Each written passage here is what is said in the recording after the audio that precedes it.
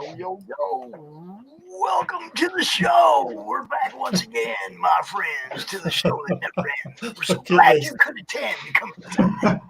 Look at this now. What's this? Oh, boy. Oh, what's Dave got hidden? Oh, glow in the dark. How good is that? Oh, God Happy damn it. Halloween, everybody.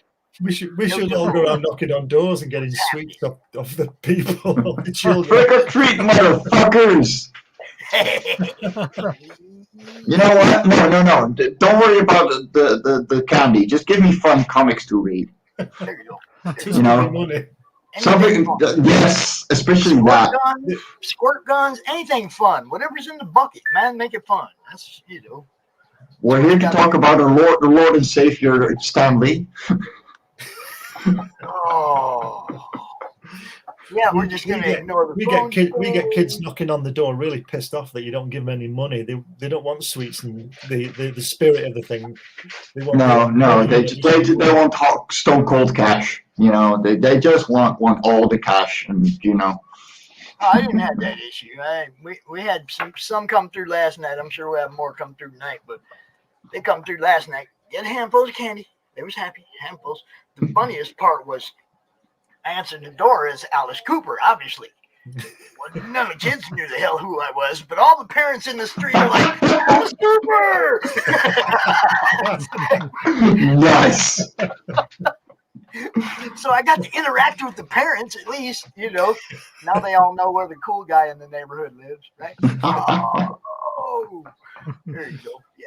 Where'd you get that mask from, Dave? eBay. I bought it on eBay, to be honest.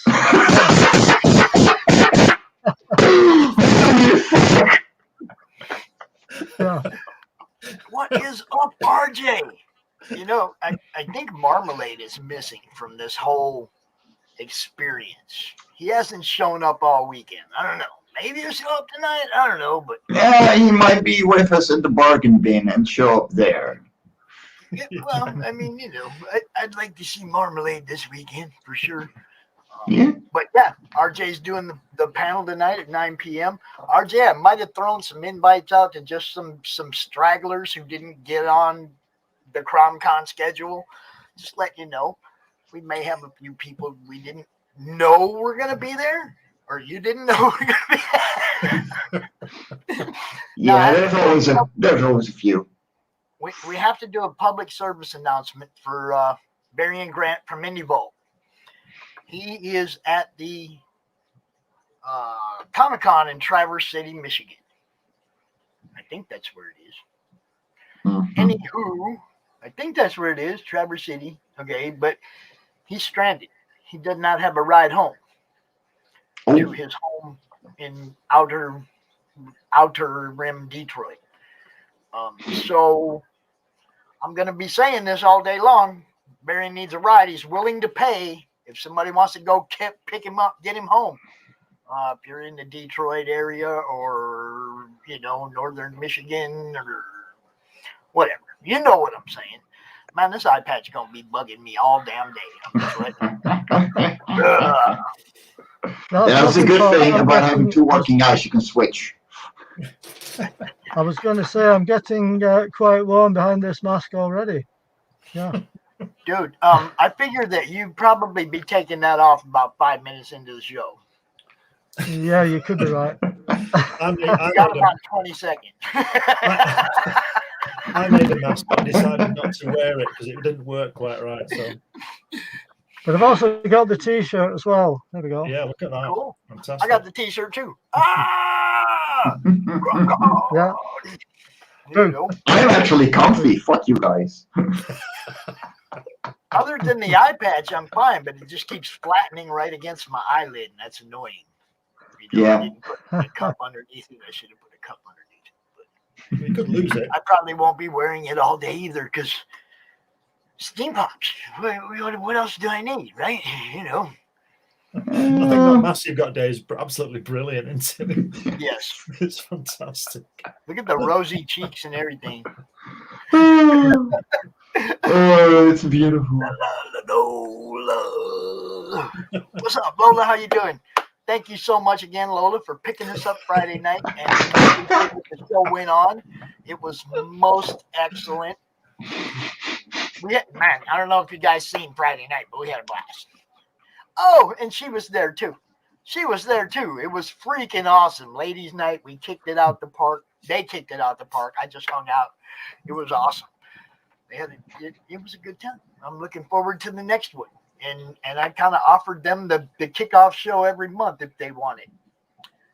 The ladies can have that. They did a great job. It was fun.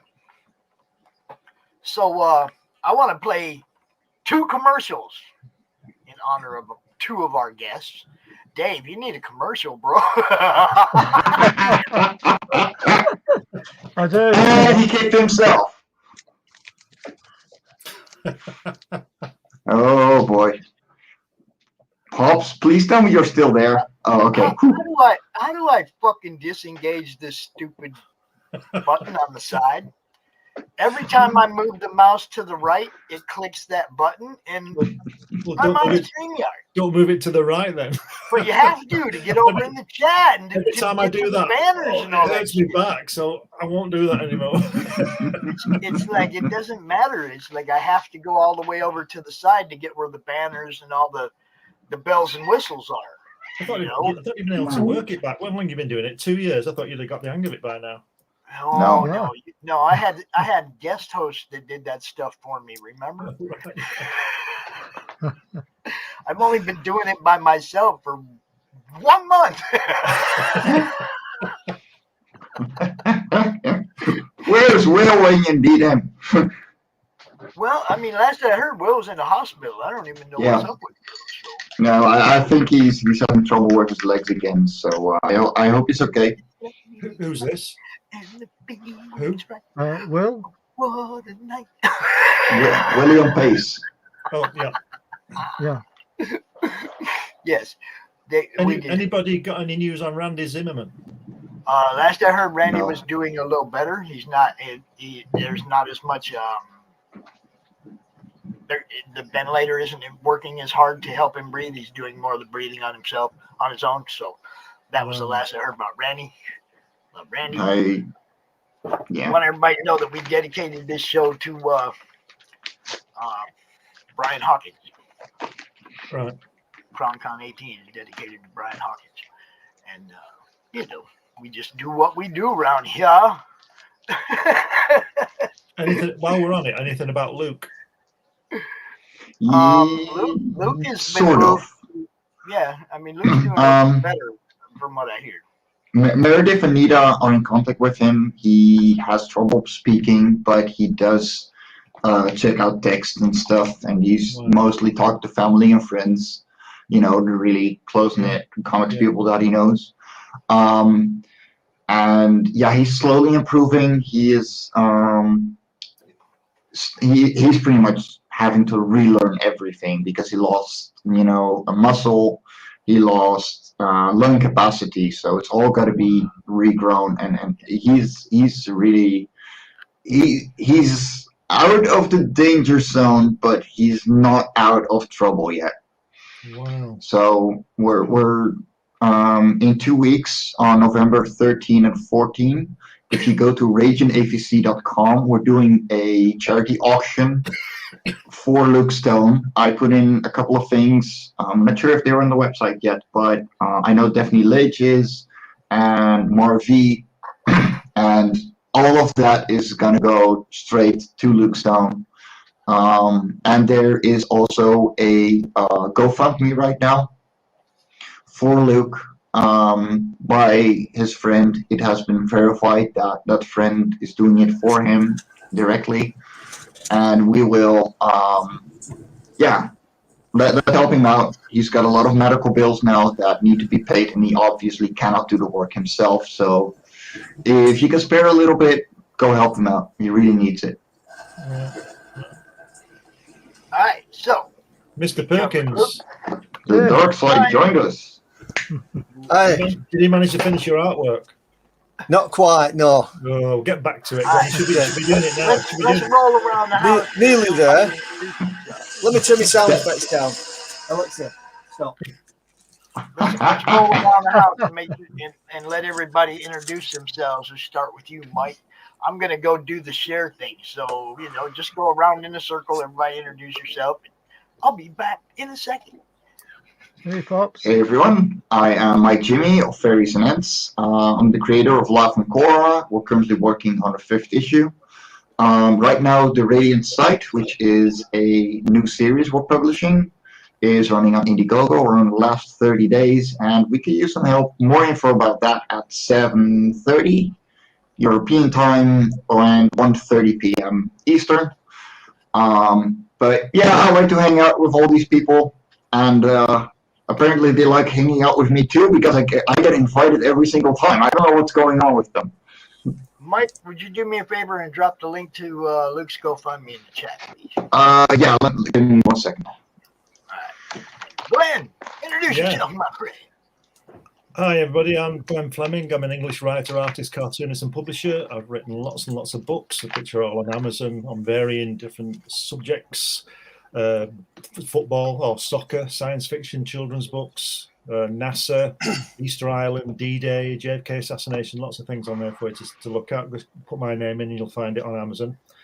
I currently publish Comics Unlimited, which is a 100-page bi-monthly magazine about comics, and issue 8 is due out any moment. That'll be on Amazon too. And I just want to make an announcement here. I was going, a month ago, I tried to upload my new Kirby book and DVD to Indiegogo, but I had a few problems with Indiegogo. Well, not with Indiegogo, but putting it up there, which are probably all my fault.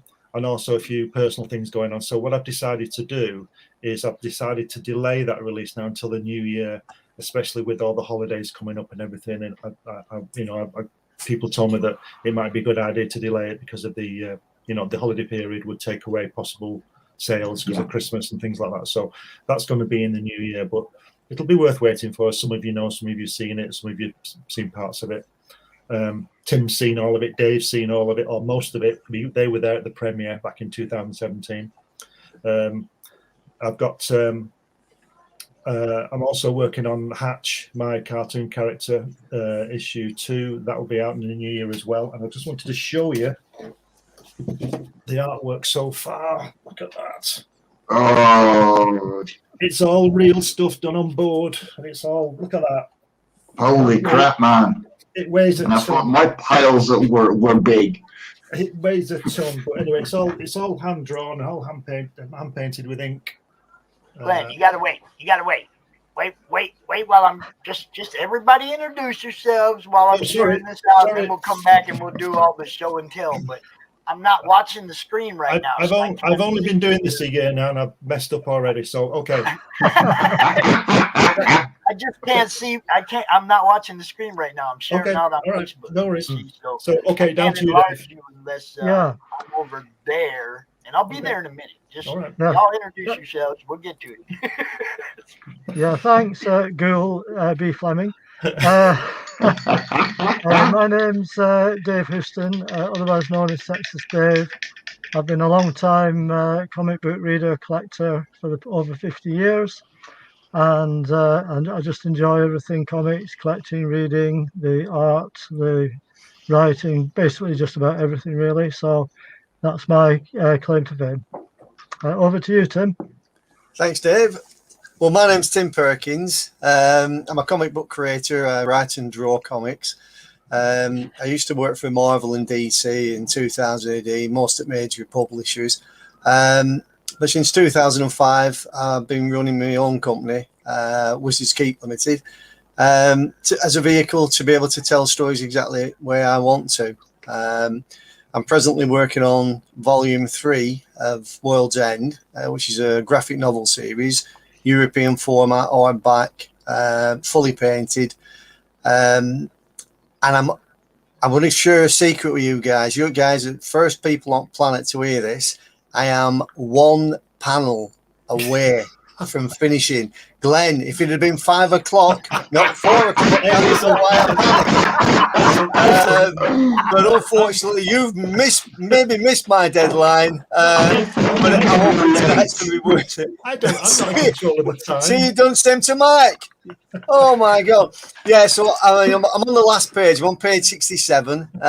So you know, things are looking up, and that means that I've got a bit of leeway now to tighten up these pencils for book 3, lay out some of book 4, hopefully before Christmas, and then in the new year, I'll be starting to paint it, ready to start releasing it sometime in the future, far in the future.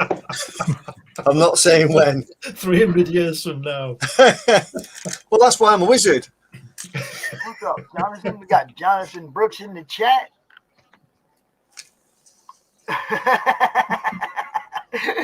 They tried to censor Ted's comment.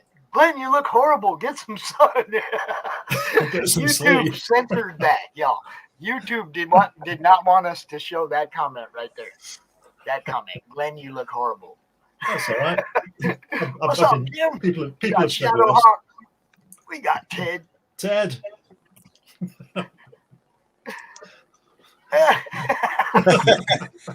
Jonathan Brooks, what's going on? Well, that's why we come on to listen to the American accent, isn't it, guys? Yeah, it is. So mutual. Okay, I'm getting that. You could have just dropped that in the chat, bro. Mike, you are a mod over there. Tim, have you seen? Well, obviously you've seen Dave's mask. Isn't that fantastic? Get it flashing, Dave. Yeah, that's brilliant. Hang on. Yeah, I'm a mod on YouTube, but I can't run YouTube and this the streamer page at the same time. Well, I got it. I put it up there. Guess what? Now, right now, I'm going to take a commercial break because we didn't show any at the beginning, and I got to show you guys this commercials. And Michaela. Right. And Michaela. Go. 2 times. 3 times the charm, Pops. 3 times is the charm. Oh, wow. Is that what happened last time I tried to show a goddamn commercial? Here we go. Let's try this again. All right. Pushing buttons without touching the mouse.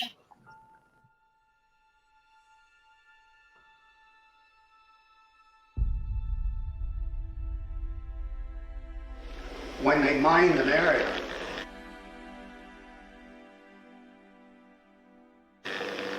they put down yellow tape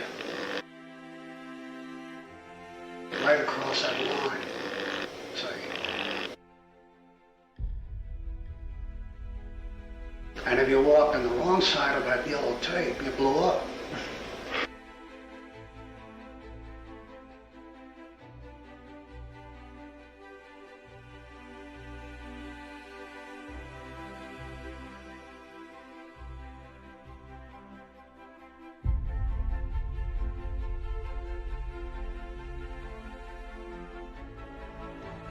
Strange Tales 136. I remember it very clearly, and that was my first exposure to Kirby.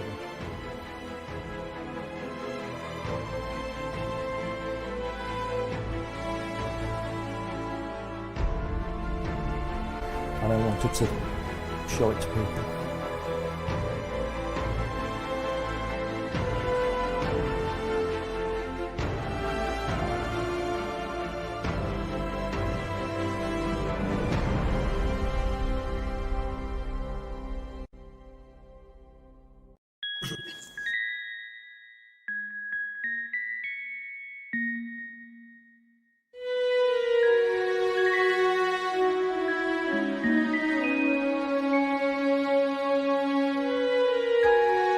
Secrets, trust, worth. The bond between souls intertwined within otherworldly intrigue. Michaela Jade brings forth the Elite Warrior series, a collection of dark fantasy romance novels set in a twisted world where power lusts in the hearts of men and devotion seduces the souls of women.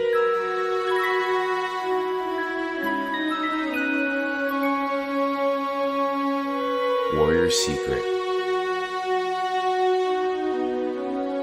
Warriors Trust.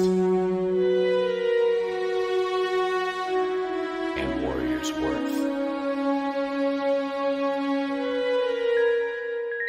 Available now at authormichaelajade.com.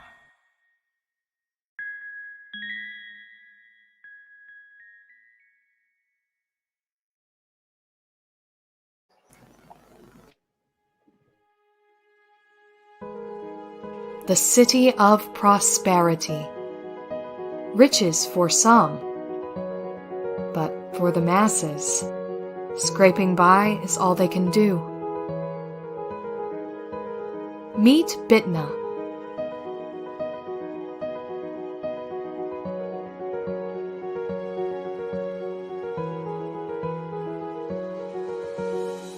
It's a rough life with an even harder reality.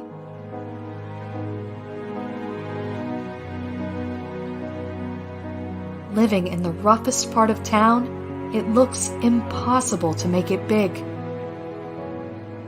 But maybe she will find it in a simple dress.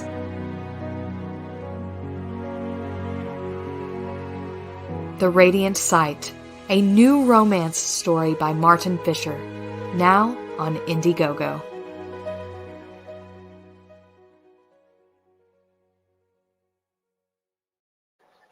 All right, once again, Marion Grant, our buddy over there at IndieVolt, is stranded at the con in Traverse City with no way to get home.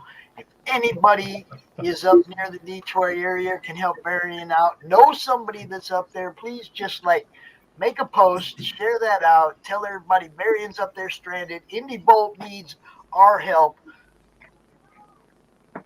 What can we do? Try to help them, right? That's what we do. So, if anybody knows anybody up near the Detroit area, please check them out, see if they're doing anything. Barry, and if you're watching, Brad already is on a rescue mission, or he'd be more than willing to help, but he's already doing that for somebody else right now. That's who we are and what we do, right? How it goes. How's he got stranded? What's happened? He must have got there. The guy, his ride, his guy that took him up there and was supposed to come get him, I guess, is having car problems. He can't get them. Ooh. So, you know. That sucks. What's up, Neff? What's up, Neff? How you doing? Yeah, Barry's stranded up at Traverse City Comic Con, and he ain't got no ride home. Him and his stuff, you know, whatever he took with him up there, he's stuck there. So. Send the word out, man. Send the word out to the masses. If anybody's up there can help him out, let's help him out. Shit, that's what we do.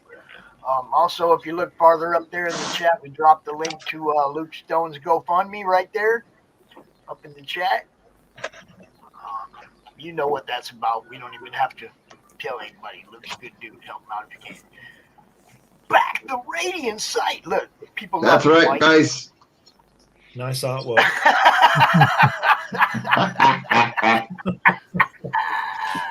So what's John Bentley up to there, Tim? Is he? Well, he's just showing that he's, getting into swing of things, helping each studio as he always does, because most people know that he actually does all the work. I've seen him. It's a live prop. Look. Is that his tongue hanging out there? Oh my god. Well, Is that his tongue? Live prop. Has he been drinking too much witch's brew? Yeah, you've got him. Yeah, can I just agree with Ted Davies there? My Kirby book and DVD are a must for every collector in the new year now. Let's go ahead and go into it now, bro. Let's go ahead and go right into it. That's a nice segue. Thanks, Ted. Make sure you're ready to do that on the next one. No, I've had a few problems with it, so I've decided to, because of the holidays coming up, as I said, I've been advised to sort of hold it back a little, but it'd be worth it. There's, it's all ready. It's all ready to go. Right. And there's no problems with it or anything. I would just have some difficulties with Indiegogo and other things as well. So what I've decided to, it should have been finishing on November the 5th, because as you will know, tomorrow maybe not the 1st of November, but tomorrow, next month is the 60th anniversary of the Fantastic Four #1, and I had wanted to put it out for that, but obviously I'm going to miss that, which is a shame. But it'll still be the same thing when you get it, so you'll just have to wait another 2 months maybe. I'm sure you're all waiting with bated breath. I know Bentley is. Yeah, he can't wait. You can't wait. And the thing is, Glenn, at least it's only like 2 months. I mean, it's going to be more than 2 months before I've got my book ready. Yeah, yeah. I look at it like this, Glenn. I look at it like this. The longer, like we were doing a campaign. I was helping promote a campaign that got delayed during COVID. Yeah. When it first hit and shut everything down last year, right? The guys were like, "Hey, let's just not launch right now. Let's back up and do a few other things." They added some pages. They actually got the colors that they wanted for the book, and actually the delay was a blessing. Yeah. The delay was a blessing in another way because we got to talk about the book longer before it launched. Right.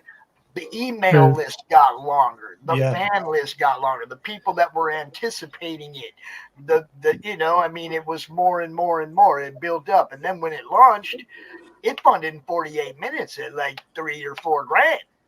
That was I'd be happy with it that. funded, in less than an hour. And it was just because we had more time to talk about it. Well, And more people interested before the launch. So I just checked my this is a blessing, man. Yeah, I just checked my email this morning, and it's increased by 10 this morning. That's So what I'm saying. Just look at this as a getting blessing. bigger. We're just going to keep talking about it, and more people are going to be waiting for it when it launches. I hope so. So, But Phil. it'll be coming out in the new year now. Phil, yeah. It's happening, Mr. Phil. Good to see you, bro. Also in the new year, as I mentioned before, I've got Hatch 2 out. This is #1. That's currently on Amazon. But I was just showing you the artwork for it, and I'll show you some of the artwork from the new one. Oh, blow up that screen. Boom. Brilliant, Glenn. Yeah. Shades of Jack. Yeah, just a bit. Yeah. Good that. And then that one's going to stay in black and white, but the rest of the pages are in color. I love this book. I love this cartoon. Just another one there. All lettering hand lettered on the board. It's the only way.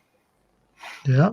Coloured ink, pencils and pens and brushes and whatever you've got. I'm not showing anymore. I want people. I'll show you one last piece. Hey! This, if I can help, it's a double page. It's a double page spread, right? So I don't know whether you'll be able to get that. I'll just show you one side of it because he's going up a thing. Now look for the Easter eggs, y'all. Look for the Easter eggs real fast. I'm expecting a core in there from Life on Korra. Well, I saw R2D2 with one eye. I'm only looking with one eye. I saw R2D2. Well, you've got Thunderbird 1. Nice. Mwai, Thunderbird 5 and Thunderbird 2. Yeah. You've got Neil Armstrong and Buzz Aldrin there. Yeah. All sorts of stuff on the walls. You've got a Dalek. R2D2. Yeah, I knew that was R2D2. Enterprise. And you've got where are we now? Yes. You've got Sputnik. Ted. some of you will know about this. I got a hunch. Ted. There's all sorts going on. That's awesome. I'm just having difficulty at the moment getting him out of the pyramid. He's been in there a you while. should have put you right next to Ted because it's the truth mongers. You should have put you right next to Ted, man. That'd be perfect. Yeah. Well, just the way you guys are up on the screen, side by side, man. Is like, yeah. That might appear somebody else somewhere else. So Tim, where's yours now? Are you guys ready? Oh. Are you guys ready for this? Oh, look at blowing this. this away. Here we go. Look at that. Look at that. If you are not, Wonder who did that? If you're not all Wonder who did that, Tim? he just has all the stuff. All right, he just Wonder has who did all that, Tim? the stuff. Fantastic. Wow. Gee, I wonder who he got that from. I wonder. I wonder. Yeah. Personally signed as well, by the way. With Tim Perkins' work. That was Tim Perkins' work, y'all. Yeah. Personally signed as well. I should think so. So has Bentley signed it? Hang on. I don't know if you can see that. I want to know why I haven't got one of those. Yeah. Is that a hint? There we go. Oh, yep. Oh, that's recent. Yeah. Yeah. Like Yeah. It's a fake. It's a fake.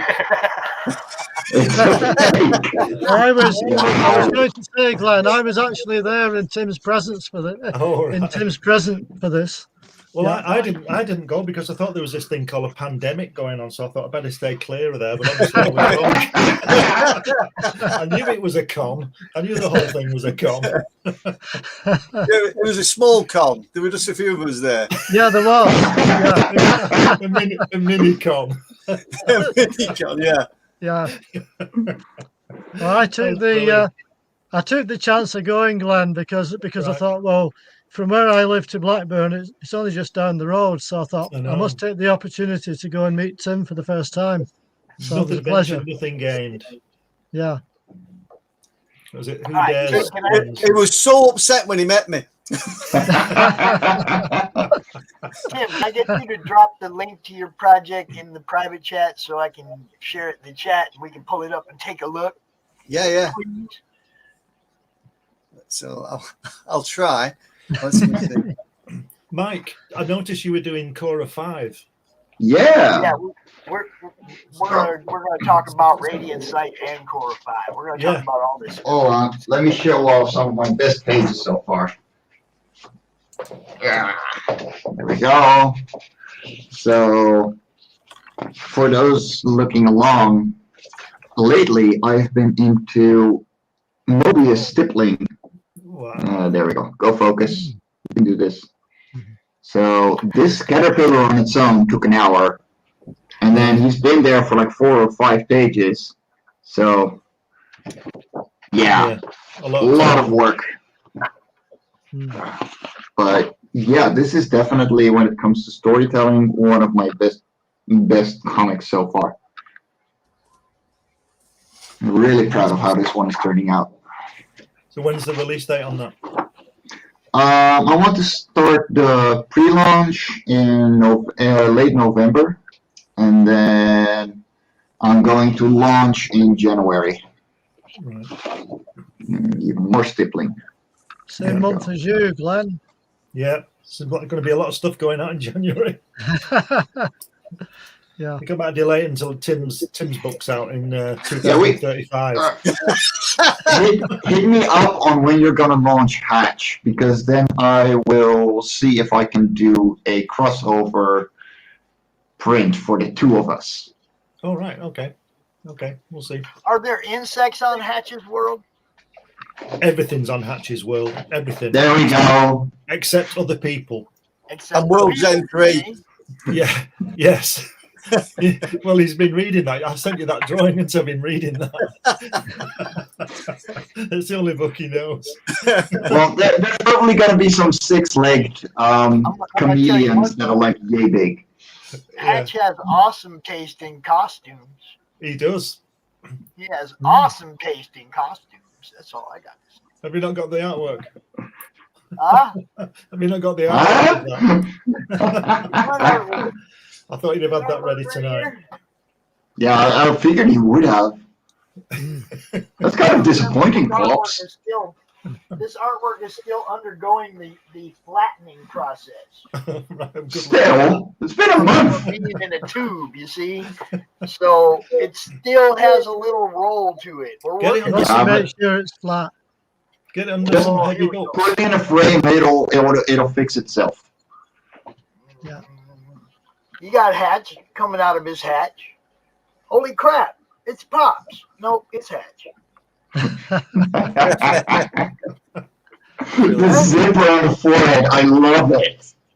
Yeah, it's good that. See them. You don't know the feeling of something like that. It's fucking awesome. And yeah, see, it's still got a little roll to it. We're keeping it in. It's actually under the press. Under the press and under a couple boxes of comic books. It keeps it like, we're working on it. It's almost flat. In a few years, it'll be worth a fortune, Pops. Yeah, it's a I one-off. don't want it to be rolled when I put it in the frame. I want it to be flat. There we have got the back of Pops's head. Yeah. Highly amusing. And then I have like a old Conan in the press. The old Conan magazine is in the press. Right. It's been in there for about a month. I just leave it there. Where did you hang the Life on Korra page anyway? I have a frame over here. I'm going to put 4 pages in. I'm going to put Incantessi, Hatch, Korra, and this Andrew Mangum one that's right in front of me, because those are the 4 published pieces I have, or will be published. So I'm putting them all in this big ass frame I got over here. Right. And I don't know, dude. Some stuff's got to be moved around and taken. I mean, some of the comics are going to come off the wall, and it's just going to be art. I mean, eventually you got to move. Oh. What do you got now? See, this is what this guy's problem is. All he ever wants to do is show stuff I was going to say, Pop, seeing as it's a Halloween special, I thought I'd dig out a few Halloween covers for you. Wow. Hell yeah. Yeah. Where's our frog? We don't have a frog in the chat dropping links, do we? Dang it. All right. No, we had Hex earlier. Hex, you're still here, buddy. I'd like to for Doc. I guess I could just go make Doc a mod. He can do that himself. Huh? Yeah. There you go, Doc. I'm giving you the wrench, bro. Drop the link. Wow. And we got some other stuff here too. We have Tim's link to Wizard's Keep. Yeah. I'll drop that one in the chat as well. What else did you put over here? Oh. World's End UK. Yeah, I think I know World's End. That's the thing. Like, I think I've seen it around in stores here in the Netherlands. So I'm gonna check that out because I think I'm more familiar with your work than I remember. It happens. It happens quite a lot. Every now and then you meet somebody who, like the first time I met Mike Barron, there was stuff I didn't know that he had done that I owned. I mean, he was a little deeper into my collection than I had ever imagined. He's got a lot of credits, that man. Yeah. A lot of credits. I definitely went on a hunting trip when I first met Mike and started going through my collection trying to find everything that I had with his name on it. And it was like I got to like 30 or 40 different books. Oh, wow. Okay, that's impressive. I was like, man, but he's all over the place. It was different drawers. It was different boxes. It was like, yeah, I'm done. He's all over the place. Screw this. I have no idea how many more, that I have. I mean, there's a lot. It was a long list. It's crazy. There we go. What do you got there, Tim? Ooh. Now we got Tim showing off art. See how this works? You got to keep it in front of the light behind you because we can't see jack shit. Yeah, there you go. That's it. There we go. Wow, Yeah, I saw that one this morning, Tim. Oh, man. That is beautiful stuff, man. Good that. Cheers.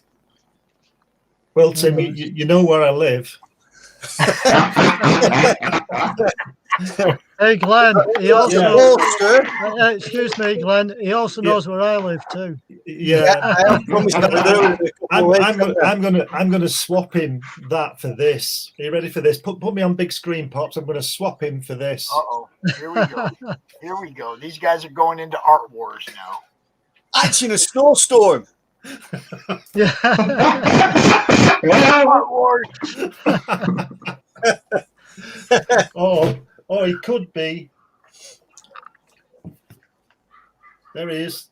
Cool. Ooh, loving the textures.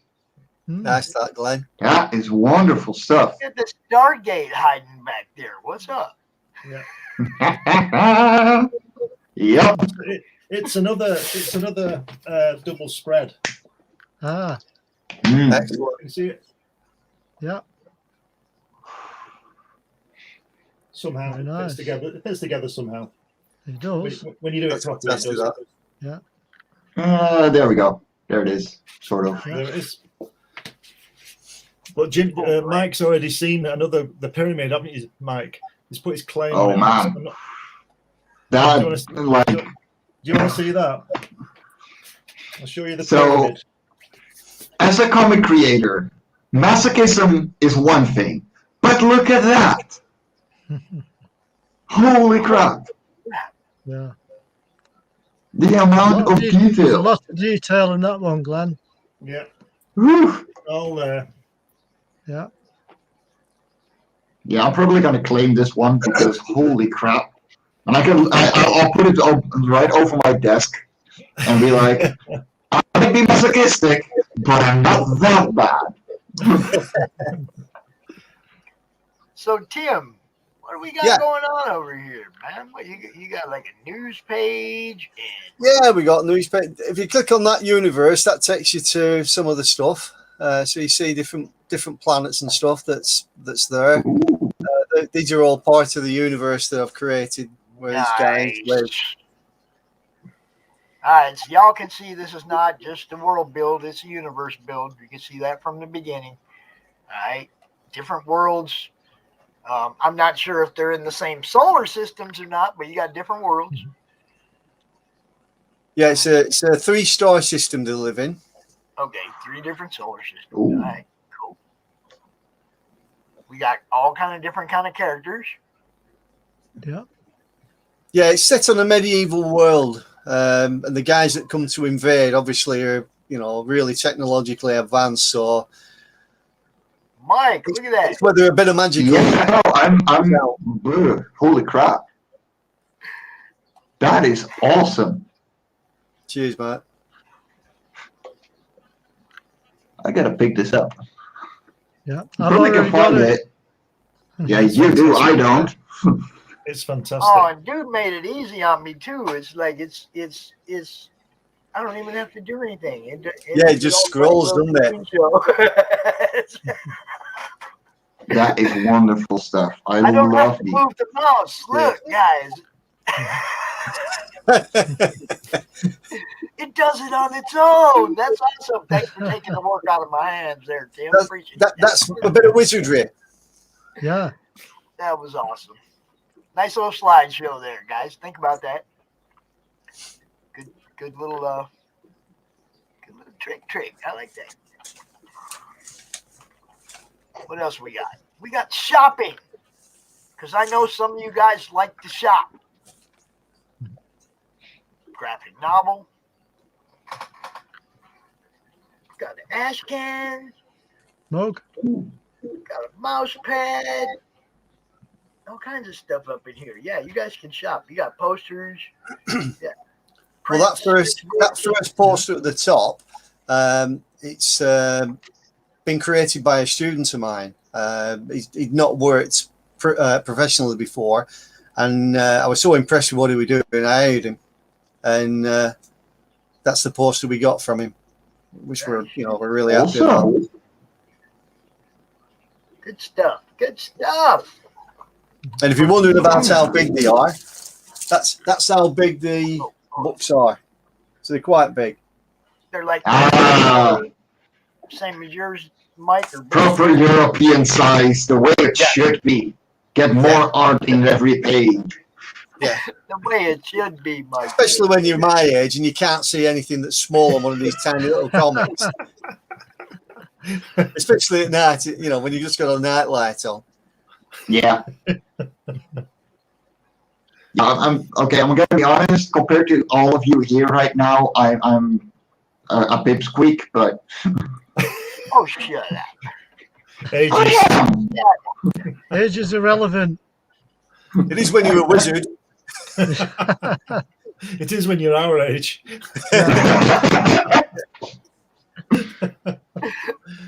I'm not even 30 yet. I think we're all old enough to be Mike's dad. if not granddad, yeah. I haven't even hit 30 yet. Come on. 30. I remember that a while back. I can't. I think I was 30 before you were born, Mike. Yeah, I'm from 93, so that's highly possible. Okay. Enough of the age. Yes, Michael, we're from Lancashire. But Dave is from Scotland, so he's the foreigner. Yeah, but I do live in Lancashire, though. But he does live in Lancashire. As you know, so yeah, it's another. Tales of the Zombie. Michael Hain wants to know where y'all are from. Where Yeah, y'all at? Yeah, Lancashire. Yep. Netherlands. And Mike's from the Netherlands. I've got socks older than Mike. Hold on, Mike. I do have a football jacket that's as old or older than you. Yeah. I've still got I used to play football a lot, and I've got a shirt from when I was 17 in the drawer. You know, it's still there, nice and all. I can't get it on now. I'm a bit too big now, but it's I've still got a football shirt. So that's older than you, Mike. That's 1971, I think. I have a Tintin double feature. Oh, look at that. Oh. From. Hold on 1 second. Okay, do I have to read it? 1953. Oh, that's older than me. Yeah, and me. That's older than all of us. That's older than all of it. It's fantastic, isn't it? Look at that. Yeah. Wow. I like my very old comics. Yeah. I got a couple. You know, I'm still a collector. Just my collection has shrunk over the years because that's all that's left. Except for the ones on my bed right now because I am single and I don't give a fuck. I need to read at night. Oh, shit. Yeah, I do that. At least they're not the ones under your bed, Mike. At least they're not the ones under your bed. No, they wouldn't survive under my bed. If it would get that bad, I would put them back in the shelf. I think my entire comic collection's younger than you, Mike. Yeah. Half of Dave's collection is older than Mike. Probably, yeah. Yeah. Half my collection is older than me. See you, Doc. Thanks for dropping in. Take it easy, Doc. Bro. Stay awesome, man. I've still got my mask. Radiant Sight. Are you ready for Radiant Sight, Mike? You want to share that? You want me to? What's up? Yeah, put it up now. Come on, we want you to can put it up. Sure. Yeah. I mean, do you want to share the screen or do you want me to? No, please share the screen because I don't know if my PC will live if I try to. But yeah, so I'm dabbling in romance comics. Well, not me. This is a completely new creative team. Martin Fisher, who wrote Love and Korra 3, which is behind me there on the top shelf. Arch, who is a wonderful manga artist from India, who is doing the pencils and inks. And then we got two colorists, a couple from Germany, and they're doing a wonderful job. It looks phenomenal. I'm really happy with how this is turning out. The comic isn't completely done yet. It's going to be a 6-issue series, with the first one being on Indiegogo right now. K-drama inspired, about Bidna, a girl from the slums who inherits a dress that when she puts it on, she becomes irresistible. And with it, she's going to try and get herself up in society, maybe find love, because it is a romance. But the dress also has a bit of a dark side, so it might be corrupting her while she doesn't realize it. It's going to be 32 pages for the first issue, and everything's written out. It's just a matter of working, like getting the art out. The Arch is doing a phenomenal job. He's at 18 pages done so far. He's working on the next 6, and we should be done in January. From there, it's, you know, just going to be ready to go out. We're financing this ourselves. We could use a little help. And we're going to make this comic happen. So even if we don't reach our goal, you are going to get these comics on your doorstep. Because we're like that. We keep our promises, and after 12 books, I kind of know what I'm doing. Cool. Cool. Great. So Fantastic artwork.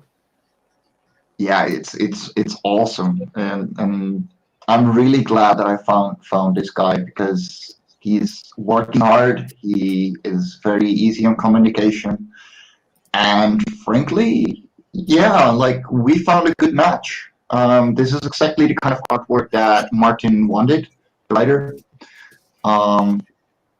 And the way it's being put down is just incredible, and I'm so glad that everything is working out like this. If you're wondering, like, well, romance in comics, what? Well, keep in mind Kirby started with romance comics, okay? Like, this is not a new thing. And this is a pretty big thing. Yeah, you know, and the thing is, this is some high quality stuff. We've got someone writing this who has done over 15 years of writing for Transformers Animated, for Legos, the Lego series. He's been working on Love and Korra. We got so many scripts ready for Love and Korra thanks to him. It's just an incredible piece of work, and there's a little bit of for everyone in there. It's romance, but, like, yeah, you're gonna get a lot out of this. This is a really high quality story. there you go, everybody. The radiant sight. If you got a girlfriend, you're trying to get into comics. Look. If you got a girlfriend, you're trying to get into comics, y'all. Look. Here we go. Get something to read together. It's definitely worth it, and trust me, you're gonna find a lot more in this series than just be like, ooh, kisses. You know, most romance isn't just, you know, sex and having fun, you know, and drama. Like, yeah, this is a K-drama inspired, but if you've seen your average K-drama, you know how good they are. And Martin really, really put down that tone. It's incredible. Yeah, I love the artwork. It's really good. It's nice, isn't it? Really nice, yeah. Yeah, it's really nicely coloured as well. I think the thing is, Mike, as well, you know, you said it then when, you know, you explain about, you know, it's not just a romance comic and Kirby did romance comics. I think that's part of the problem we've got in comics, is that it's superhero centric. You know, there's not enough different stuff out there. It's starting to happen, but that's what, you know, people need to be doing more stuff, especially independent things like this. It needs to, you know, forget about superheroes and just give great stories. Yeah. Well, keep in mind too, like, being from the Netherlands, I grew up with Franco-Belgian comics, and we got everything. Yeah. You know, if you want a romance comics, I can grab one right now. You know, if you want adventures, you know, I'll grab an Asterix, I'll grab a Lucky Luke. If you want comedy, I'll grab the same ones. And there is so much in so many styles, and manga. Yeah. Like, that's the reason manga is so big right now, because they got everything. Yeah. You know, they don't go, this is your demographic and you only create for that. No, they got something for everyone. Doesn't matter if you're small kids, if you're a small kid, if you're... That's what was so good with the Kirby and Stan Lee stuff in the 60s, wasn't it? And before then was the romance element, the humour. You know, if you look at Fantastic Four, you've got the romances there, and you've got all that humour with Ben Grimm and all that kind of stuff. Plus, Galactus arrives. You know, so you've got fantastic villains as well as fantastic heroes, and you've got all the interactions between Reed and Sue and all those, you know, Peter Parker and Mary Jane and all those people. And I think that is lacking and missing. And like Tim says, they need to get less superhero stuff and get some proper story in there, some real drama, or you know. That's why we want to keep doing this. Like we're going to make this book into a thing, no matter what. Yeah, you know, I'm putting in the money where my mouth is together with Martin. Like we are paying the creative team to make this entire thing.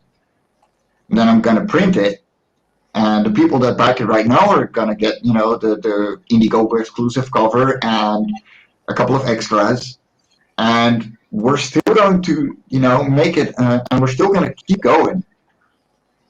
It's not that a hit or miss, and you know, we're if it doesn't work out, then it doesn't work out, and never like no, we're not gonna disappear. You know, Love and Core is gonna keep coming, and everyone loves that. And this is the same writer. This is the same kind of quality art. Mm-hmm. You know, it's not made by me, the art, but doesn't mean that like we're not here to entertain you, because that's what we do. Yeah, I think James is right there. More about propaganda, I was going to say that. and I think that goes with TV and everything these days.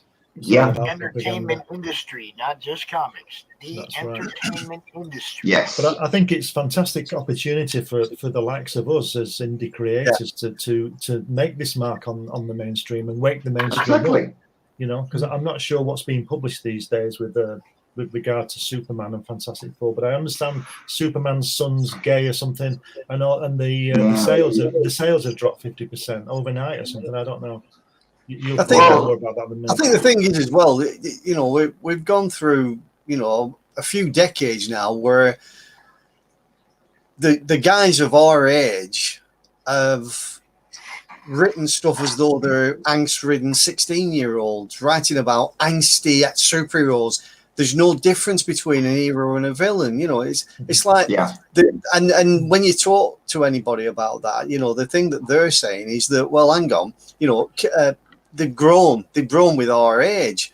Yeah, but the same comics you were reading weren't the comics that a publisher will put out now for young kids. They were written by Stan Lee, you know, and guys like that, and all produced for anybody to read. The fact that there were kids that were reading it, you know, says everything about what's wrong today. It's just dumbed down.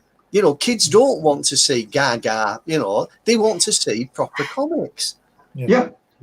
And you know, Stanley who found I don't know how he found out, probably through his fan mail, that it was the students who were reading the comics who were sort of in their late teens and things, or at least they were reading them as well. So so they appealed more to that audience, because that audience, let's face it, has the money to spend, doesn't it? Yeah. So it just as we said on the Q&A at the Kirby night, Tim, Stan Lee's a fantastic salesman, and he recognized this area. Yeah. Like, and that's the thing. Like, if you put it out to everyone to be available, like, and here in the Netherlands, one of the biggest things are Legos magazines and Donald Duck magazine. Yeah. Donald Duck being by far the biggest, selling 100,000 copies every single week. Wow. That's a lot. You know, and we're a tiny country. We've only got 17 million people here. And Donald Duck can barely talk. Well, in the comic doesn't matter. Yeah, but Hatch doesn't say anything. Yeah. Hatch doesn't say anything. Yeah. Donald Duck can barely talk, but Hatch says nothing. So that's why they could probably be so popular, because they just don't say much. But the thing is, these comics are available in the supermarket. If I want to pick up a new Asterix or a Donald Duck magazine or, you know, Legos or whatever, you know, I'll go to the fucking supermarket right now. Okay, they're closed now, but it's a Sunday. and I will pick one up. Okay, we've been an hour ago, but we started already then. You know, and if I want a magazine about comics, you know, a monthly one or whatever, you know, with following several series and stuff like that, I can get one for €5 in my local bookstore. Yeah. I can get tons of comics there, of all kinds, and if I really want something specific, graphic novels, the big stuff, I'll go to a comic book store in Amsterdam. Right, we get everything everywhere, and otherwise we can always find it online. Everything is available. Yeah. So I think the opposite's happened over here, certainly in UK, you know, where all the avenues that used to be have all disappeared and dried up, and the only place you can really get comics now, proper comics, not these little Bible-based, you know, stock art magazines, are comic shops. You know, none of the other news agents really carry anything. Yeah, the specialist shops. Yeah, and to be fair, it is shrunken over the last 20 years here as well. Like, I'm not denying that. But the thing is, like, we still have the ability to get some. And the most you will find is that either it's dads buying their own, the new comics in a bookstore, you know, around the corner, or they buy it for their kids because they love Asterix, they love Storm, they love, Lucky Luke, whatever. You know, there are options. I did notice, Tim, I don't know whether the last time you went into Forbidden Planet in Manchester, but I went in a few weeks ago for the first time in a couple of years, and you know, it's 2 tiers. You go down into where the comics are. Well, it's been taken over at least by a third for toys. Yeah, you know the toys were upstairs. And all the Well, I went down. I couldn't believe it. There's nothing there. There's hardly anything there. They're all toys just creeping. You know, from the bottom of the stairs. You know, you turn right. You've been there. All that area now, first area, was toys when I went in. And that's just a few weeks ago. So I mean, you can tell things have changed, because like when the last time I went, there was a lot of toys and these Funko things starting to pop in, a lot of figures and stuff, but there were still comics and books up there, and a few magazines, mainly like film related, but they were still up there. Downstairs was completely just graphic novels. There were 1 or 2 models and figures that were just dotted about, but nothing major. I mean, that says everything about what's happening to comics. Yeah. Well, you know, in the corner at the bottom of the stairs, when you keep turning right, you go in that corner where all the specialist, like Cerebus was and all that stuff. Yeah. Well, that's not there now, or I didn't see it. There were comics there, but Cerebus and that, I may have missed it, but it seemed to be that it was all the toys were encroaching into that area as well. And I suppose that's a business thing. If the toys are selling and the comics aren't, that's what they're going to do. But that's a real shame. And I tell you, I think that, as I said before, that as an indie creator like we all are here, I think we've got a fantastic opportunity to get our stuff and other stuff into that area. Yeah, because it will change. Because if Marvel and DC stop publishing, there isn't anybody else, is there? So this is a fantastic hole for us to fill, I think. But yes, it needs to be good stuff, you know. I would say, Glenn, and Tim, that Travelling Man, I thought, used to be better than Forbidden Planet. Yeah, right. But, Travelling Man's gone really downhill now. If I hardly got any comics at all. Wow. It's all models and manga and Tokyo Pops and stuff like that. Yeah. Yeah. Well, we'll just have to do something about it. Maybe we should open our own shop in your house, Dave, and you could sell all that collection. Sir, is this for sale? No. You'll be a millionaire overnight, Dave. Yeah, that sounds good to me. Sounds good to me. Saying it. Been saying it for a while. I just want to address James Hayes quick. You're right, James.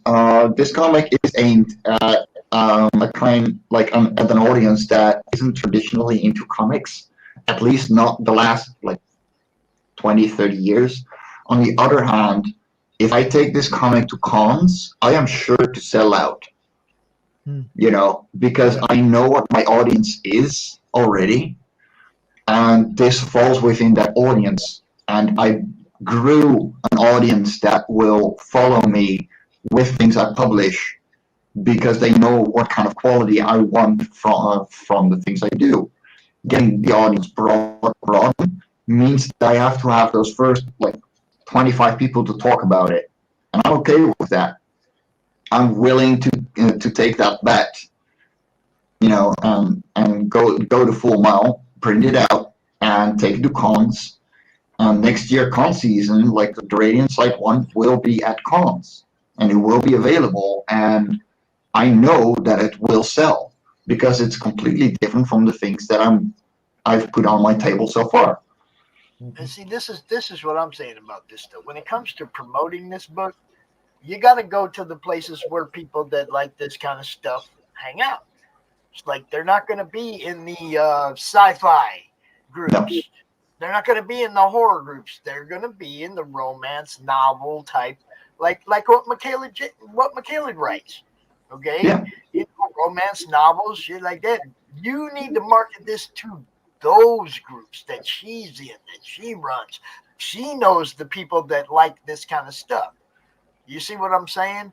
It's like you have to go out and find those people that like this kind of stuff and make sure that they see it.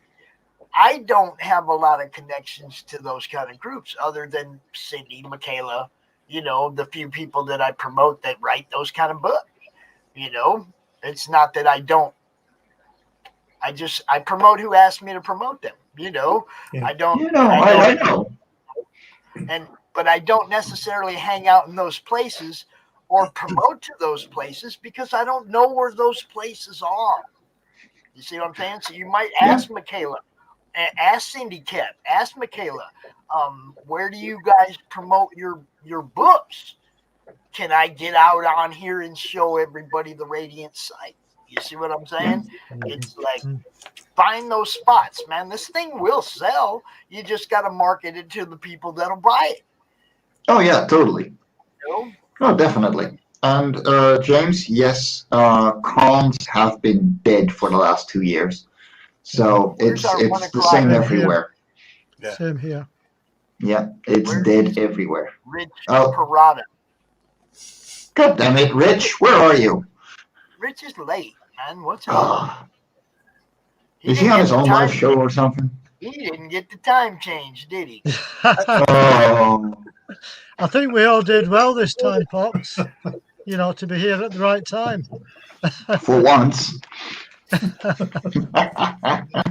Well, we're all old, you see, Mike. We're not like you. We get confused easily. Change, Junior, let's go. We get confused as we're put into a wheelchair and our little blanket. Glenn, is Steve coming? He's not. He's. I don't know where he's gone. He's disappeared. I'm gonna have to find out where he is. I think. Get young Steve on again. Check the dungeon. Yeah. Yeah. I think he's probably looking at photographs of the Great Wall of China and checking things out. That was funny, wasn't it? That night, remember that? That was incredible. Yeah. Have any of you been on that? Pitches Be Crazy. Steve has. Oh, I have. I was one of the first contestants. Right, I've been on it as well. It's hilarious. You want to go on it? It's absolutely brilliant. What's that? It's called Pitches Be Crazy, and you pitch your work, and you get asked questions, and you have to sing the answer and things like this. It's really that's cool. Me and it's hilarious. But I was literally one of the two first contestants, and I had no idea what I had to do. No, I didn't know either.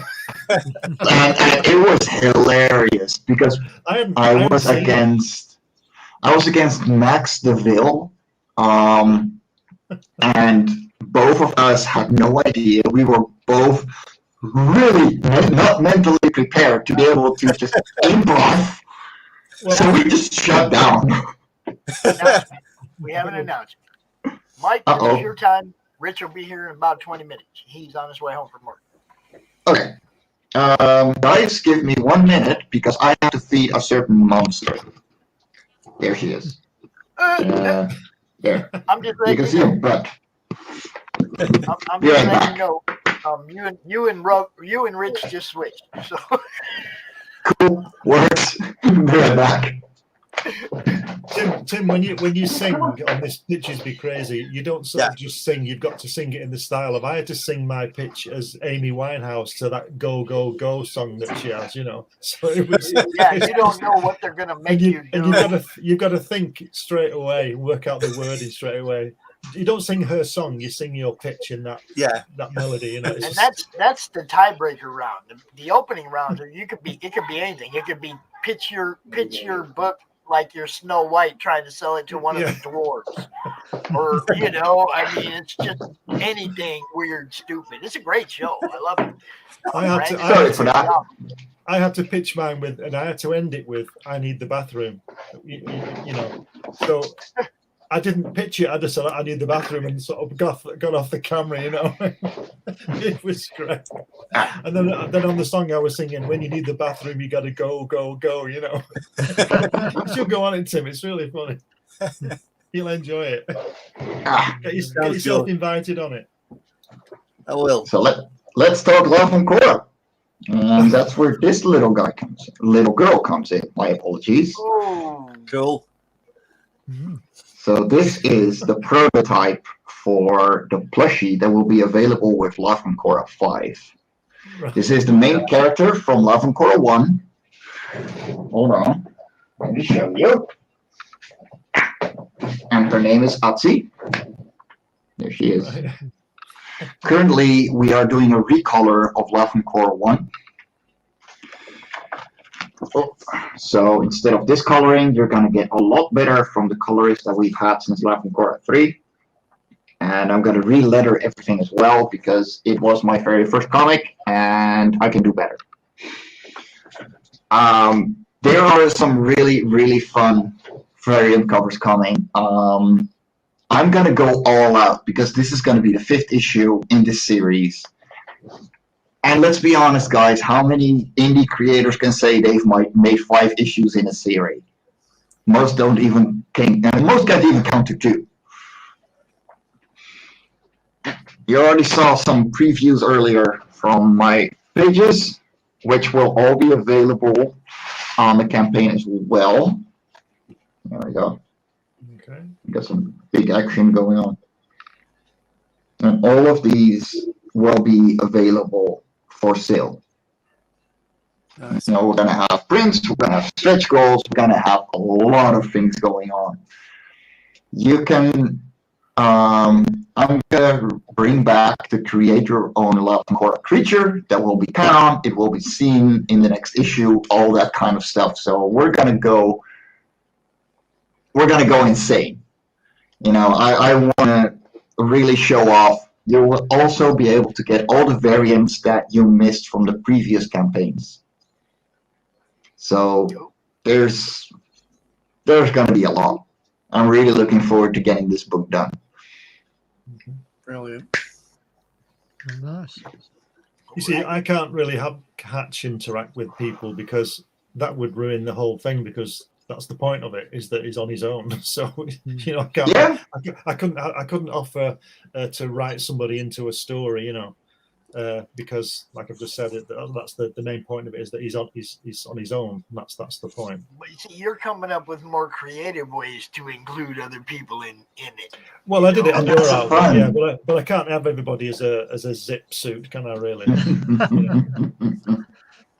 But then again, That's hilarious. I was blown away. Yes. Yeah, I saw that video, Pops. I saw that video. That was awesome. Yeah, we're good with that. There's a whole bunch of times when you guys get to me, man, when you get to my feels, that was amazing. I just didn't expect it. I mean, I knew I was getting a piece of art, but I didn't know it was going to be that. I was like, wow. It's not really me, but it's me. It took long enough to get there, didn't it? He could have at least put me on a hanger, though. He didn't have to just throw me on the ground like that. He doesn't care. He doesn't care, you see. He doesn't know. He doesn't understand. He doesn't care. He's the only person in the universe who doesn't know who you are, Pops. And, Yeah. and he's got, Well, I don't know about and come on. and he's got a zipper suit of you. Right. Yeah, Glenn, I would love to do a cross promotion piece with you because the current creatures could pretty much fit into the palm of your hand. You know, they would be, you know, like yay big. Insects. Right. Yeah, no. The main creatures that they're about are not insects. They're 6-legged chameleon-like creatures. Right. Stop trying to eat it. By the tail and shit. Don't pick up tiny animals by their tail. That is animal cruelty. We'll have a look at it, Mike. I live out in the boonies where spiders and stuff are like everywhere. So Yeah, there's enough of them. That's fair. You spray your house not because it's dirty, because the spiders all want to live there. Yeah, all over the outside. Yep. You know, the overhangs and in every nook and cranny is like, oh, spider webs everywhere. You power wash your house to get rid of the spiders, not the dirt. What have you got there, Dave? It's another Halloween one. Jeez, Dave. Of course there is. Nobody likes you, Dave. This is No, because we're all jealous. What do you want? He just kicks it out the park every month. When are those from, Dave? These are all from the 1970s, all the black and white Marvels they did, you know, the ones that weren't censored by the Comic Code. Right. Brother Voodoo. Yo. Dare any man battle Brother Voodoo. Who's the artist, do you know? It was various artists, to be fair. I'm not sure who did the covers even, but I just thought I'd dig one or two out for you. Wow. That's Boris, that, isn't it? It got a bit water damaged at the bottom, this one, so that's why there's a bit of white, unfortunately. Wow. But it's still a nice poster. Yeah. It's great pieces of art. While we're on a roll, we'll have one more for now. Wow. Another one that got water damaged at the bottom.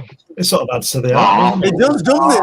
To a point, doesn't it? It looks pretty good. Does. What do you mean water damage in the bathroom? Yeah, look at that. It looks fantastic. Yeah. I think it added value. You never know, because I don't think there's many like this. Do you remember that film by Scorsese about Christ? Is it The Last Temptation of Christ or something? Not I sure. think it's from 1989. Anyway, right at the end, when you watch the end, you know, obviously he dies. You know, we all know that. But at the end, when he's on the cross, all the when film gets hot and it goes all bubbly and it gets big circles on it. Well, when he's dead, the film suddenly goes desaturates and all the color drains out of it and all these big burn marks appear. And what happened was that then the film, that scene, that was the last scene that they shot. They wrapped it up. They wrapped up all the crew. They all went away and they finished. And then 3 weeks later, when he got to that part of watching the rushes, the film was damaged, and he had a choice. He could either leave it as it was, or spend another $10 million getting everybody back in 2 years because everybody was booked. Yeah. So he thought, there's nothing I can do. So he left it as it is, and it really, really works because he's dying and he's disappearing. You know, it's really, really effective. So what I'm saying about that artwork you just showed us there, I think that bottom bit was probably the best part of it. You know, the happy mistake thing. I mean, look at that. It looks fantastic. Yeah, it does actually. If that was printed like that, you wouldn't think anything. No. It's brilliant. No, you wouldn't. All right, did you guys see Friday night? Yeah. Yeah. We did. Oh, I saw a bit of that. Yeah. I've been having fun this weekend, y'all. Straight up. Here's another one for you. Look at that. Grrr. Goddamn zombies. Do you know another bit of water damage at the bottom again. What I can never work out about these films like this and these posters is that these zombies are obviously going to hurt these gorgeous girls. Why would you want to hurt that girl? You know what I mean? Oh yeah. Can you not think of anything else? Praise Couldn't you hurt the ugly fat guy in the back? I mean, seriously. Well, again, brains. You know.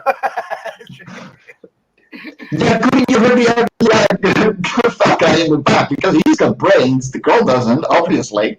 Yeah. I mean, nobody goes running in heels if you can help it. Well, she was on a night out and they just appeared. I don't know if you've ever tried it, Glenn. It's hard. No, I don't think I have, no. All right. We're just going to leave you up there for a minute. Go ahead. Show.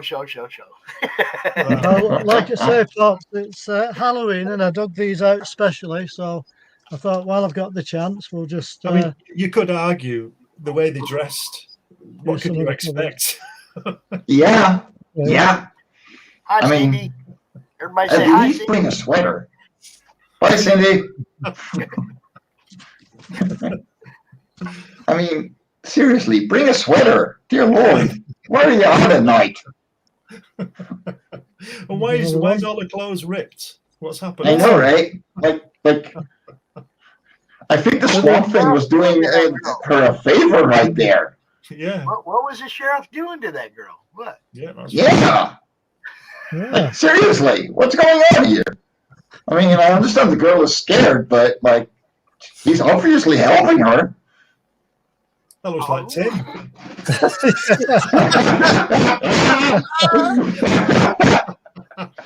I was going to send you a poster.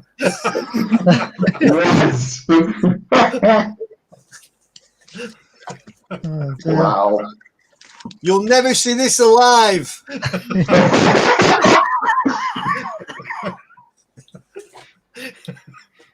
Oh, God. Oh, dear. I mean, you know, what's he doing there?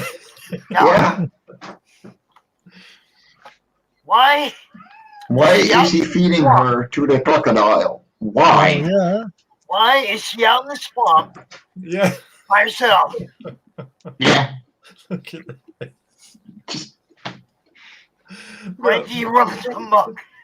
Today. What about yesterday? It'll be fine tomorrow. I've got plenty more yet. If you want me to stop, just say. No, keep going. High quality entertainment. I'm trying to. Keep showing stuff. Yeah, I've got a stack here ready, so we're okay. Look at that. There's another one for you. Now look, Frank. What's up, Frank? Why are you tying the poor girl up, Frank? Jeez. Uh-oh. Wendigo. That's like Wolverine when you need him. Oh. Yeah. I would run from such a guy too.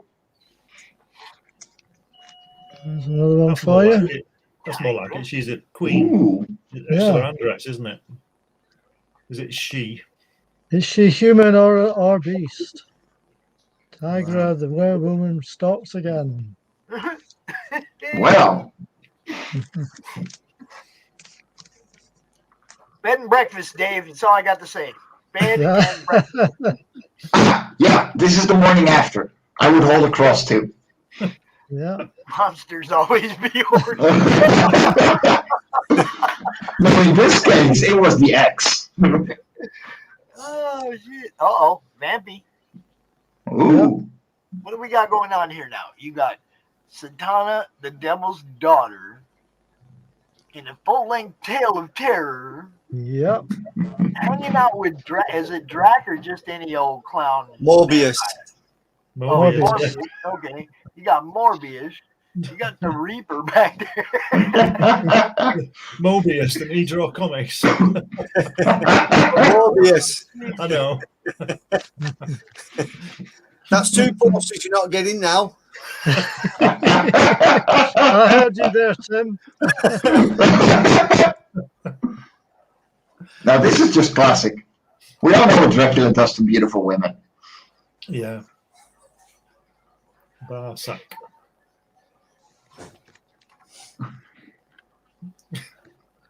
There's another one for you. Wow. Yeah, powerful women. Bow. Just bow. Try and scramble away because it doesn't work out. It'd be great to see an exhibition of all the cover art, wouldn't it? Yeah, it would You know, actually. all in one place. You know, that'd be fantastic. Like my house then. Yeah. Yeah, your house, if you like. Yeah. Yeah. Wow. Dude. See, I want everybody in the chat. We got some new people in the chat. We got Good Stuff Commentator. We got Zade. I want you guys to all understand. This is why we hate Dave. Okay? This is why we hate Dave. It's like every month he comes out here to CRoM Con and he shows us all the stuff we don't have. Yeah. He shows us all the stuff we've never You seen. want it. Never mind, never had. We've never seen it before. Yeah, we want him to be. We want him to set up a bit. Look at behind him. Those are all boxes. Those aren't like comics on the wall. You can't see it. Those are boxes. Okay, and they're full, right? And it's like we want him to set up a bed and breakfast so we can just go up there, hang out, and because there's no way you could look at all of his stuff in like a few hour visit. You would need to hang out for a week, like a vacation. Yeah. And even then, when it was time to go, you find yourself hiding in a corner, hoping you didn't miss the fact you're still there. You'd have to be searched on the way out, wouldn't you? Because you'd be putting things in your back pocket with this stuff. Well, that's why you just had to stay, right? You just hide somewhere where he don't know you're at. You know, you just filter a little food every now and then, and try not to make a mess he's going to notice. And I'm sure you could hide amidst all them comments. If I go missing for a few weeks, that's where I am. Okay, Tim. Don't put on a search warranty. I heard you. Wow, look at that. They're just so good, aren't they? Yeah. So moody. Fantastic, yeah. Yeah, they're very atmospheric of these covers. Yeah. They're really good. And not a computer in sight. No. Yeah. All beautifully coloured. Fantastic. Look at that. The perspective on that wall there, running back. Just pull back. That's it. Look at that. It's brilliant. That is beautiful. That's fantastic. That's wonderful. And it's on point too. Absolutely. There he is. Ah, here he is. Oh, right. Here we go. Rich. Hello. Hi, Rich. Hey, Rich. Hey, gentlemen. Look, he has weapons in hand, y'all. He's going to it.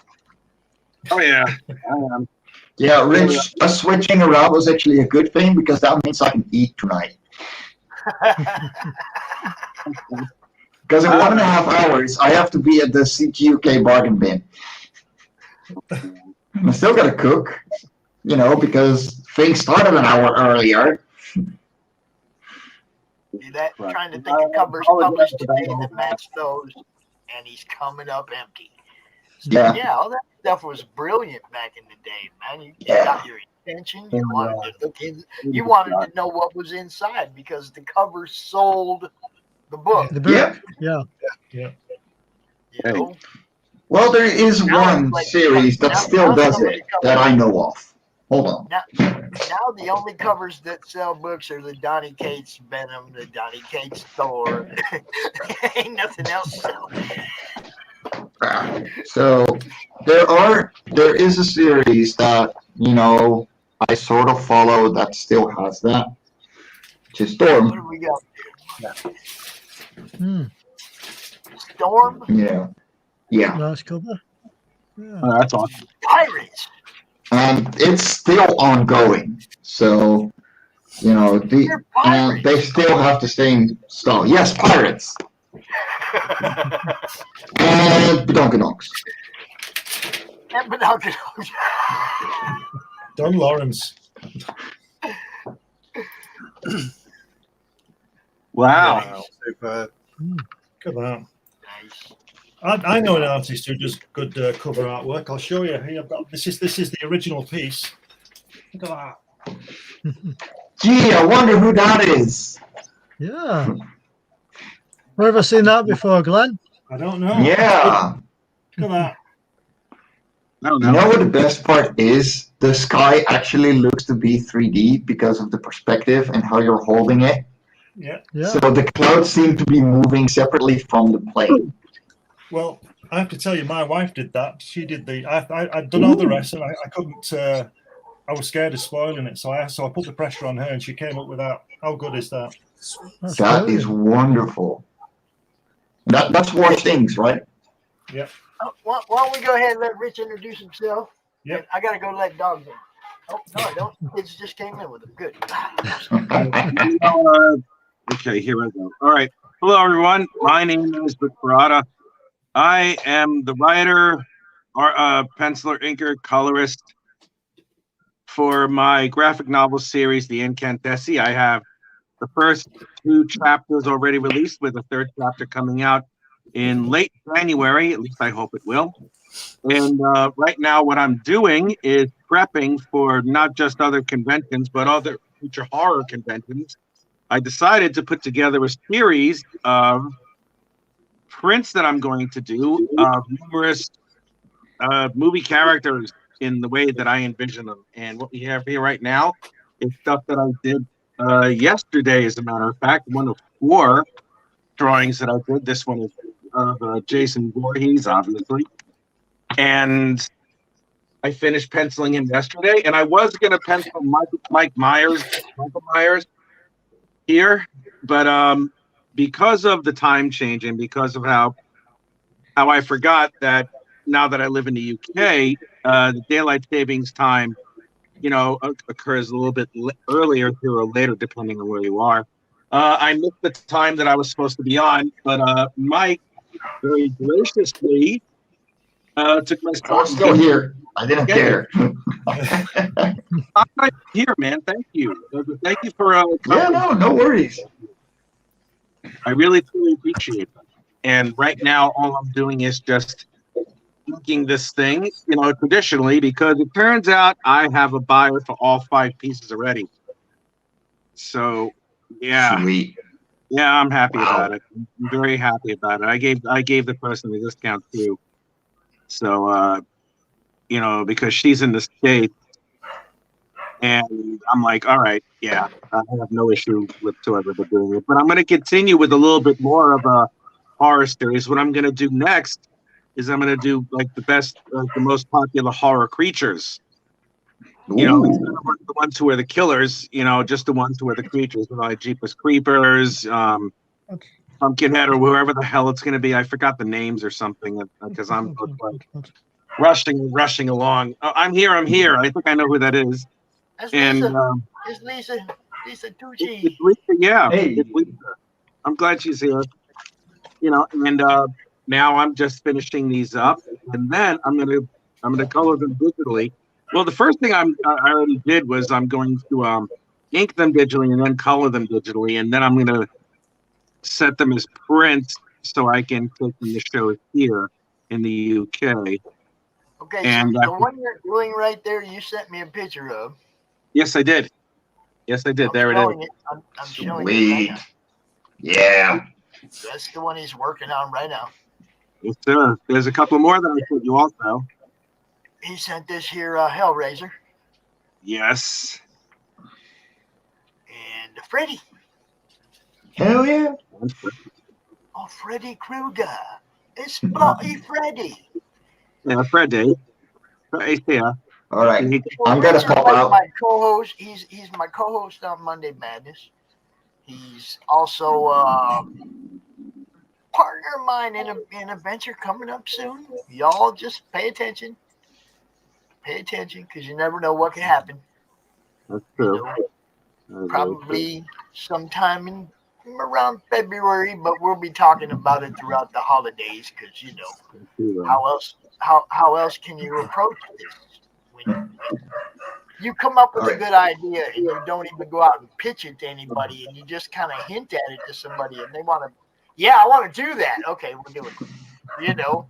So I mean, I'm really looking forward to it. But if you're wondering, who Big D Wild is, you're just gonna have to wait and find out. Gonna have to do it. Okay, I gotta hop out because if I don't make dinner right now, I'm not gonna be able to, and I'm probably gonna be into a show up until 10 p.m. or something. So stay awesome. I'm gonna go eat. I'll see you all on the other side in the chat probably.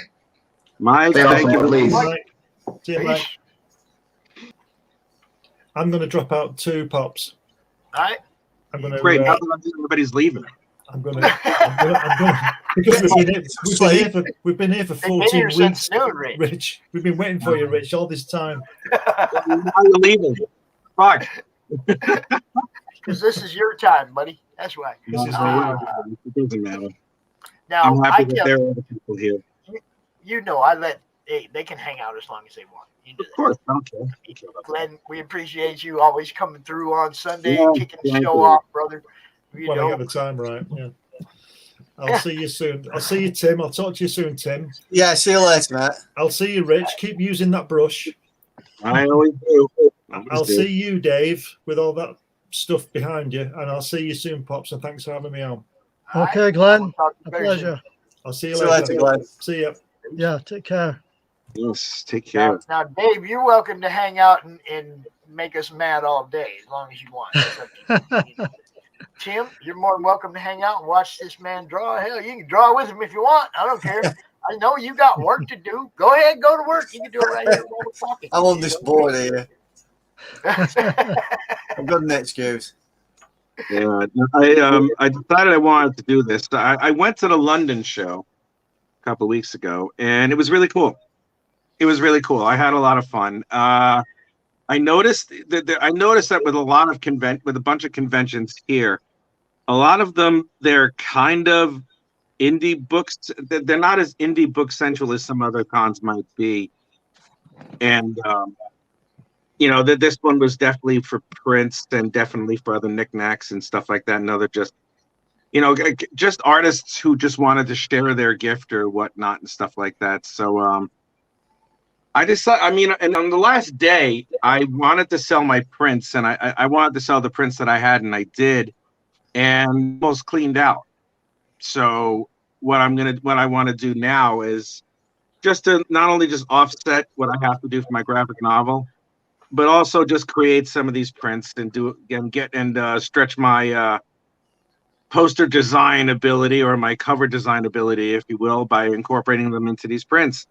And I already have like pictures of the penciled art, because what I usually do is I usually just take the pictures and then I throw them into my Mac and then I ink them digitally, because it's just a hell of a lot easier for me, and it's a lot cleaner and a lot less expensive, you know, having to buy ink all the time. But since I already had a buyer, she already said that she's a lucky buyer. I am now going to ink every single piece that I have. There's 5 altogether, and then I'm going to send her the digital files for her to do whatever she wants to do with them. Because she goes to conventions so often too. And I'm like, here, if you want, you can even sell the prints yourself over in the States. I don't care. You know, why the hell not? You know, I mean, I'll sell them over here. You can sell them over there. Those are hers.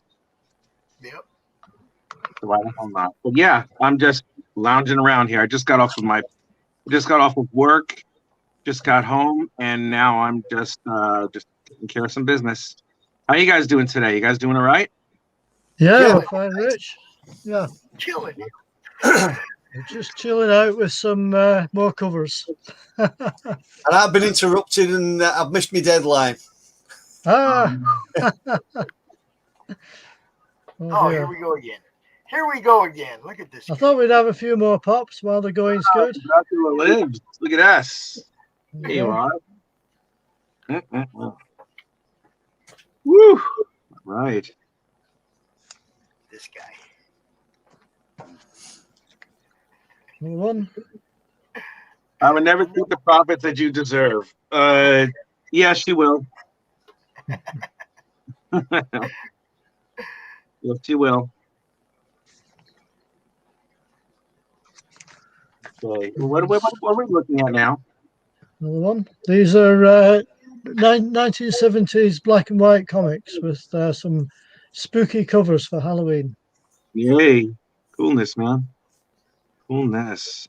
Dave has a house full of that stuff. You got to go check out Dave's house, man. You live there. You're like, Well, at some point, if Dave decides to invite me, I'm not just going to show up and go, "Hey, Dave, let me see all your comics." yeah, I would. Hey, Rich, come I'd on. kick the goddamn door in. Yo, Dave, Pops is here. I was going to say, you're all more than welcome. Just give me a heads up first. That's all. Then I can get some bickies in. I'll be there in about 10 minutes. Okay, Tim. No Where do you problem. live? I live in Nottingham. Where do you live? Preston. How far is that from where I am? It's about, I'm not sure. How far is it, Tim, from Nottingham to Preston? Any ideas? Well, how far is Nottingham from Birmingham? Good question. About an hour, I guess, give or take. Yeah, you're I don't probably about an hour from here. What's your address, bro? Look at that stuff. Good stuff. Always. Yeah, man. Every time Tim comes out, or I mean, every time Dave comes out, he's just like, whoa, look at this, look at that. And all those boxes behind him are full, and I'm sure like they're everywhere in the house. No, they're all just mainly in this room, Pops, believe it or not. Man, you're going to have to give us the full camera angle view all the way around one of these days. Because there's got to be more than just what's behind you with everything that you show all the time. There is. Yeah. It's nice. Look at all that stuff.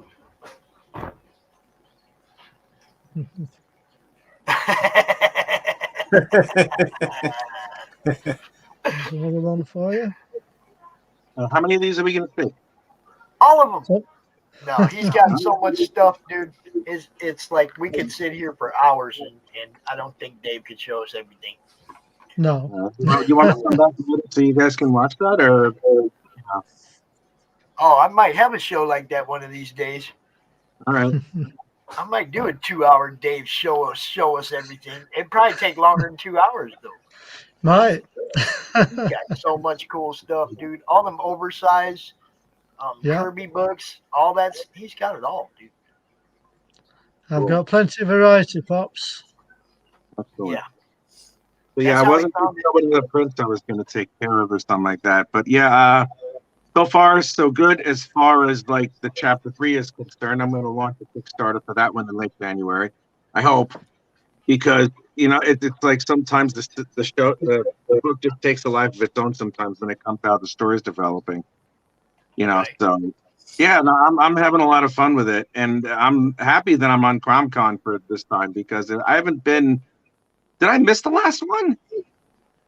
You were at a con on the last one. Yeah, I think you were, Rich. Yeah. Yeah, I missed the last one. I don't like missing CRoM Cons. They're my favorite events. So Now, I did want to tell everybody now, Incantessi 2 had 97 backers. yeah, You know, it did damn well, and a good improvement on book 1. Book 3 is going to do better because there's just that many more people that have seen it since he's been going to cons and selling the book at the cons as well. yeah. So, when you're going to put up the sign-up page, Rich? I will put up the sign up page after Thanksgiving All right. Just because so we know, I want to get. I'm sorry. Go ahead, Pop. You first. I say just so everybody knows when they can sign up, because that email list is a good thing, No, absolutely. Because the one thing I want to do is because I'm doing these prints partially because I want to have enough for the next bunch of conventions that are going to be coming up. Because I have one more this year. I was supposed to go. I was supposed to go to Liverpool, but I can't because of financial constraints. But I'm going to go to the Reading show for a couple of days, and then I'll have to wait until next year to go, because I have about 3 other cons that I have to go to over here in England. And I want to save up because there's going to be a couple of cons that I want to come to in the States, because there's a bunch of people that I want to see, and there's a bunch of people I want to meet, and there's a couple of things I have to handle when I come back to the States for like a short visit. But yeah, I'm definitely going to come over there, and I have to go to a bunch of conventions in the States because I miss where I used to live. I do. To an extent, I do. You You might know, I not love the miss period. it anymore. Why? Man, de Blasio's killing that town, bro. I'm not even worried about New York City. It's bad. He went out in a Spock costume the other day, acting like he was Kirk. With the blue shirt. I'm serious. With the Spock shirt on. Really? Really? And he called himself Captain Kirk.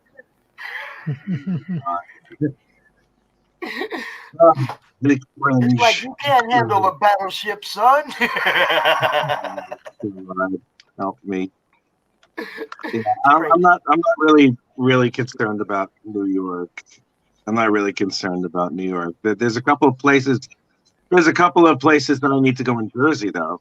So I have to find out when the next Jersey shows are, because they have the larger horror cons over in Jersey, and those are the ones that I want to go to more than anything. And yeah, I've been wanting to do those for quite some time. And they're going to have one here, but that's not until March or something like that. And I may come to the States earlier than that. I'm hoping to, you know, because again, there's things I got to take care of on a personal and professional level. So, you know, at some point I'm going to go there. What's up? I'm assuming Lisa lives in Jersey. People. Yeah, I know, right? Jersey people. I want to give a shout out again to everybody. This is a SOS. Barry and Grant was stranded in Traverse City at the con. He doesn't necessarily have a way home. He's trying to find a ride home. He's willing to pay.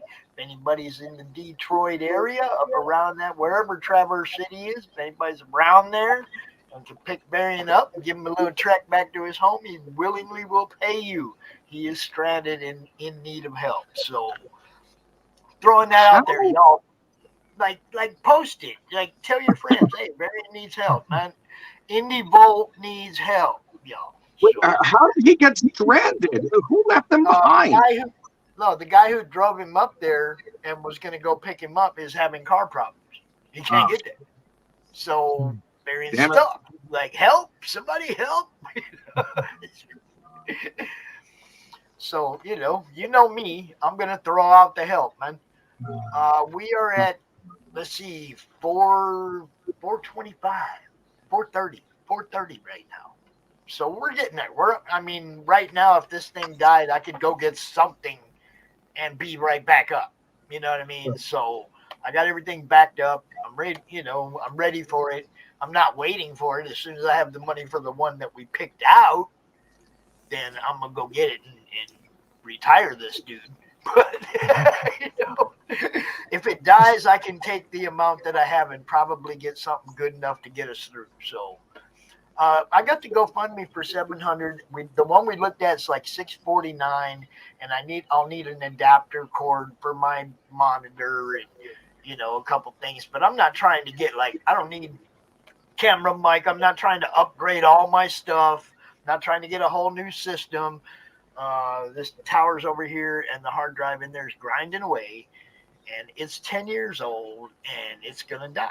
It's that's all. So I'm trying to be proactive and get ahead of the game and make sure that I have something ready to go when I need it. I hope you can manage that, Pops. Say what? Huh? I hope you can manage it too, to get yourself a new tower.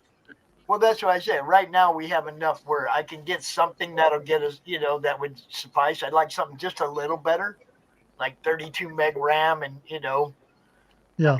So I'm looking. We're close. We're getting there. A couple $100 more, and I can go get what I need.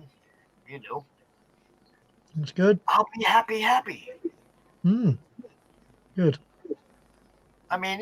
Like I said, things happen, life happens. We try to power through it, right? Sure do. We all do. Speed bumps in the trailer park of life.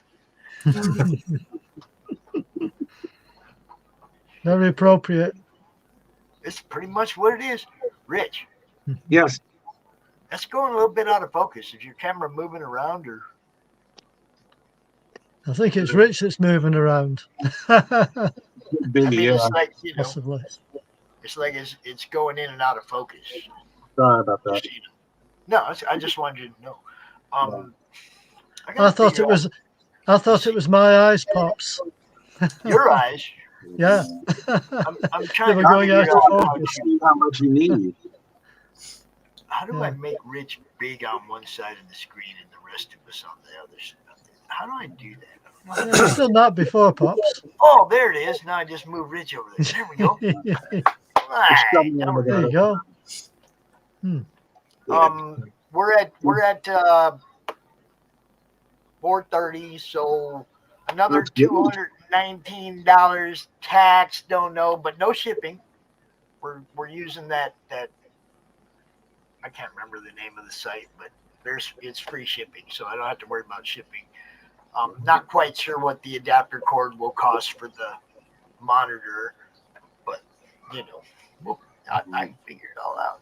I'm really thankful and happy that everybody's helping me out to get this thing, taken care of, because man, it's kind of stressful. All the way up to the show, I've been worried about what are we going to do if this thing, if it crashes, before the show, and I don't have enough money. But then once we got to like 400, I was like, all right, we're good. If it crashes on Friday, I can run to Walmart and get something.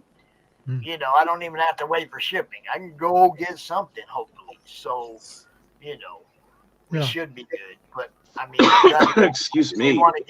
I really want to get the one that Chris picked out, because Chris knows what he's talking about, and he went hunting for me. He went like shopping for me. He's like, these are the ones I found. I think this is the one. I'm like, you know what you're talking about.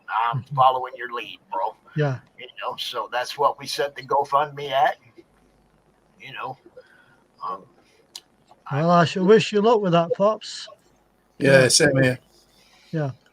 Thanks, Doc. Appreciate Right, it. Pops. I'm going to have to duck out a short while. I'm going to go and grab some food, but I'll pop back later if that's all right, and I'll show you guys some new artwork from World's End.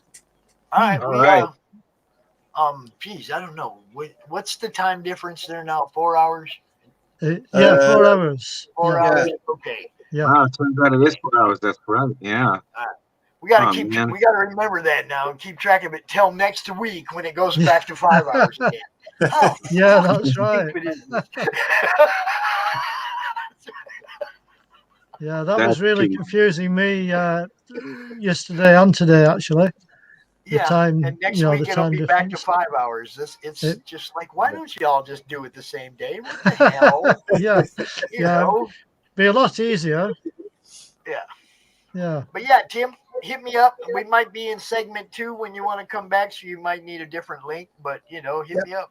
You're always welcome to pop in. Brilliant. I'll see you soon. See you later. Right, See you, Dave. yeah. See you, Rich. See you later. Later. Yeah, thanks, Tim. See ya. Yeah, take care. Who's the next guest after me? The next guest. There you go. Appreciate you, Doc, man. Serious business, man. That was a big stress thing. Before I had enough to be able to at least replace this, I was stressed. I was stressed out. I'm not surprised, to be fair, Pops. I'm not surprised. Well, I mean, I'm feeling obligated. That's one of the reasons I don't like to book things too far in advance, because I don't know what's going on. I mean, if I book too far in advance and then something happens and I can't take care of everybody that I booked in December, that would suck. I feel obligated to those people. That's why I try to keep, 1 month out. I don't book any farther than 1 month out. This month I kind of broke the rule. I booked a bunch of shit into November. I'm still in October. I don't usually do that, but I'm obligated to those people now. I got to make sure that I have a system. I got to make sure things are up and running. Yeah. So, there it is. When I take something on, I want to make sure I'm taking care of the people that I'm working with, or Absolutely. for, or however you look at it, Yeah. Mike's nearly done cooking. Let's see. Due to the chip shortage, your local Walmart no longer sells computers or laptops, only accessories. You know, when we went traipsing through Walmart last time, they only had one tower there that was on display. And they wanted way more money for it than any of the ones on the website. And I was like, this sounds kind of hanky. But, you know, we figured it out either way. Drive up to KSU, whatever I got to do, you know. Sorry, I left for a bit. Call from the doctor. What does everyone need? Oh, somebody's giving stuff out? Somebody's giving stuff out. Let's see. Who is that you, Lisa, offering to give stuff out? Yep, that's Lisa. She said, what does everybody need? I said, I just Pops. need a good show. I just need a good amount of viewership, a good show, good fun. That's all I need. I was going to say, Pops, how did you like my alter ego today? Oh, dude, that was great. And it glowed it was glowing in the dark and everything. It was beautiful. Yeah, like that. Good stuff. Now, we do have our next guest is in the backstage. I don't know if you guys know Jeremy or not, but I like to introduce everybody to everybody. Check him out. It's Leonardo Therno. It is. Say no. Hi, Jeremy. What's up, guys? Happy Halloween. What's happening? How y'all doing today? We're doing fine, thanks. Having a great day. How are you doing? Sweet. CRoM Con going good. Pops and steam pops, huh? Yeah, steam pops today. Nice. I don't know if you caught last night or Friday night. Oh, is that Australian representation? We did a little Alice Cooper last night. Oh yeah, I saw the Alice Cooper. That was good. Yeah. And I saw. What I meant by that was Bancroft had went around with Mel B in Australia with the Guy Fawkes mask to kind of like, you know. So Guy Fawkes it up, guys. It's Halloween. We got some crazy stuff happening. Stand up, you know, do what you can. I got Ninja Turtles on. I don't know what that represents, but whatever. Hey, no, that represents one of the long-standing indie comics that has been successful and gives everybody a little bit of hope. Yeah, it's the only costume I got right now. It was either that or Old Greg, and I didn't go to thrift stores for that. If you don't know the reference, it's the Mighty Boosh. Google that. You'll be creeped out. It's good. For me to do the old guy, all I did is I gave the kids the white hairspray, the white hair paint. I gave it to the grandkids, and I just covered my face and let them go wild. Yeah. That's awesome. How I ended up on Friday night, was looking like that. The Tommy your Alice Cooper was excellent. Like that was so good. I was just having fun, man. And my whole ensemble for the weekend cost $10 for the whole weekend. You know, I mean the glow in the dark little staff, the whole, you know, everything, man, all together. The hat, the steampunk glasses, the makeup, the paint, everything all together cost $10 for the whole weekend. Nice. That's good because that's about all I had. You know what I'm saying? Yeah, you're backing so many books, you know. No, actually, I'm trying not to this month because I'm trying to get this tower replaced. So I'm in that spot right now where I can't back anything, and I'm making a list. I'm making a list of the ones that I'm going to have to try and either play catch up on or try to get in at the end of. You know, I could watch the Richness do this all day. I've been wanting to study Sumi brush, like take my line art to more of a Sumi brush style. This is excellent to watch him do. Rich is amazing. Yes, sir. Said that. Thank you. Yes, sir. Did you see his Frog G? Did you see his Frog G? No, I did not. I did not. Did not get to see it. Hold on, let me show you. You haven't seen the Pops? Yeah, I mean, I know Frog G. Frog G's a legend. I just didn't know you drew a Frog G. Oh yeah. Or it's painted or how? Oh, that's awesome. That's great. It's the frog with the wrench of power, bro. The wrench of power, yes. So nice, excellent. Yeah, stuff, I saw that. man. I saw that last time. CRoM Cantessi back there charging it up for him. See that? Excellent. Excellent. Jesus Christ, CRoM Cantessi. I don't fucking believe it. Oh my God. Oh my God. Oh yeah. What After happens when you lick that frog's glands?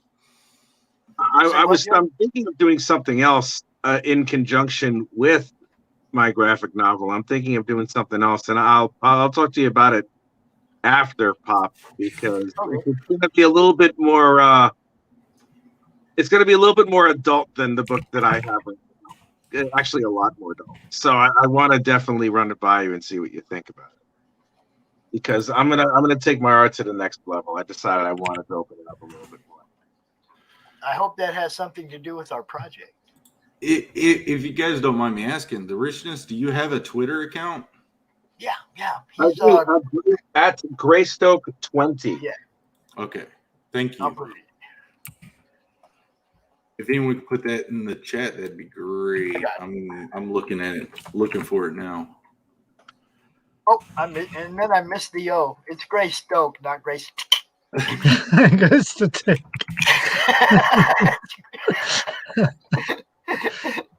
Oh dear. Yeah, I'll be dependent on that. Other than that, I'm Zade Studios, dude. I admire what you're doing. I want to keep watching. Thank you on that. Yep.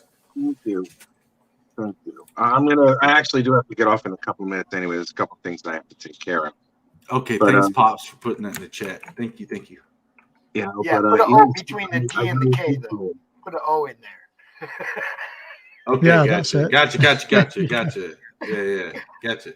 In Cantessi? In Cantessi. In Cantessi.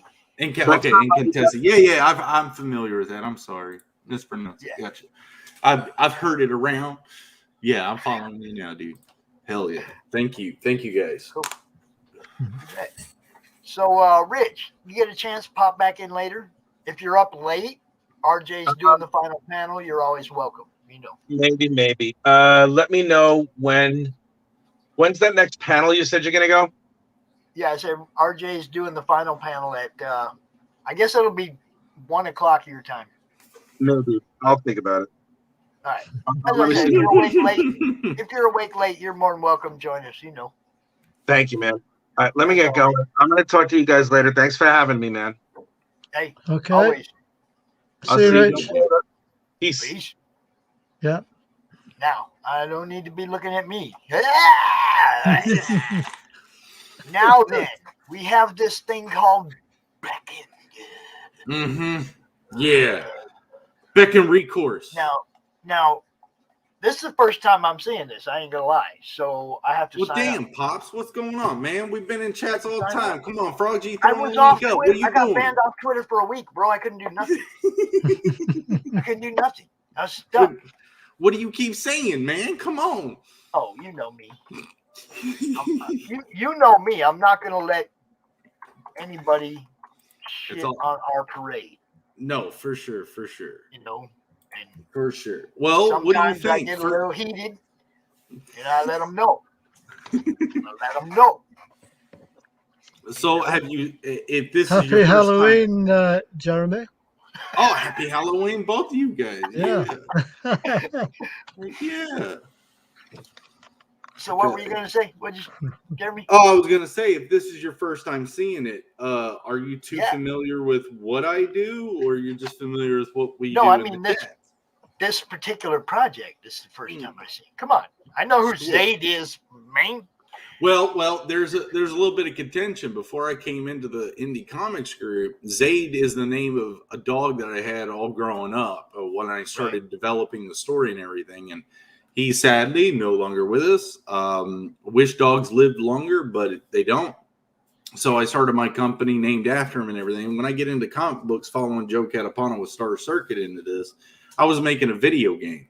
And that video game's on Steam. As far as a prototype, you guys can go download it and try it out for free if you have a PC. I animated, designed, and my older brother programmed it. He worked in the military, so this was his first video game, but I had been in the industry for a while, so me directing everything, we got all of it together. We tried to raise money for it in our first Indiegogo campaign, so it wasn't for a comic, it was for a video game. And that didn't hit, but here we are now with comics, and I'm absolutely loving it. You guys are inspiring all the creators, all the supporters, the fans, and then just as an artist thing, it's like I'm always learning more. Like to be able to take skills from other things and tie them into something else. Just the talent out here is insane. So, Beck and Recourse is a comic series that happens 10 to 15 years before the game events. So it's in the same world, the same, IP, but I'm working with comics a bit because the real reason the game didn't get funded, we didn't bring enough fans to it. I was naive a little bit. Learned my lesson real quick and just refocusing what I can do into comics and watching Joe do everything. So, the way he's come up and then meeting up everybody and, doing some work for some campaigns too. This has been awesome. So since I've been doing this, I meet and interact with more and more of these people who run gamer groups now. Yeah. Gamer channels. And it's like, I don't look for them, but they're finding us. You know what I mean? That's good. I mean, we can talk about Gamergate a little bit, but I wouldn't do that. But that was a big explosion for it killed a lot of indie developers. Yeah, just that's not really where I was going with it. I'm starting to gain a presence amongst people who play games. Yeah. You see what I'm saying? So now, like promoting something like that would be a lot easier now that I'm meeting so many people in the gaming community. Yeah, and there's a lot of things in CG, a lot of guys that are that have successful campaigns. I've got one that I'm not going to discuss or reveal who it is, but you guys have backed the books. You guys like their book. It's going to fulfill soon. You all know who they are, but we've got a project working with them for a prototype. That's a video game of their comic, so they can kind of take that prototype and then move forward. So you all know them, but I'm not going to talk about it because I can't really reveal it, But yeah, because I dove in and followed Joe Catapano into indie comics. I mean, I didn't know what CG was before that, but wow, I'm glad I found it. I followed I say the joke like it's like Gimli following Aragorn and Legolas into the Barrow Downs. It's like a dwarf an elf go underground when a dwarf dare not. I'd never hear the end of it. So I followed Joe into this and learned it. And man, I'm so glad I made that choice. And now I'm doing comic and I'm excited about it. It's just in sign up. I just launched the sign up about a month ago. I'm actively working on doing all the artwork. I'm also the writer. I'm basically the one-man show, kind of like what Joe's doing with Star Circuit. I'm not going to be obviously printing the books. I've got to, vet a printer with an ash can, which is where my art focus is right now. Just getting all that promotion and ash can art done to get a printer vetted first before the campaign even goes live. I want to make sure the book is basically done before the campaign goes live. I'm trying to get Eric Weathers and me to. It's up to me to direct message him. I've already approached him a few times. He's like, yeah, just DM me when you're ready. So trying to get everything ready for him, but I want Eric Weathers to do the letters. So, everybody does. Everybody. Exactly. And man, guys, Battle Brick Road looks awesome. Not only is he an excellent letterer, but my God, his art is excellent too. So go check him out. Like he knows what he's doing. And I'm so glad there's a guy like him we can go to for that. So, but yeah, Beck and Recourse is in sign up right now. I haven't figured out what the exclusive perks are, but I will be putting a poll up eventually when I get enough input. I'm asking the community, what do you guys want as exclusive perks? Like, it's not because I don't have ideas. It's because I don't want to choose the wrong one, or the one that people wouldn't be that interested in. So, because it's so early, I'm still kind of having that dialogue. I have a YouTube every Friday where I'm actually working on the book. So you guys can come there. It's mostly just roast me as I'm working. My older brother programs usually on with me. So that kind of keeps the attitude fun and fluid. But yeah, Beckoned is this is the introduction to a larger series. As I don't know if I said this, but it's one part of 3 of the introduction. So the big events that are happening in this recourse series kicks off the main event that is really the threat in the beginning of the whole story of the epic. So it does take across 3 different books. If I smash the books together, it would be an 80, 90 page. And I've seen many guys do it at 656. You guys are awesome over there putting out books that are that long and stuff. This is my first thing, and I am a solo guy, so I'm kind of doing lily pad steps, if you get what I'm saying. But the art is where I'm trying to grab you. So this was stated as a page 1 and 2, but it's actually going to be page 2 and 3. I've got a page 1 that I've actually got to create, but I've got it scripted out. But zooming in, hold on, this is a lower resolution. Sorry, this isn't the actual print resolution. This is a little bit lower. That's a lower resolution. It still kicks ass. yeah, sorry. It's just pixelating too far. It's a lot cleaner than this, but this is the quick image. The PSD is a lot larger. I'm sorry. But yeah, I'm imagining your stream picks it up all right, though. But yeah. It looks amazing on my screen. It looks just freaking fine. Thank you. It took me a while to land on a style that I stuck with. Rockefort is a huge inspiration for his detail and how he simplifies a lot of things too. And that's a weird word to probably associate with Rockefort, but I mean, it's a tactical choice. He does a lot of detail, but does it in just the right ways. I'm still new in comics, so I'm still trying to explore it. So you can see the pitfalls of too much detail happening, but I run with it. So I am going to be going back over it with another lighting pass once the whole book is basically rendered to this quality. I've got what was page 3, but this is actually now my page 4. I'll zoom up a little bit more so we can see there's tiny details, and again, there's just a little bit of lighting correction to make sure a lot of these figures pop out of these areas properly. So I'm just getting a lot of the bulk work done quick and then run through the whole book this way. And I've got it all thumbnailed out. But the last image that I'm going to have in the ash can is this page 4. So I'm not worried about showing the script or anything. I'm not worried about it at all. I want you guys to know what you're going to be getting. But this will basically, in my mind, it'll vet a printer and give everybody a good idea where I'm going. So these are my main advertisement, images. So input's great. I've been asking everybody around. My cover that I'm working on right now, that's the current thing I'm working. Sorry, you're hearing my keyboard clicking. But nice wraparound, simple back, cover piece that I'm working on currently. Just getting my flats in right now. And of course, dude, you have a lot of line work too. Yeah. So I'm not working the same, being a one-man show. I create things as assets so I can move them around, reposition them. The big contention that I'm having right now is, what's that? It's a stitch, basically the fold and staple next to the perfect bound square. The book as it stands right now is just under 30 pages, and that's strictly the story. So the perfect bound might not even be possible.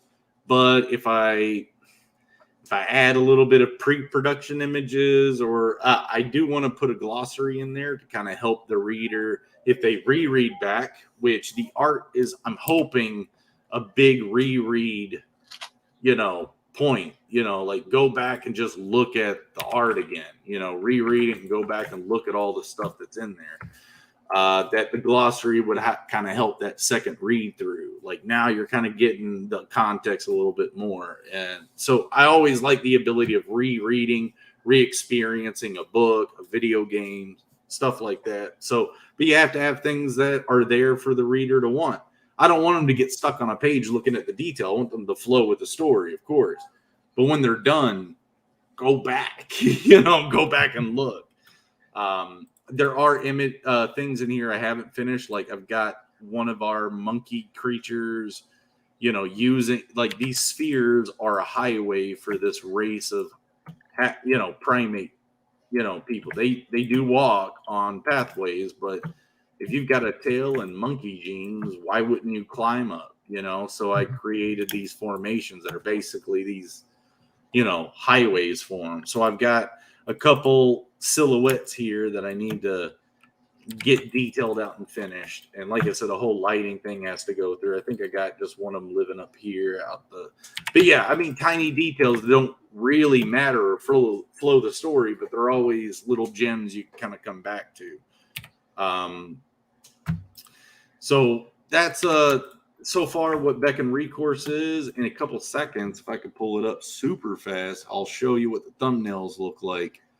Again, I'm not really worried about anything about it. I don't think anyone's that nefarious around here. When it's recorded, I'm fine. So, but the thumbnails are here. And again, I'm hoping that the pixelation, saves me a bit, but you can see these are my thumbnails across the book. It's laid out. I do have another page to add, and I'm still probably going to add a few more bits to it of pre-pro. If I can beef the pages up a little bit, it's all tactical, but that's the layout for the first book. Each book that I'm going to do probably is going to get a little bit longer. By the third book, I'm going to offer a hardbound where all three of them are in the same collection. And then, like I said, from there on, I've basically got a whole life's plan. If I keep to the comic books and I'm loving it, I got a life's work ahead of me, man. So I'm excited about it. And the fact that the video game is still there as well is inspiring for me to just keep moving with it, keep going.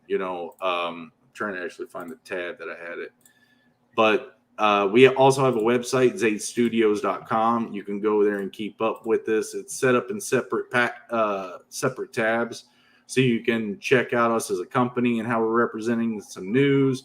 You can contact us. There's the beacon for the video game itself, which you can go and see our closed Indiegogo page. Like I said, it did not hit, but I want you to see what we did. Right. And I want to play the demo. I want to check it out.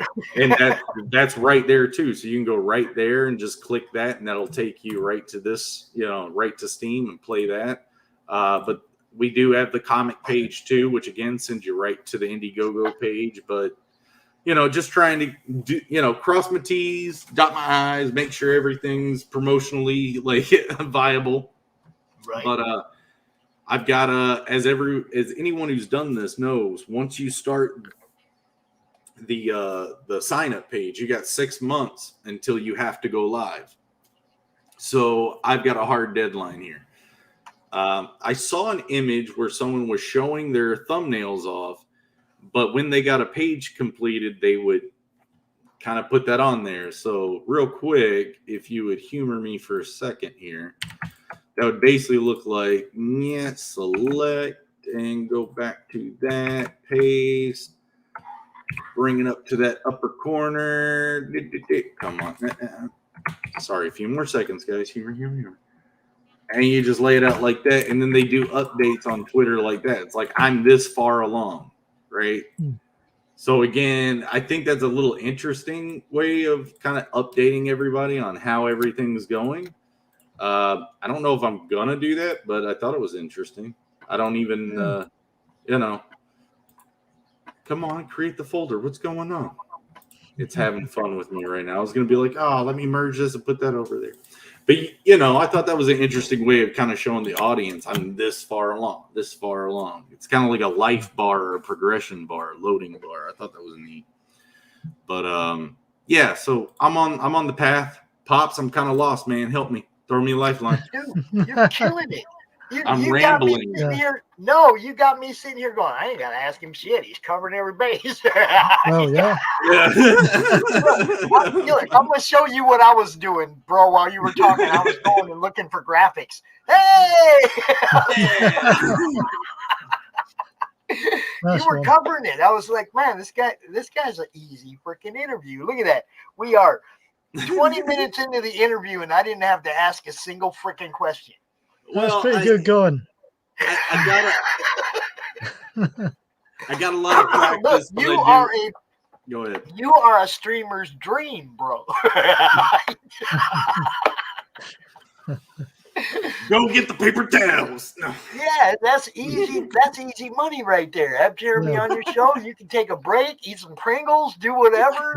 Jeremy's got you, man. You can go take a pee break, whatever you got to do. Look, Rich is the same way. That's why I grabbed him as a co-host, asked him to be a co-host of my show on Monday Madness, because I know he can carry a show. Yeah. You know, I mean, if I need to go deal with kids, dogs, whatever. Yeah, for sure. Rich got it, man, because he's just like that. He will, you know, he's not afraid to voice what's on his mind or you know, cover his book as much as possible. You know, it's like, I know I can turn him loose. Yeah. Do you do a show? Yeah. I'm glad you segued into it. That's what I was about to say. Is me and Joe Catapano of Star Circuit do a show called Art Bros every Wednesday. Actually, earlier I'm subscribed today. to that one already. Yeah. Let me get that link. Where's that link? And I'm co-host to him. We've been buddies since high school. We've actually worked at a game studio together. And again, I mean, obviously, I'm following him into the depths of the CEG Barrow Downs. But we're good buddies. We're close. His family's amazing, and they're also artists. So he's doing amazing, and it's inspiring to see everybody creating. So it was kind of tempting for me, you know, to dive in. You know, wasn't that hard for me to be like, yeah, I'm gonna do it. So and everybody's channels there are called Art Bros. Yeah. Look up Joe Catapano or Catapano. Oh, no, I'm already, like I said, I'm already subscribed. Yeah, you're already subscribed. But when I went to get the link to put it in the chat, it was like, man, how far do I got to scroll down to find you guys? I know. I tried to tell Joe that in the beginning. It's like, we got to do something else. He's like, no, it works. Don't worry about it. Okay. All right. So, Pops, I'm going to go in a minute, but I've just got a couple more covers to show you before I disappear. Oh, hold on then. Yeah. Let me make sure I get this linked out here for these guys. Okay. Yeah. That's the channel that Art Bros is on.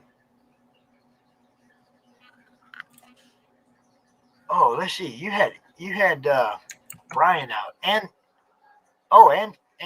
Rini. I'm gonna share this one. They can go watch you with Aerith and Rini. Yeah. And then the thing is that on Art Bros, that episode actually bunks out because of Joe's internet. So we did a rescue Art Bros with Aerith and Rini on my show or on my channel. So you can also go check it that one out there, and then me and Joe later the next week did a recovery one on actual Art Bros. So we actually got, like, between the two of us 2.5 three streams of these two, and they're awesome creators. You all know Brian, he's awesome. You all know Irene, she's incredible. I mean, great stuff, inspiring stuff. So guys, I mean, I'm part of the circle. I might not be shouting, but I'm busy drawing. I'm kind of sitting here in anticipation because Fiendish was one I backed back when I did have a little money. Yes. I love Irene. She's killing. Oh, dude, she's somebody much that's fun. Great to have on your show. She's energetic. She's bubbly. She's smiling. She makes everybody laugh. I love her. I'm going to do one quick thing here and show you guys the other thing about my campaign that I'm actually going to be trying to do is a black and white version. Now, it ain't going to be as quick as that. I'm going to do color leveling and everything, but I've gotten a lot of good responses off of a black and white version. again, seeing what Renee did with her smoke version of Fiendish was inspiring, because most comics that I see that's black and white, it's binary black and white. There's no gray tones, there's no shading. And there's a clarity in that style too. It's effective, it's great, it's direct. I have not learned that skill yet. I really I get caught in the details and even the textures that gray tones can take. But seeing Renee's smoke version kind of gave me confidence to go, I'm probably going to do a black and white version too, if that makes any sense. Yeah, so cool. Yeah. Right, Pops, I'll leave you with this one before I go. Oh, more Dracula. Oh, look at that. Nice. You got that one there. Dave, Jeremy, if you don't know Dave comes out here at the beginning of CRoM Con on Sunday every month and makes everybody hate him. Because of his collection? Dude, yeah. Look, I got a collection. It ain't nothing like his, man. Dude, nothing. I would be staying up for an entire month just studying all of that art and going, okay, what do I do? It's Dude, insane. that's what we tell him. He needs to set up a bed and breakfast, man. Yeah. You can go to England. Look, you fly over to England, you hang out with him, you get to meet Rich, you get to meet Glenn, all these other guys from the UK, Dave, Bristolian Dave, and everybody that's over there. You get to hang out with all of them at Dave's house. Yeah. At Dave's house. Get the taxi drivers to know the address so they bring the people right from the airport. Everybody go to Dave. We can have such a party, man. Dave's like, don't come to my house, you crazies. Don't do it. No, Dave's cool with it as long as you announce it ahead. He's got the mask. I'm in disguise. I'm in disguise. It's not me. Now, he already said ahead of time, we're more than welcome as long as we announce ourselves ahead of time. So I told him right before I kicked the door in. Dave! Anyway, it's been nice chatting to you all once again. Good to meet I hope you have a nice evening, everybody. I will see you next month, if not sooner. Yeah, absolutely, everybody. So look after yourselves, and we'll see you next time. All right, peace, my friend. Okay, take care. Yeah, bye. He's like, kick me out. I don't know how to do this. Nice. I love that dude. I love it, man. There's so many cool people in this game right here. It is. I mean, once you get into it, and meet everybody, get in the chat, start learning kind of the syntax of the groups and the hack gang and the bow, and it's too much fun. It's too much fun. That's the whole point. They're having fun. Everybody's like, oh, those guys are all blah, blah, blah. No, those guys are having fun. Y'all need to figure it out. And F Danny. You know, there you go. So yeah. Fuck Danny. So awesome. Like, the group is so much fun. I mean, and I haven't seen anyone yet that's like is the horror story. You know, it's like, from what you see on Wikipedia and everywhere else, it's like, I've not seen that guy yet. I went looking for those guys. Yeah. Where are they? Oh, I'm sure they're there. It appears they were here in the beginning. Mm-hmm. Okay, yeah, but they ain't around now. That's not who, you know. I mean, everybody doesn't understand the name was taken on as a okay, if that's what you're gonna call us. Yeah. No, that's a good way of putting it. Yeah, that's Yeah, it wasn't like we labeled ourselves this thing and we're different than you. It's like, you guys call us that. Yeah, you all called us out, so like, you wear it as a badge for you, we will too. Yeah, I mean, and it doesn't bother me because I've met so many more cool people than I've lost over declaring myself part of Comicsgate. I've gained so many more good friends than I lost. You know, so if you're gonna tip the scales, I'm winning. I mean, anytime I have a question, or anytime that I'm getting, you know, basically when I get self-conscious about something and I send it out to a few guys that I've met in comics, they're always coming back with good constructive criticism. It's not like, dude, you're doing the wrong thing. Dude, that sucks. You know, they're always kind of like, you know, you could try doing this or it's always, everyone's trying to kind of help each other out. And it's a good thing. And we're all in our different circumstances too. You know, that's the other thing, is we're all figuring a way of making this work. Yeah. And it's great. And there are speed bumps. Mm-hmm. Printers have been the biggest one. The shortages have been a huge one. Getting books out on time has been rough trying to deal with all that. And that's for everybody. It's not just for certain creators in a certain group. That's across it's the board. all of them. Mm-hmm. Yeah, it's across the board. So, you know, problems that everybody's dealing with. Mm-hmm. You know, the main thing is, man, is like, look, if you're going to work with somebody, be respectful of them. Yeah. Can't be respectful of them. Work with yourself. Work by yourself, do your thing. I was kind of having an inner rant the other night about, like, it seems like just the idea of respect. And it may be a little weird for me to say this in the context of here on the show, but it seems like the concept of respect is just lost. Yeah. On anything. Now, and this is the problem. I thought it was like a generational thing, that it's just deteriorating over time. But I come to find out that it's deteriorating across the board, because it's people my age that sometimes lose their minds. No, yeah. I have a guy on my show that's a regular. He's a mentor to me for like 15 years. We call him Bud, but he's a wood carver that's blind in one eye, missing a few fingers, and carves wood better than Jesus. He's a sculptor with wood, and he feels, I mean, it's every other day we talk, and it's getting crazier, getting nuttier, those type of things. And where it makes sense is here, where people are helping. People are trying to push and build something. Like, we're not being squashed by the corporatism or, you know, anything, you know, we're actually keeping moving. And that's important. Like your support that you do. I don't know how you do a whole weekend show, dude. Like what are you snorting over? Are you on the crack pack over there? Like, what's happening? You see, I'm not going to deny that there was a time in my life when I dabbled in things. Oh, I wasn't trying to expose you. I was trying to make a joke. Come on. No, I'm not going to deny that there was a time in my life when I dabbled in things. Now I just.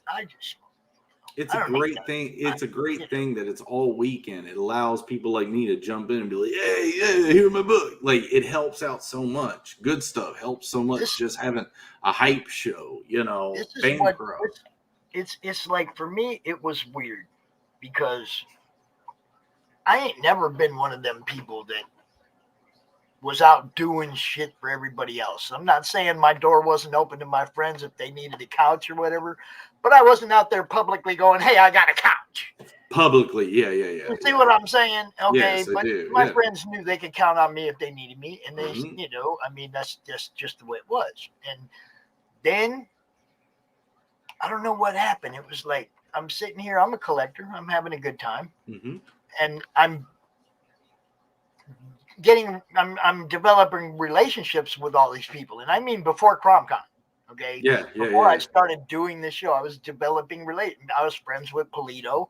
You know, I mean, I was developing relationships with these people before I started doing this. That's kind of why I started doing this. I had all my friends in my group, and at that time it was only like 500 people, dude. It wasn't, you know. Hey, that's substantial. That's substantial. But I mean, it was just a little group. But it was like, I had so many friends that were going, "What am I gonna do now that the cons go down?" You know, when Emerald City went down last year, it was like all my friends were panicking. They couldn't get their money back. They were like, "What am I gonna do? I got money in travel. I got money in this and that, and nothing." Right? They got no table to set up. That's where I started doing CRoM Con. It was like, give them a platform to go out there and show people what they got to sell. And I, you know, when I started getting in, you were open with me. You were messaging me. I was messaging you. I think you were banned from Twitter at that time. So it was really hard for me to kind of get the cross. I think Instagram was where we were finding each other and messaging for the most part, but I'm glad Good Stuff was like, it's like, dude, CRoM's going on. Get yourself in that slot. So I was like, yeah, Pops, yeah. Finally, I found my way here, dude. Dude. I mean, this is. I'm not going to say I'm not wiped out when it's over. Oh, I'm sure you are, dude. My problem is that at the end of the night, like last night, okay, at the end of the night, now I'm trying to unpack 12 hours. Yeah. Is there anything I need to highlight for another show?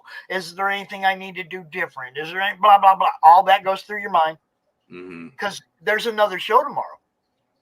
Yeah. You know what I mean? I got to do this again tomorrow. Was there anything? So you spend 3 hours after it's over unpacking it. Yeah. Yeah. Then you try to go to sleep. Yeah, right. You know, all the conversations are running through your mind. You know, you might get a couple hours sleep. You come back out here, you jack yourself up to do it again. Mm-hmm. I mean, anybody that ever spent any time in a boot camp, anybody that ever spent any time in boot camp, they've learned to live without sleep. Yeah. They learn to get themselves up for whatever they got to get themselves up for. Minutemen.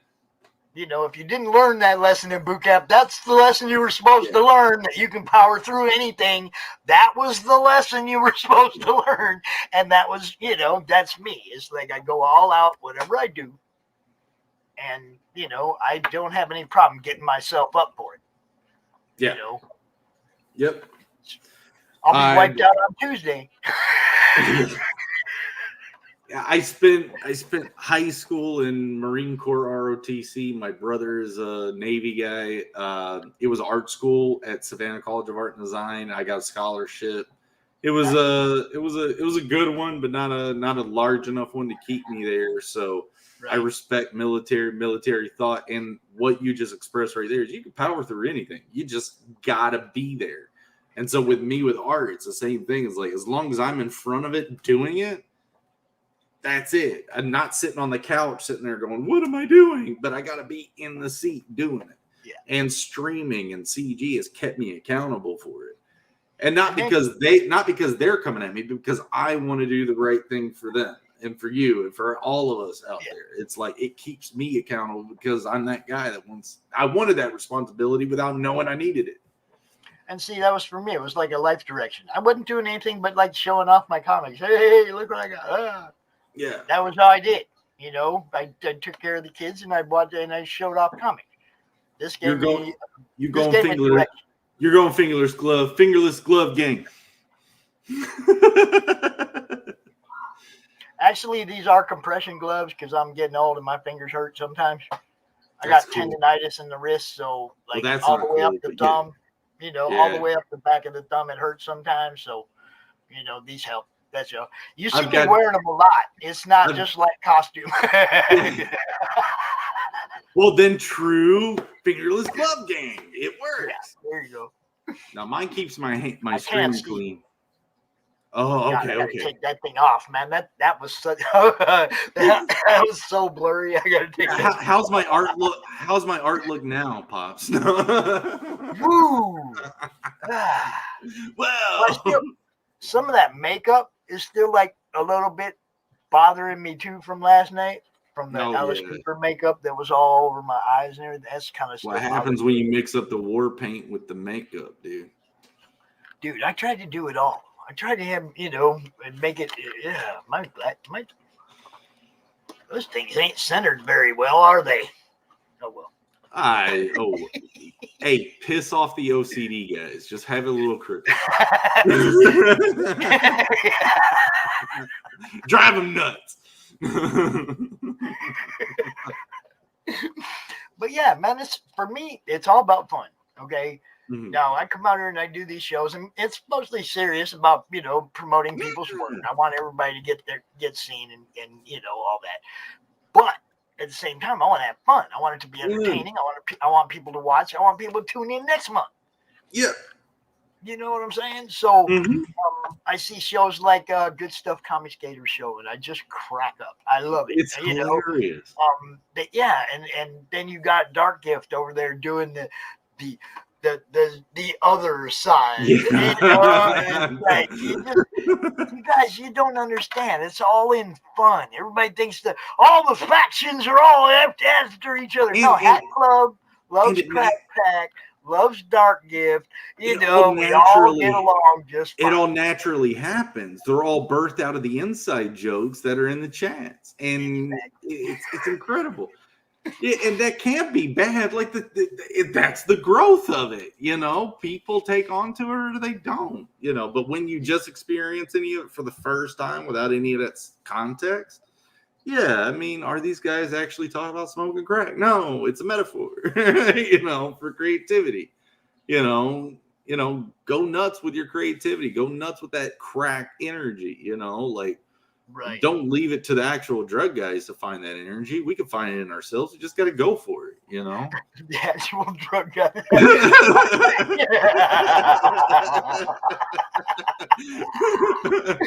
I mean, I've not heard that. I was just spinning off the disc there, but yeah, it's like just come out there with no cowards, bro. Just own it. Yeah, bow every day, Pops. Yeah, hashtag no cowards. You got it. Yeah. Own it. There you go. I mean, come on. Like I said, it's fun, man. I try to have fun. You know, and when these are over, usually when this show is over, I'm looking forward to Monday because Monday is usually people that didn't get a spot in CRoM Con. So it's just like a post-CRoM Con show on Monday. And then, you know, I start scheduling for the next month. But man, I just want to have fun. I want to watch shows that are fun to watch, you know. I'm avoiding the drama streams, the ones that you know that's all they're gonna do, you know, is go out there and bash and crash. I'm not even watching that stuff anymore. I don't want to, you know, I just want to have a good time. I mean, there, just like in anything, there is a spectrum of any kind of group that's at least as big as all of us. Like, I didn't know it was this big, but as I got into it, I'm like, oh. This is big. This is everywhere. So, you know, there is a spectrum. There are going to be ones that take themselves very seriously. There's going to be those that take themselves way too seriously. There are those who don't take themselves seriously enough. There are those who have fun. I think it's good to have that range, but, you know, make sure that you're in your lane, you know, wherever you're at. And this is the whole thing. I could be in a couple of those different categories. You know me too. That's what I'm saying, because I'm very serious about my work, but I have fun in other places. Right. You know, that's what I'm saying. They want to talk and preach about a spectrum, that left's crazy side, then fine. We have a spectrum too. And it's like, we have fun, but we are serious about what we're doing, you know. See, for me, it's like when somebody takes a shot at the con itself, okay? Not me. When somebody takes a shot at the show, and I think of the 50 or 60 people that I'm trying to promote every month, and I got some clown out there trying to get people to not watch, that's 50 or 60 people you're hurting. Not me. I don't have a book. I don't have a book to promote. I have a platform that promotes everybody else. Every time somebody comes at me stupid, it's just cutting the throat of all these other people. Don't do that. I don't know who would want to do that except just. Oh well, I mean, you know, I know it's happened. I'm just saying I just don't know why it's happened. But I've been just because I was promoting Joe's book. I wasn't even CG didn't even know me at the time. I went to a Reddit Indie Comics and posted about Joe Star Circuit. You're fucking right. Yeah, you're right. Like, then I said that on Art Bros, and the guy in the chat said, "You're getting canceled." And I went over there. He's like, "No, I got permabanned from it." And I told the guy, "What the hell?" And he's like, "You're promoting this." And I'm like, "I never mentioned that or nothing." It's like, "No, we looked at the social medias." And I was like, "You're going all through that just to stop it." And I'm like, that's you all want to talk about your, you know, your fascism and all that you're fighting against it. You became it. That was where it began for me when they tried to ban Florida Man and Mike Barron off Reddit. And it was like, oh, no, you don't. You don't get to do that to my friends. I took him to the biggest platform I could find and said, go talk about your book. But again, I mean, we see comedians are, getting to be able to be vocal about this stuff. And even they're getting to war about it. There are ones that are being paid for and adjusted. There are those who have their own platforms like we are doing here with CG. Like, you can't take this away from us, Alicia. I don't want to give them ideas, so I'm not going to finish that. But you know what I'm saying? is, you know, as long as we can keep supporting each other, keep your cancel culture over there. You all enjoy that because you're doing it to yourselves too. We're over here having fun and doing some very cool creative things. It's creator renaissance. I say it in Bancrofts all the time when the show ends. It is a creator renaissance. Respect it, because the renaissance last time changed the whole way the world worked. So, you know, we're not far off. This is I think we lost my next guest, but that's okay. We're having we bored everybody with their convo, man. I got all nutty. I'm sitting here. Take me seriously while wearing a Ninja Turtle costume, and the guy above me's got goggles and a top hat. Let's do this. It's good stuff, though. I do want people to understand. There's, you know, I haven't encountered any of the hate that everybody says is over there. You know, all I've encountered is good people of many different races, denominations, Dude, that's the other thing. Sexual preferences, genders, all that. Everybody's there. Everybody. So all that is just fake. When they attack us about being inclusive or whatever that is, that's fake. just dig in a little bit. Just dig in a little bit. We got some amazing creators of all walks of life. And you know what? We all treat each other with respect. That's the difference. What we said a second ago, that's being lost, we're trying to retain it. There you go. And that is the one thing that I can say about the people in CG is they've all been respectful of me. Respectful of what I do, even when I'm doing it for people that aren't CG. CG people don't come to me and go, "Hey, man, you can't have those guys on your right. But let's say you're new, like I was. Even when you're doing things wrong, they're respectful about telling you, or at least they're going to be jokey about it. But they're going to let you know, it's all about improvement and everything. Like, they're not mean. They might put you through a screen. We all saw that happen to a few new creators that popped in the group. We saw them being vetted. But that wasn't being mean. That was, we're trying to make sense of you. You know, we're trying to make sure everything's all right. I didn't go through that, but I watched it and I was like, wow. You know, I'm glad that it's done respectfully. And guess what? That person is now part of us. So, like, there you go. Because they saw the same thing. They were like, they're really trying to help. It's not an attack. For me, it was funny. For me, it was hilarious. It was. We all thought it was hilarious, but I mean, look, when I declared CG, you know, the response I got, other than the people that were mad about it, but the response I got from the people in CG, yeah, Pops, we know. Yeah, we know. We know. Kind of, yeah. You know. Yeah. I mean, sense. So it was like, oh, okay. Yeah. All right. One of them. And that's how it was. And I didn't feel like I was like all in on some of the, you know, I mean, there's extremes everywhere. I wasn't all in all the way to the end. Yeah. I like the respectful part of helping each other out. I like the way everybody cross promotes. I like the way everybody does a print with my project and your project and all that kind of stuff, right? I did a print for Mavericks that's got you in there. Yeah, I colored it. Yeah. You see what I'm saying? That's what I'm talking about. That kind of stuff, that builds relationships. That builds bonding. And then when you start interacting with your fans, like, because, come on, I'm a fan. You know? Yep. You guys did that. You put CRoM on that print. I was like, man, that's fucking awesome. Well, man, who was? It was a few months ago, and I didn't know that. I think they told me once who did the line art. Yeah, there it is. Oh God, who was the artist? The line artist on that? Oh, I'm going blank. I'm sorry. Sim did it? Huh? Sim did that. Yeah. Sid. Yeah, that was it. Yeah, Sid did the line art, so I just colored it. But yeah, like. that was so much fun. And I was like, oh yeah, okay, I gotta go look at CRoM, check out CRoM, make sure I get everything right in CRoM, so. And then, it's like, there was always, everybody is like, who's CRoM? Everybody thinks it's Conan's God, and it's like, nah, he don't look like Conan's God. Hey, Pops, Pops, does it hurt to do this? Pull your upper lip. Does it hurt when you do this? I don't got nothing to pull no more. 3-pointer. It's going. Oh, you mean him? He's got his tongue out. It looks like he is working it, doesn't he? Yeah. But yeah, see,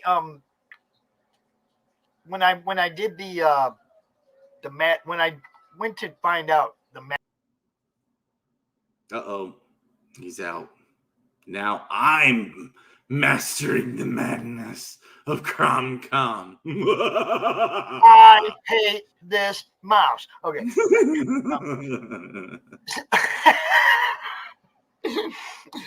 So when we went to name the group, and I wanted a logo for the group, and the guy that did the logo, which is that right there up in the corner, made that little troll, right? That little troll holding the comic book.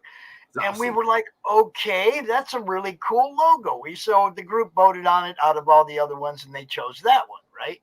I'm going to see if I can get a better look at it so everybody can see, because CRoM was cool as hell. Now, he didn't have a name, but the group, Comic Related Madness, CRoM, right? CRoM. It was natural. Okay. So I also went to the group and I said, we got to name this guy. This is my suggestion. Some other people put suggestions in the poll. CRoM won. That little guy's been named CRoM, and the con has been CRoM Con, and it's all, he is a internet troll. That's what he is. He's awesome. Been classified as. All right. I'm glad to know that now. We're getting some CRoM history, some backstories, some. Yeah, because when everybody was telling Fraga, hey, Fraga, draw CRoM, Fraga's like, CRoM? You mean Conan's God? I don't think we've ever seen CRoM. Well, you can call him Conan's God if you want to. I'm okay with that. He probably does laugh at your 4 wins. Yeah. Nice. But yeah, man, like I said, we just tried to have fun, and that was part of the group before CRoM Con. That we were just trying to have fun, doing all kinds of stuff, and so here we are. I like the dynamic. Being a creator and an artist is not only is it very fun to find these pockets and these friends and the support, but the inspiration. I mean, if I want to get better at art, all I have to do is look around in this group, and people like Melone, feel about them how you want. Sorry, Melone, I've heard some people are like, yeah, they like your stuff, but your attitude's a little. I love it. I love to grab the oars and the power pushes. I love that. And there's the same thing with EVS. I mean, he might rub some people wrong every now and then in his own group, but man, look at what he's doing. Look at how he's leading. Look at how he dresses in a suit when he debates somebody who's dressed in a t-shirt and didn't even shave before that. He respects the movement that he's trying to do. He respects all of us and make sure that he's representing the right way. I can't not ignore that part. So being new in this, I'm hoping I grow into that. So I'm always looking up, always looking at better art, trying to make my stuff better. But then the presentation, I'm still just a year into streaming, doing this stuff, and I'll make mistakes and I'll make more, but I'll learn from them and and everybody's been chill about it. So that's what's even better. Like and just like that, you bring up Melone and EVS and how they stand on what they say. Even if it rubs people the wrong way. But you see EVS still out there promoting the hell out of people. Even new guys brought me on his show. Didn't know me from Adam. Yeah. Okay. brought me on the show and let me, have my say about that particular debate that you were talking about, right? Yeah.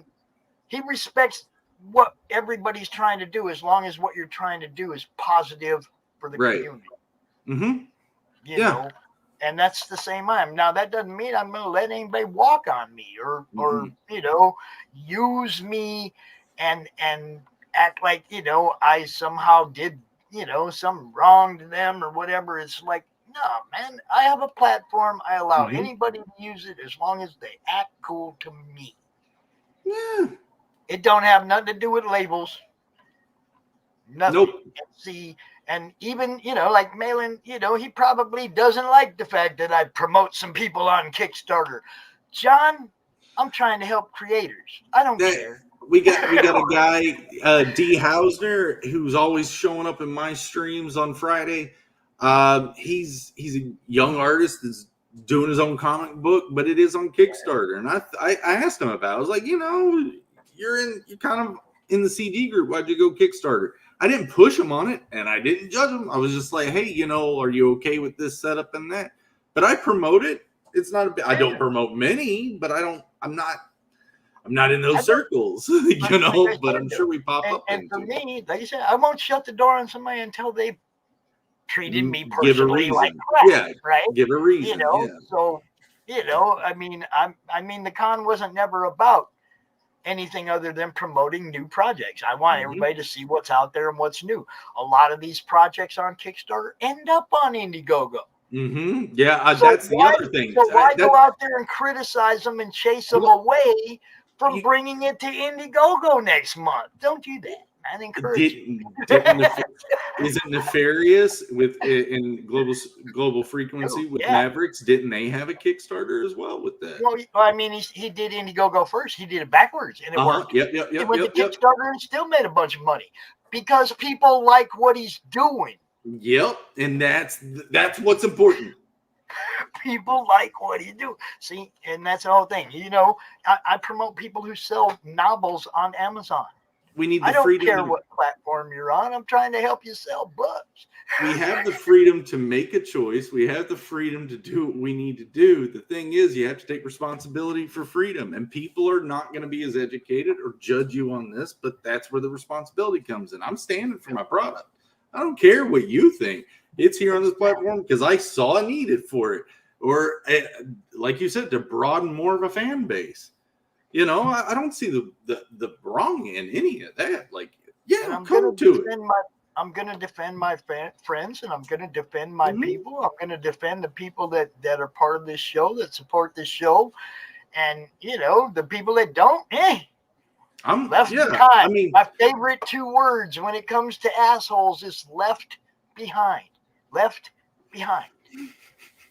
Yeah. See, get out of the way. We got work to do. Yep. Speaking of work, go ahead and tell everybody one more time where they can find this, all that, because we got our next guest in the backstage area. All right, guys. Well, if you see my name tag right there at Zade Studios, if you type that into Google, more than likely you're going to find our website. And on our website, there are links to get to the Indiegogo campaign. But you can look up Beckoned Recourse. I got to go exit out full screen, Pops. Sorry, give me a second. I'm getting everything up. Bam, there we go. No. I got share screen now. I'm sorry. Okay. Yeah, there you go. Yeah. So go sign up for Beckoned Recourse. It's still very early in sign up. I'm actually currently working on the book. If you want to rewind a little bit or humor me a little bit, I've been working my butt off, making sure everything's ready to go. It's all thumbnailed out. Got to get all the rendering through. So that's what's happening. Got a cover happening. There's an ash can going on. If you want to keep up with it, Zade Studios on YouTube. I do a show every Friday with my brother Dwight, and Joe Catapona from Star Circuit shows up from time to time. But go check it out. There are pictures there. You can right click, open a new tab, and get to zoom in. Hold on, where they go? There you go. And you can zoom in yourself and check all that out.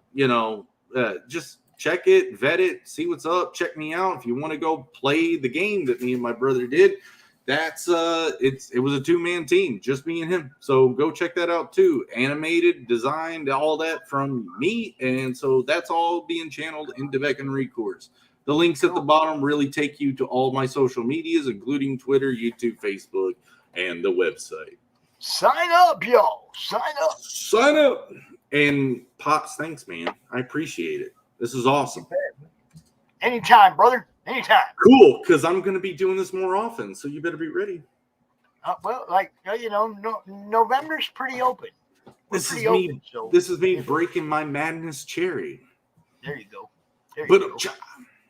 Bow. Bow. That's what it sounded like. Bow. Every day. Bow. All right, but y'all go check this out. Sign up for Beckon. I want you to put the link where I can find the game in my Twitter, in the Twitter inbox, so I can go check that out sometime in the future. Do you have a PC, or are you one of those Mac people? No, a real one, Mike. Okay, a real computer. Okay, yeah, there it is. I just messaged it to you. Cool. Thank you, go sir. check it out. Thank you, man. I appreciate me having me on the madness, man. Thank you so much. What's up, Corey Hardiman? Hello. Corey Hardiman. What's How's it going? All right. Well, Pops, thank you. Corey, hello. And I'll give you the stage. Guys, thank you very much. CRoM Con. Back some books, guys. Later. Okay. How's it going, Pops? How you doing? Oh, good. Couldn't be better. I need you to drop me a link to whatever you want in the private chat, please. What's that? Anything you want to highlight. Okay. I actually don't have anything yet because my Kickstarter just ended at 12 o'clock this morning. And that's right. Yeah, and I'm relaunching on Indiegogo tomorrow, but I don't have a link for it yet. This is my first time with Indiegogo, and I'm still still new territory for me. All right. Well, let's go ahead and talk to people about it. Okay. So that they know what to look for tomorrow when you launch the pre-launch page. Absolutely.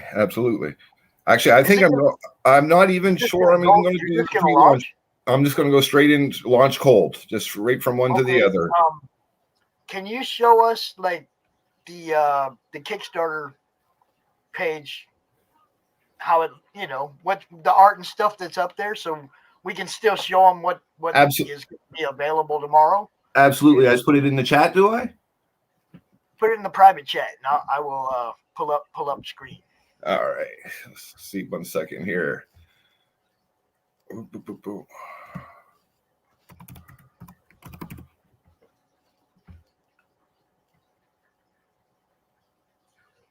this is one of what we were just talking about. Some people will do Kickstarter and then they will bring their project to Indiegogo.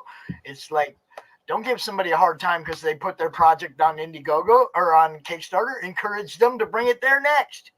Absolutely. So if that's the only platform you use, then encourage people to come to it. Don't go, oh, what are you doing on Kickstarter, man? You're not probably going to get their attention that way, if you understand what I'm saying. Absolutely. Absolutely. I'm trying to copy the link here. I'm not having a lot. Oh, there we go. Marv is saying hello. You wear Marvin the Sin Killer. Amazing book. Brianna, what's happening? Brianna is in the Netherlands. She's watching from the Netherlands. That's awesome. We are worldwide here, people. All right, I got this. There we go. I'm not as used to use my laptop as I am my PC, so it's a bit harder to get it to do what I want. Right. You guys may have seen this banner above the madness. Thank you very much. You may have seen this because we love this book. I appreciate that. All right, let me see. Let me do this and see if we can pull this up. I don't know how much they still show after the campaign ends, but we'll see. Yeah, I'm not sure actually. Oh, it looks like we can look at. Yeah, it looks like it's all still up there. Cool. All right, so we're going to take a look at what's going to be available on Indiegogo very soon. This is called Sister Mercy, and look, you're gonna come on, guys, just look at it. Look at it. Yes, we've been. You've seen this image over here. That I think is the one you used in the banner. Yep. Good stuff. Now, did the banner say Kickstarter on it? I don't think it did actually. No, it didn't. Good. No, Then I can just keep right on using it. Thank yep. you. Perfect.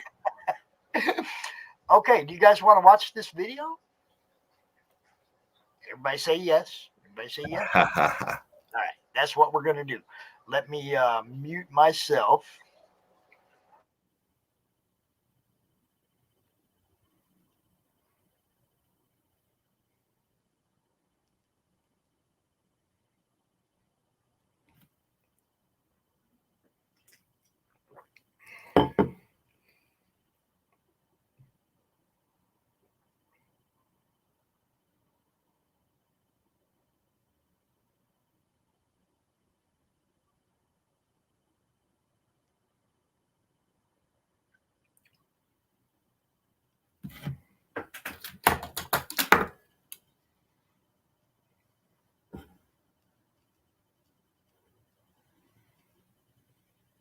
Oh, you're still muted, Pops.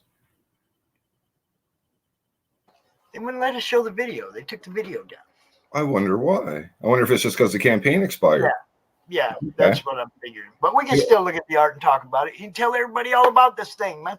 Yeah, and the video will be up on the Indiegogo when I launch that as well. Sister Mercy's the story of a schizophrenic nun that hears the voice of God in a post-apocalyptic wasteland, much like Joan of Arc. As many people wondered, did she actually hear the voice of God, or was she just schizophrenic? And the same with Sister Mercy. That's up to the reader's interpretation as she navigates the wasteland and all the threats that live there in search of her mother. And so far, and the campaign that just finished on Kickstarter, that's launching on Indiegogo, is a graphic novel which compiles the first 4 issues together, as well as the art of Sister Mercy, which is going to be an add-on. That is a 24-page comic which features a bunch of the pinups and past variant covers, so that everybody gets a sneak peek at, or it gets a piece of the art instead of just the 50 or 60 people that got the comic, because some of those covers are really, really nice, and just wanted to get them out there. Okay, now I gotta get this. Why is this not sharing the screen? Share the screen. It's me. You caught my curse. I'm so bad at technology. Like I'm stuck in the 90s, so it follows me everywhere, right? It's been one of those weeks, bro. But yeah, this is what we're talking about. Sister Mercy. All right, so carry on. And that's the back cover there. That first image was the back cover by Derek Stevens. I love that. Beautiful, beautiful picture. And then 120 pages, y'all.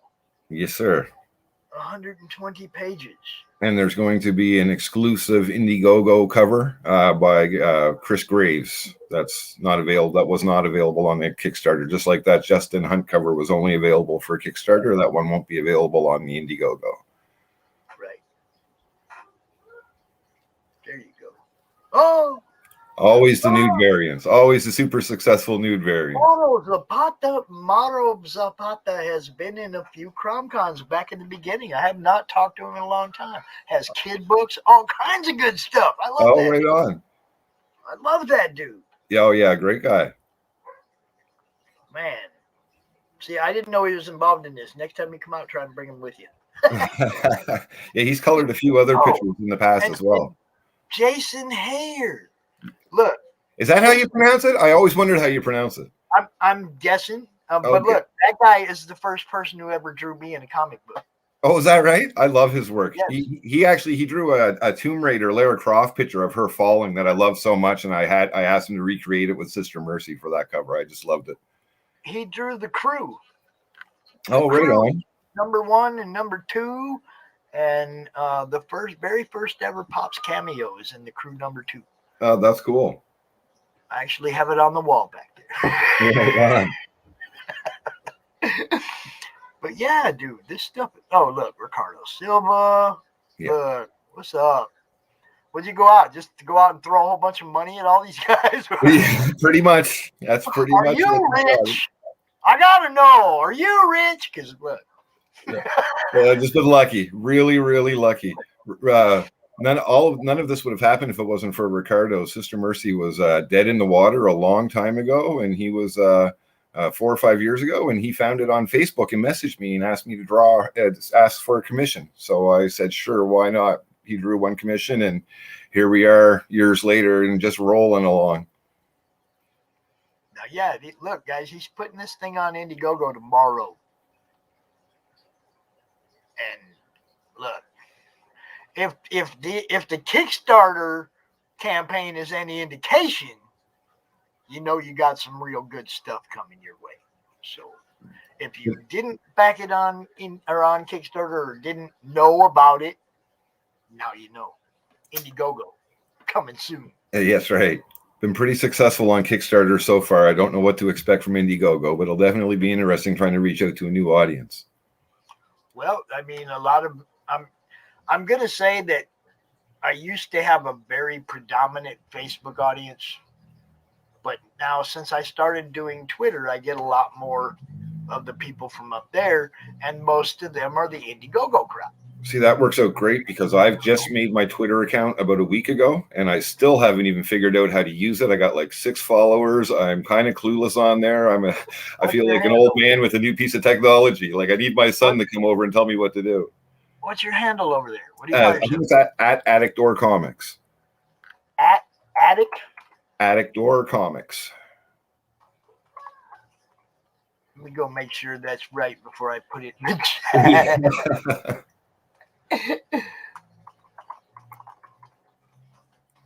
Now I know how my parents felt when I was a kid and they used to ask me to program the VCR when I got to get my son to do this stuff for me, right? All right. We got you. Awesome. Thank you. Now I know where you're at there. I followed you over there. I see you already be hooking up with Meredith and there. You might only have 7 followers, but you got some good ones that know how to get your word out. So that's awesome. Like I said, just starting out. I expect it to grow here once I actually figure out what I'm doing and start tweeting a little bit. I think I've tweeted twice so far. Just tweet the link to the book. You know, awesome. Tell everybody, go check it out on Indiegogo now. You tweet that out. Some of us pick it up. We tweet it out. Well, I got almost 1,000 followers. So, boom, awesome. There you go. Okay, It goes that fast. Meredith has more than I do. So, you know, it's like the more people that share stuff out. That's great. Know that there's some really good people out here. There really is. All they do on Twitter is put up 4 or 5 accounts on one post. Boom, boom, boom. Check these out. Bam. You know, I mean. And I'm so grateful for people like, you know, you and Meredith and Andrew Mecca Davis and all of these guys that just actively promote other guys. They don't necessarily have their own thing out there. They just, you know, promote other people's work. Like that is so awesome. I'm so appreciative of people like you. You guys make a massive difference. But see, then you guys inspire us too. Because like I was just a fan and now I actually have project that's going to come out next year. Oh, that's awesome. Right on. I have no doubt it'll be great. Well, it's going to be a little bit off. I'm just letting you know. Oh, that's good. I guess that's good. That's a good start. Yeah, it's going to be a little bit off, but I hope people like it. You know, right on. It'll be fun. Only thing I will say about it now is who is Big D Wild? Big D Wild. There you go. That's a good question. Big D Wild. Yeah, that's the question for a while. We're in character development. We've already got, you know, the character development sketches drawn for the main characters and stuff. We already know what the story is going to be, what it's going to be about, but it's going to be very fan inclusive and artist inclusive, creator inclusive as well. We're going to be actively looking for people to do crossover stuff with us, actively, you know, looking for every angle to get more eyes on everybody else's stuff. Oh, okay, sweet. Yeah, that's great. So like every month we will probably highlight somebody different and allow them to do a little something in our book. Right on. Not every month, but every book, you know, every book will bring somebody else in and allow them to do some of it and take a little bit of the pressure off my guy. Yeah, right on. He has his own stuff. You know, I don't want to interfere with his stuff, and I don't want it to be to the point where it distracts him from his own stuff. Gotcha. Okay. So, you know, I'm going to lighten the load on him. He's only going to have to do 20 pages or so a book, you know, and I'll have somebody else do some more. And that way we get to cross over with other people, bring their characters in. We're building an omniverse. Okay. Okay. That mine is just going to be like, you know, anybody can portal in. I don't give a shit. Right on. That's Anybody awesome. wants to, anybody wants to portal in, we can figure out a way. The concept of the story is it'll work. No matter who wants to, we can figure out a way to allow them to write their character into our universe. Okay, sweet. See what That I'm is saying? awesome. Yep. There will be no limits. It won't matter.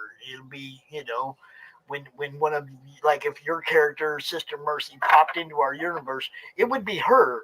Yeah. Her stuff. It would be your art. It would be her, and your interpretation of whatever little corner of our universe you pop in at. Right on. Okay, that sounds see what great. I'm saying? Yeah. My guy will do the main interpretation, and then everybody gets to work off that. So Okay. it should be fun. I hope it's Cool. fun. That's all I ever try to do is find stuff that's fun to do. Sounds interesting. I look forward to updates on it for sure. Well, yeah. Once we get around to letting people know exactly what the story's going to be about, like when the first one comes out, then everybody's going to realize, oh, that's what's going on, and then hopefully we get some people that go, oh hell yeah, I want in. That's what we're hoping for. So, and that's with Rich Perotta. Rich is going to be doing the art and co-writing, and he did Incantessi, I think, didn't he?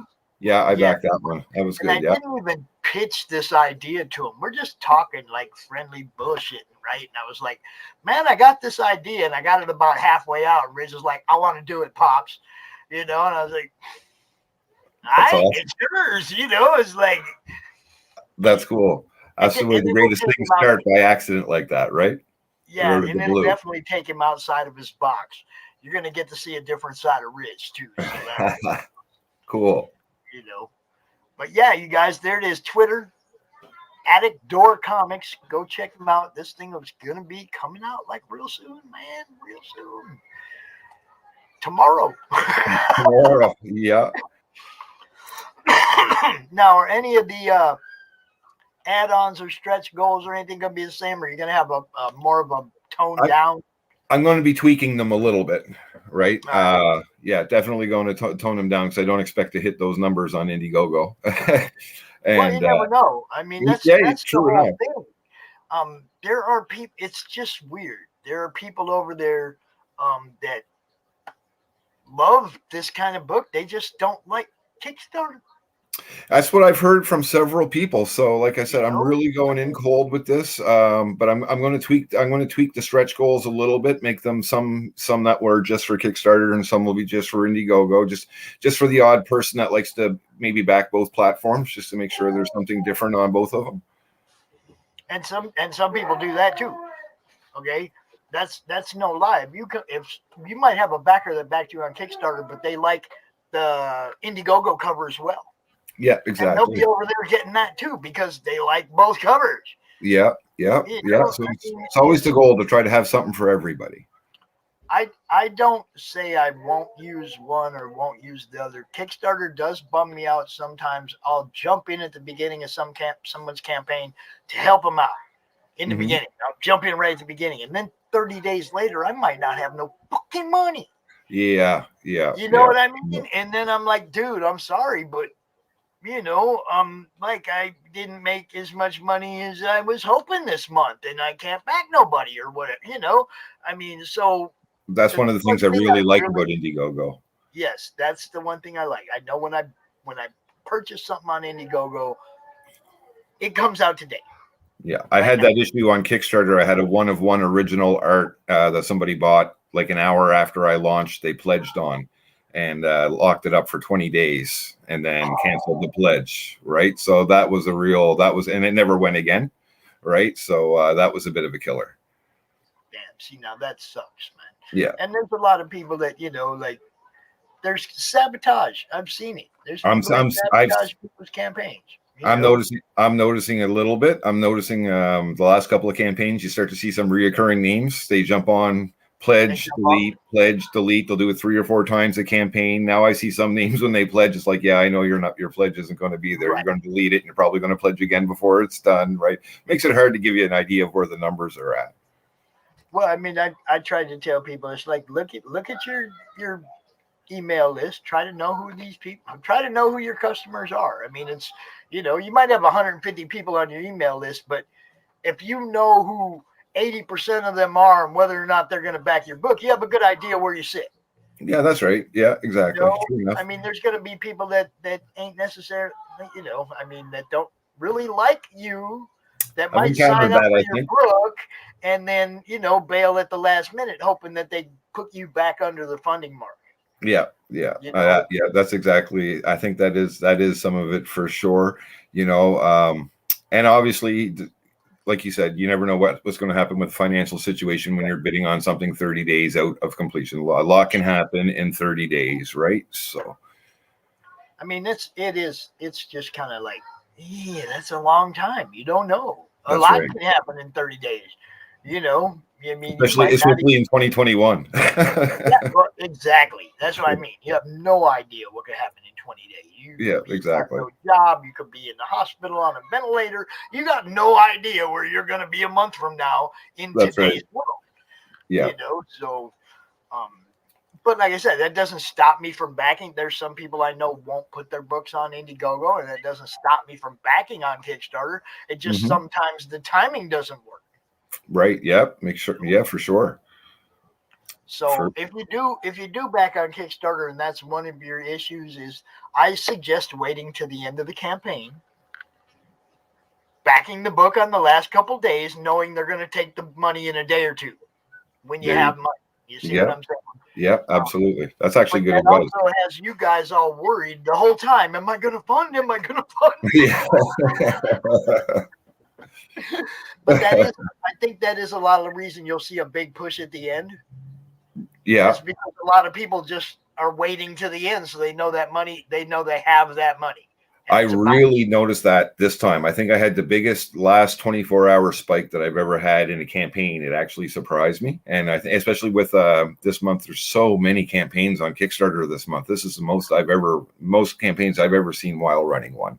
It was nuts. It's like, wow, going into Christmas time is usually when you have the fewest. Yeah. Nobody wants to try and fulfill during Christmas when everybody's sending gifts and the mail's super slow and there's so many aspects. I actually did my last two campaigns were both, or not my last, 2 out of 3 of my last campaigns were during Christmas. And they were both hugely successul. And I think one of the reasons being is because there's such little competition out there. Not a lot of people putting stuff out there at Christmas, right? Right. But what was it like trying to fulfill like the mail service and whatnot? I mean, I'm lucky. I got the first issue. The first issue was a little bit tough, but it was a small campaign, so that was my learning curve. After the second issue, I became friends with one of the post guys, and he has just been so helpful to me. Like, we're friends on Facebook. I message ahead of time. My campaign is done. I'm coming with this many boxes or whatever, right? And it's just, oh wow, it's like the best advantage I could have. Like, really, really grateful. And I would suggest everybody that too. Get to know your local postmaster. I got to know mine over a piece of lost art. That's right. And when you're going in there with a box, an armful of boxes to mail, you know you're not making their day. So try to be friendly and helpful and accommodate them. You know what I mean? And I think that goes a long way. Exactly. If you develop a rapport with your local postmaster, all the issues that you have with the post company can be easily resolved with a phone call to your buddy, the postmaster. Exactly. Yep. Exactly. That guy. I couldn't call dude up cussing him out because we missing a piece of art. I called him up going, "Hey, yo, this tracking number ain't showing me nothing. You've had this piece of art for a week now. That's Where right. the hell's my art at?" You know, I mean, I just gave it to you guys. The only thing it showed on the tracking was that they had took the art and took my money. Oh, wow. A week later, that's all we had. So I was on the phone with dude. I'm like, "Yo, you want to see what's up?" So then they find it, and it's on the truck for delivery in Massachusetts 8 days later. And the dude that is supposed to get to goes, "No, man, mail just came by. He didn't drop it." Oh, no. I'm like, "Oh, no." So I called the postmaster again. I'm like, "Hey, yo, truck just went by dude's house. It says it's out for delivery, but they didn't drop it at his house. What can we do?" He goes, "Oh, well, you can call the postmaster there." And I was like, "How about you call the postmaster there and you tell him that his dude just drove by my boy's house and didn't drop the art off, and to maybe turn around and go back and drop that art off? How about you do that? That's your job, bro." Oh, right on. I was like, I don't know the postmaster in Massachusetts, guy. For you, it's a phone number, and you're somebody he has to talk to. You're official. I'm just some guy he's going to get mad at. Yeah, that's right. Exactly. Okay? You know, call him up, send that guy back to my friend's house, and he did, and they did, and the art got delivered. But that's what I mean. It was like you develop a relationship with these people, so when stuff happens, they know who you are when you call. Oh, that's the comic guy. Here we go. Yeah. Somebody's missing a comic. Like, now he knows. You know, there's Pops. Something's missing. You know. Right on. So it is. Shit, Corey. Yes, sir. Good. You know, I've been following this for a while. Been promoting it for a while. You just keep making sure you send me a banner every time you're doing something. You make sure you drop that link in the madness. Absolutely, so will. See it so I can share it out. And now that you're up on Twitter, man, by all means, you know, just like tweet it out, like tag at Madness Comic. Yeah. Okay, just tag it in the post, and I'll see it. Then I can tag it. Then I can post it out. Tag some people I know.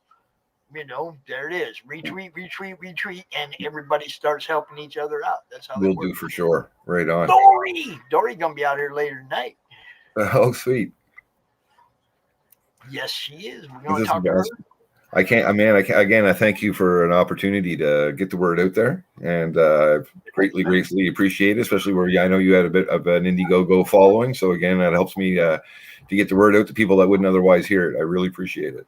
Yeah, well, that's one of the things I've been trying to do since I built the Twitter account was bridge that gap again between Twitter and Facebook. Get some of them Twitter people looking at what we got going on in the madness, what we do, CRoM Con, you know, all this stuff. Absolutely. And it's really helped our growth. I mean, we've grown a lot the last couple months since, you know, people out there are starting to pay attention to what we're doing. And at the same time, people up there on Twitter that aren't aware of what goes on in madness, they see a lot more of it because we share it up there. You know? Okay. I'm trying to bridge that gap again, man, and get people paying attention because there's good stuff everywhere. You know, absolutely. People, you can't just have one guy showing this stuff and one guy showing that stuff. Before you know it, you got 50 people showing stuff, and you can't watch them all. Especially with Facebook, with their weird algorithms and stuff like that. You know, sometimes it's so hard to get the visibility that you're trying for, right? Yeah, that's one of the main things when I make the event post for the con. You know, everybody go hit going or interested or something, help trick that algorithm. If only 5 people say they're going, I got 45 guests. How can only 5 of you be going? Right. You know, the amount of guests I have hitting that one button. You know? Right. Yeah, I suppose that makes sense. Yeah. You know, so promote thyself, y'all. That's part of it. You know? Absolutely. And everybody is getting really good at that. And dude, it's wonderful talking to you as usual. Sign up again for next month is next Tuesday. Okay, we'll get down on that for sure. Not this Tuesday, but next Tuesday. Gotcha. It's Thanksgiving weekend, so I'm not quite sure what we're doing. I know we're doing a Black Friday art auction. Oh, okay. But I'm not sure if we're going to do a 1-day, 15-minute elevator pitch con, or what we're going to do quite yet. I don't know if I want to do 2 days on Thanksgiving weekend or 3 days if we're doing the auction as well. So not quite sure, but we will have sign up next Tuesday for CRoM Con 19, and you are more than welcome to join. Oh, I'll be down for sure if I'm lucky enough to get in there before everybody takes all the slots. Well, you know, that's why I let you know. That's right. Like, you know, this is what time we're going to do it. 2 p.m. Eastern in the madness. That's when the sign up post will go up. Right on. Let's see, what date is that? That is the 9th. November 9th. We'll be signed up for CRoM Con 19. There you go. Cool. Look at that. All right. Good talking to you, my friend. Thanks again. I really appreciate it. Good talking to you as well. All right. You have a good night. And we're going to move on to our next guest. Good night, everybody. Take care. Y'all go check out Sister Mercy. It'll be on Indiegogo tomorrow. Cheers. Thanks. All right. Peace, man. And now I get to play a commercial because our next guest is one of my commercials.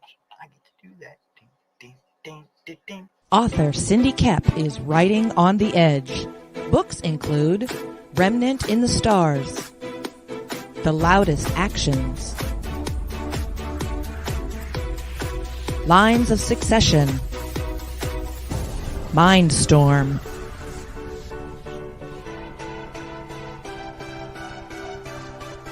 Condemned Courier, the Yerushalayim series, and Animal Eye. Find author Cindy Koepp at CKOEPP.com today. It's Lady J, look! Go, Joe! What's happening? Hello, Cindy. How are you doing? Welcome to HallowCRoM Con. Yay! So good to be here. How you doing? I haven't seen you in about a month. About that, yeah. I've been wildly busy trying to finish the Animal Eye 3 script and approving artwork for the Animal Eye 2 script, and trying out holding tryouts for an audiobook narrator for Animal Eye. Really? Yeah. Yep. Cool. I just got a message. I got a message from Michaela. She just told me about new tricks on YouTube. Did you know about new tricks on YouTube? No. Ooh, we're gonna have new tricks on YouTube. Just cool wait till toys. Next CRoM Con. Lots of cool toys. Oh yeah, I can't wait. Yeah, Michaela, we will talk. We will talk tomorrow, sweetheart. So yes, Dory. Hello, Dory saying hi to Brianna. Brianna saying hi to Dory. You guys should both say hi to Cindy. Hi, Cindy. Hello. So, tell everybody real quick who you are, what you do. Even though we just showed the commercial, I know, but tell them anyway. My name is Cindy Koepp. I write science fiction, fantasy, and game lit, and I make critters. Mostly dragons, but I'm getting into some other non-dragony things as well. Non-dragon? What do you mean non-dragony? Well, I made a bunch of eyes for Halloween, in case you need to keep an eye on your stuff. And some spiders and pumpkins, and I'm making a kelpie, which is kind of a mer horse. And I've got I need to get a griffin pattern that just came out. What's the next? Oh, I've got a phoenix in the works. Do you have anything handy? Anything right there handy? I do. This guy is a commission. Look at Jen that! Thompson made him, or Jen Thompson commissioned this guy right here for a friend of hers. This is based off of the Vincent the Dragon pattern from Hooked by Katie. Wow. Woo. I want one. Somebody bought me one. That is amazing. So yeah, she picked out the colors. We rated my stash O yarn, and she wanted purple and pink, and so I had a couple different versions of pink, so she picked the one she liked. It's coming through much paler on the camera than it actually is in person. It's a very hot pink. That is amazing. And I had some fun yesterday with a different pattern one. There's one that's a celestial dragon instead of a western dragon, so it's got the 4 feet, but it doesn't have wings, and it spirals around and around and around. Just the way that it's crocheted. It's not wired or anything. So yesterday when I was at QuadCon, I would occasionally walk around with the dragon spiraled around my arm and my hand just below his head. And so I would ask people in a cartoony voice, "Hello, do you want to buy a dragon?" And, and jiggle his head. I have mad ventriloquism skills with a face mask on. I imagine I could probably be pretty good too. Yeah. So actually, though, I have found that it's really hard to even attempt it. If you don't have teeth, you have to move your lips. Oh yeah, yeah. There is no possible. You just can't. Yeah. You don't have the teeth to click off of or anything, right? So There's no none of that. The little extra things you hear in speech, they're not there if you don't got teeth. Yeah, that's true. You know. So yeah, cat ventriloquist. So, you had a most excellent comic book. Thank you. Which I own, which is wonderful. But I'd like you to tell everybody about it, because I don't know if everybody really knows about it. All right, well, let me grab my copy right here.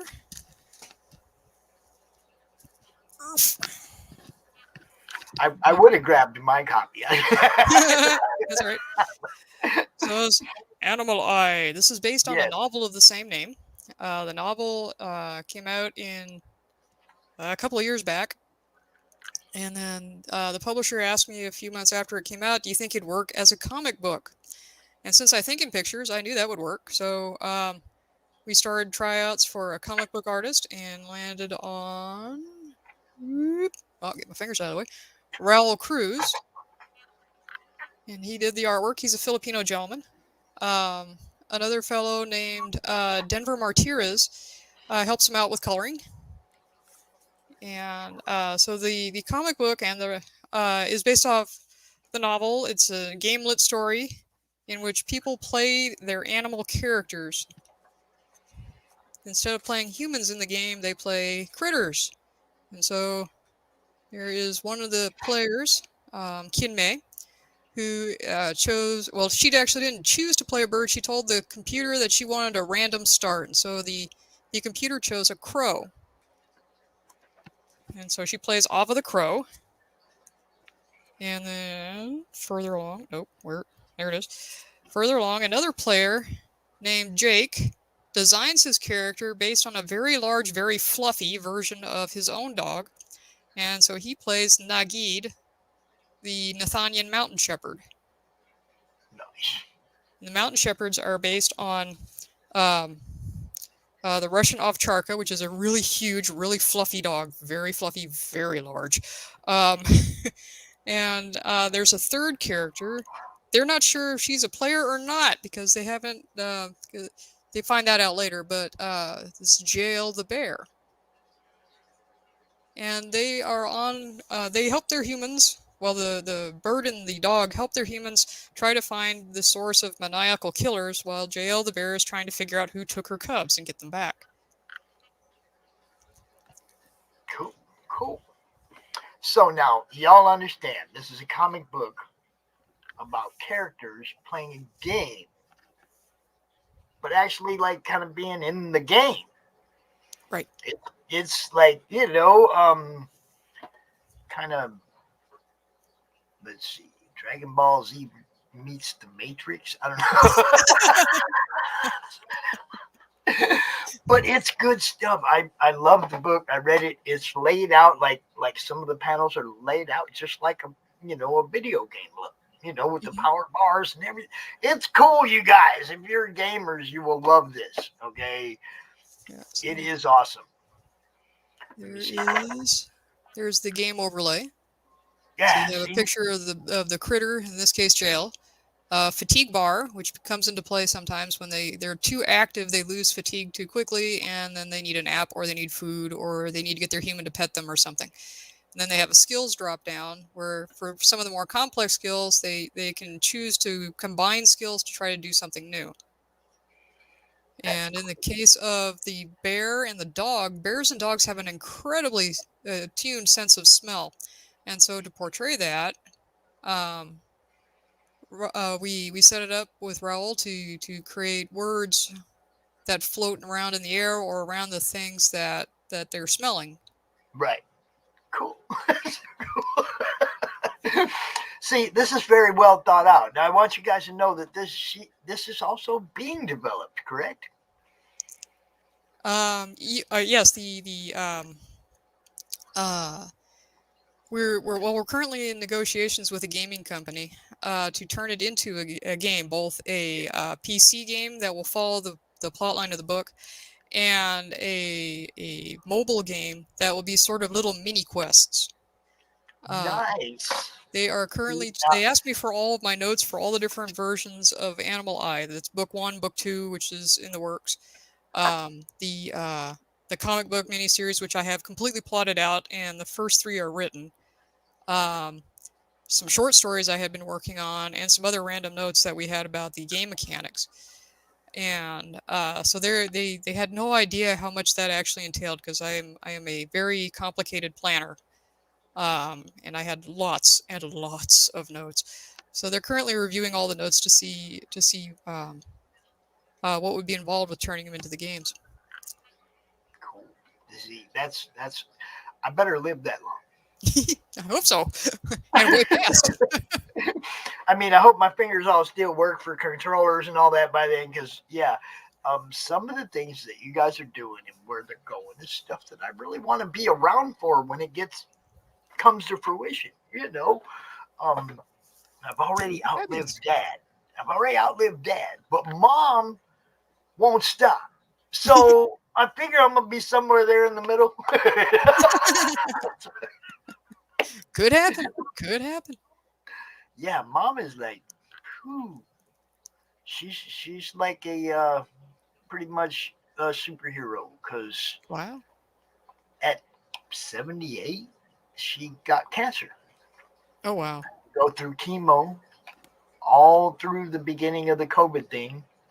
You know, she was going through chemo and everything, and Mom just shrugged that shit off like cancer. Chemo. You know, I mean, she just shrugged it all off and went right back to being Mom, singing in the choir and doing what she, going to the old people's gym, or spa or whatever, all the time, doing all this stuff. She's over 80. Yeah, I ain't done. That's great. Yeah, she's like a huge inspiration at the same time. It's like, man, I don't think I'm going to be able to pull that off. I don't think I'm going to be around that long. And if I am, I damn sure ain't going to be that skippy. I'm already on the edge. She's out there just like doing everything. Like, man, can you slow down? Making me look bad right now. Love my mom. Don't get me wrong. She's good people. But yeah, this kind of stuff, man, is like stuff that's in development. Like Zing's book that's going to be the animated show. Can't wait. Hurry up. Get this done. It's like you guys are giving a lot of us a lot of great stuff to look forward to, but at the same time, it's like, man, come on. I don't know if all us old guys are like, y'all got to hurry up with that.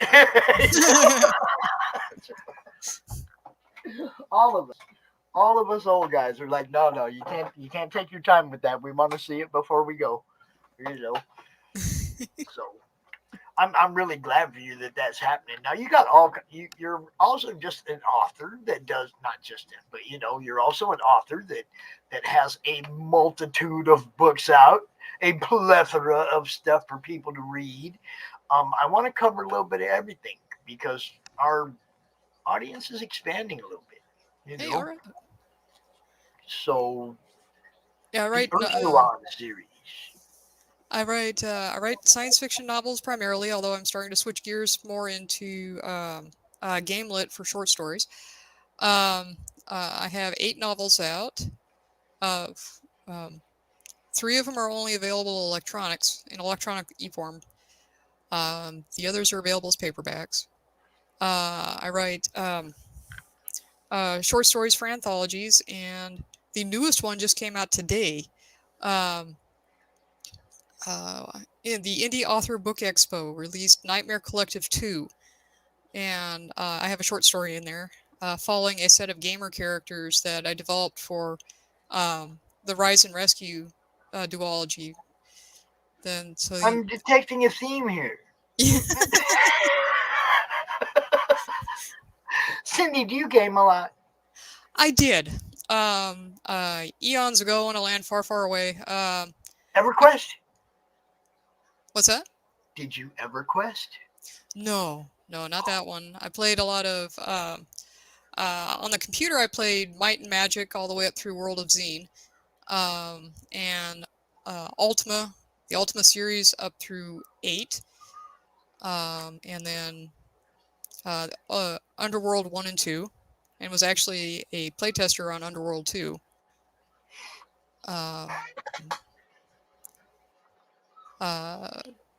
And paper games, I played GURPS, and D&D, and Starfleet Battles. Cool. See, Cindy's a gamer, y'all. That's what I said. I'm detecting a theme. I'm detecting a little bit of a influence sphere there. You know, I love it all, but every time I play your commercial, I'm like, man, I gotta get these books. I gotta read these books. I'm out here and I play a commercial for everybody to go check them out. I haven't. I did back your comic though as soon as I saw it. Yes, you did. Yeah, you were the first backer. Yes, I was, and I'm proud of the ones that I backed first, and especially when they get funded. Then I'm like, yeah, my faith was well placed. Woohoo! You know. Yeah, exactly. I mean, I get just as excited when you guys get funded as you do. You might not believe that, but it is true. I mean, I get just as excited as you do, especially if it's one that I have, some time invested in. And it's like, oh, hell yeah, you got funded, yeah, exactly. And I don't know, people get like, hey, you didn't have nothing to do with that, Pops. I don't care if I had anything to do with it or not. I backed it and I like it and I told people about it. And that's what I do. That helps. That helps a lot. I mean, that's what I do. I don't, there's always going to be naysayers no matter what it is you're doing. There's going to be somebody that's, you can't do it that way. Or they just don't like what you're doing, or maybe have an ulterior motive and they want to do it instead. They're just trying to get you to stop so they can take your spot. Right. Yeah. You never know, right? You never know what somebody's motive is. Just do what you love. I love doing this. I'm going to keep doing this. I also want everybody to know Cindy is one of the faithful supporters of CRoM Con and what we do. She helps us out all the time. And Cindy, I appreciate you. You don't know. But I appreciate all the help that you give the community in general and my works in particular. Dude, for everybody, I love comics, man. Come on, look around me. They're everywhere. I'm gonna promote good, comics and good people that make comics and people that put. All you got to do is put it in front of me, and I'm gonna tell people about it. Mm-hmm. That's what the madness is for. Put your work in front of me so I can tell everybody else about it. And Cindy's work is definitely worth checking out. You go right there, Cindy Koepp, CKepp.com, and all her stuff is up there, including all the little fuzzies and all the cute little stuff that she makes and everything. Let's just go ahead. Do you want to share your screen and pull your store up real quick? Sure, I can do that. We still got like 10 minutes. Let's show people what's available on your website. She also has a Patreon, y'all. I forgot that. Yeah, it's patreon.com/CKOEPP. Yes. She also has a Patreon. So if you're one of the people that likes to jump from person to person on Patreon, it's like, I like the concept, but I don't have time. If everybody I knew that has a Patreon, if I had the time to go look at all their Patreons, I wouldn't have time to do this. Right? I don't have time to read all the content and watch and look at all the content on everybody's Patreon. That's why I tell every people, put that stuff in front of me so I can see it and share it out. Because I don't really have time to go look for it. There's enough of it that lands right in front of me. Yeah, Damian Walren just finished the reboot of my webpage. The way I'm not much of a designer, and I had designed my own first page, and it got crowded and extra busy. And there are a few things I need to tweak, like adding a link to Patreon. Well, he's got the link to Patreon. I need to add a link to my newsletter and other stuff like that. But Damien Walburn just finished this. And so there's a page in here that goes through different slideshows with the books that I have, split up by genre. So they've got the science fiction track and game lit. I think he's got the novel and all the anthologies I'm in. And then fantasy. I just did. It's amazing. I'm just letting you know. It's amazing, Brianna. It's amazing. You know how sometimes your email throws a notification up in the corner of your screen, and it depends on what it is, whether or not you pay attention to it, right? Right. Yeah. I'd seen Brianna's name, so I was like, I better go look. Right. Before I saw that message, I saw the notification for the email, so I had already gone and looked at it. And yeah, it's amazing. It was the right picture, definitely. You're doing great. Love it. Some of this stuff blows me away, Cindy. Some of this stuff blows me away. I don't even remember what style of art she said that she was doing it in, but she asked me to send her a picture. And she was going to do that style of art. And it's like, wow. Yeah, it's killer. Yes. And she lives in Netherlands. Oh, wow. And she just met Mike Jimmy a couple weeks ago at a con. They got to meet. So, you know, that's another thing that I like about the madness is the networking between everybody, and then they go to cons and they meet each other. Oh, you were on the CRoM Con with me in that panel, and they know each other and they do stuff and they work together, and it's like, man, love it. Oh, there you go, pop art or Pops art in this case. She's doing a pop art of me, and yeah, it's great. I can't wait to show it off, but I won't show it off till it is finished. Oh, no, you're good. Me and Cindy, we good. I didn't mean to interrupt you.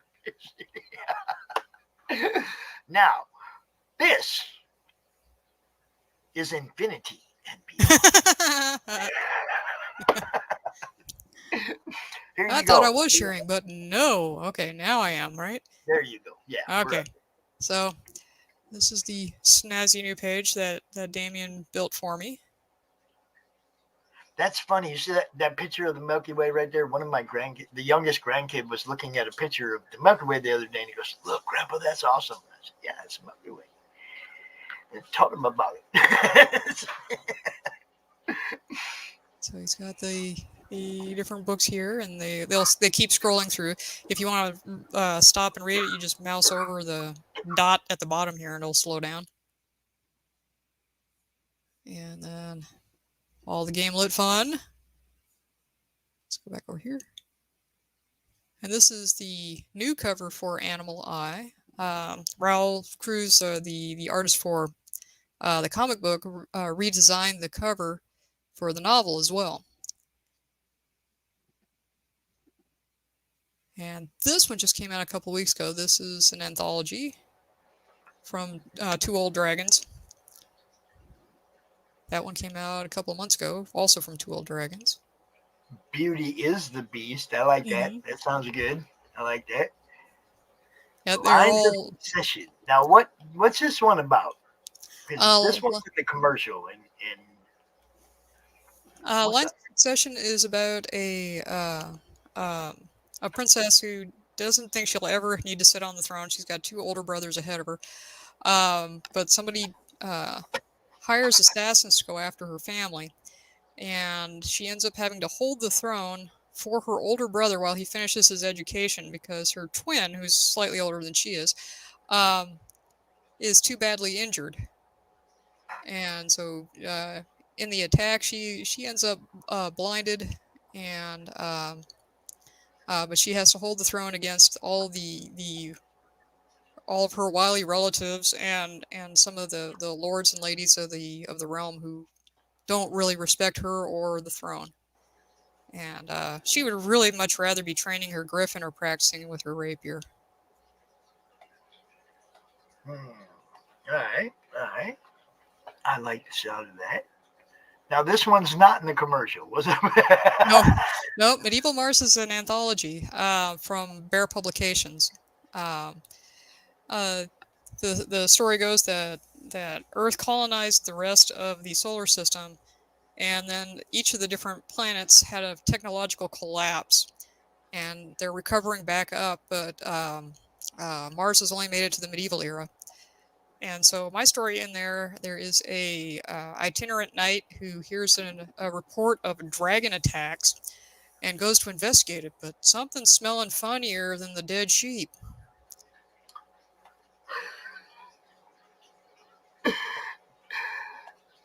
And this is another one in the same series. The stories are not connected, so if you can get Victorian Venus or Medieval Mars, read them independently. But Venus has recovered up to the Victorian era, and my story in there is about an Inuit woman and her sled dogs. They find a badly injured man and have to protect him from nefarious forces.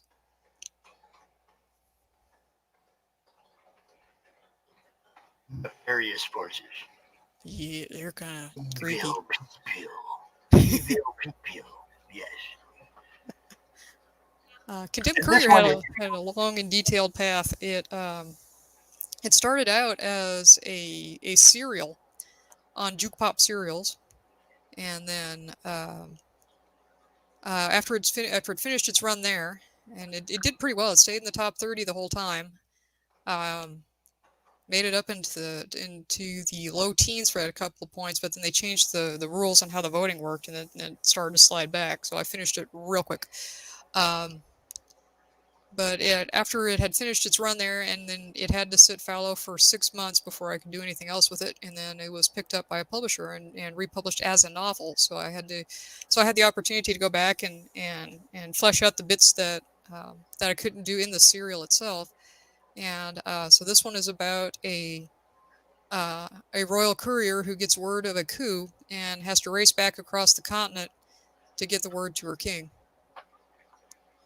There you go. Got it. Hey, shit, it's bad. Yo, help. Here it comes. It's sort of like a medieval Paul Revere. Hey, here they come. Good stuff. Now what? Now these are the Here we go. These are all the little critters. And now, what do you call this style of art? This is called amigurumi. It's a compound Japanese word that means crocheted stuffed animal. There you go. Okay. See, amigurumi. See, I wasn't even going to take a shot at it. I was just going to ask her because I knew there was a Japanese word that she used for these, but I didn't know what it was. Oh, shut up, phone. I told you to shut up earlier today. Yeah, most of the patterns were commercial patterns that had a note in there that you could sell the products for attribution. So as long as I tell people where I got the pattern, I can sell the stuff I make for it. Some of them I designed myself, like Nagid the dog and Ava the crow. And come on, flip, you can do it. Flip, there we go. Jail the bear. Nice. Those I designed myself because all the patterns I could find that were commercial were restricted for selling the products. I was like, well, that's not going to work. And I designed the burbs myself. But the rest of them are patterns that I found commercially. Cool. Some of them I tweaked, like that one. I didn't like the way the face looked, so I tweaked the face.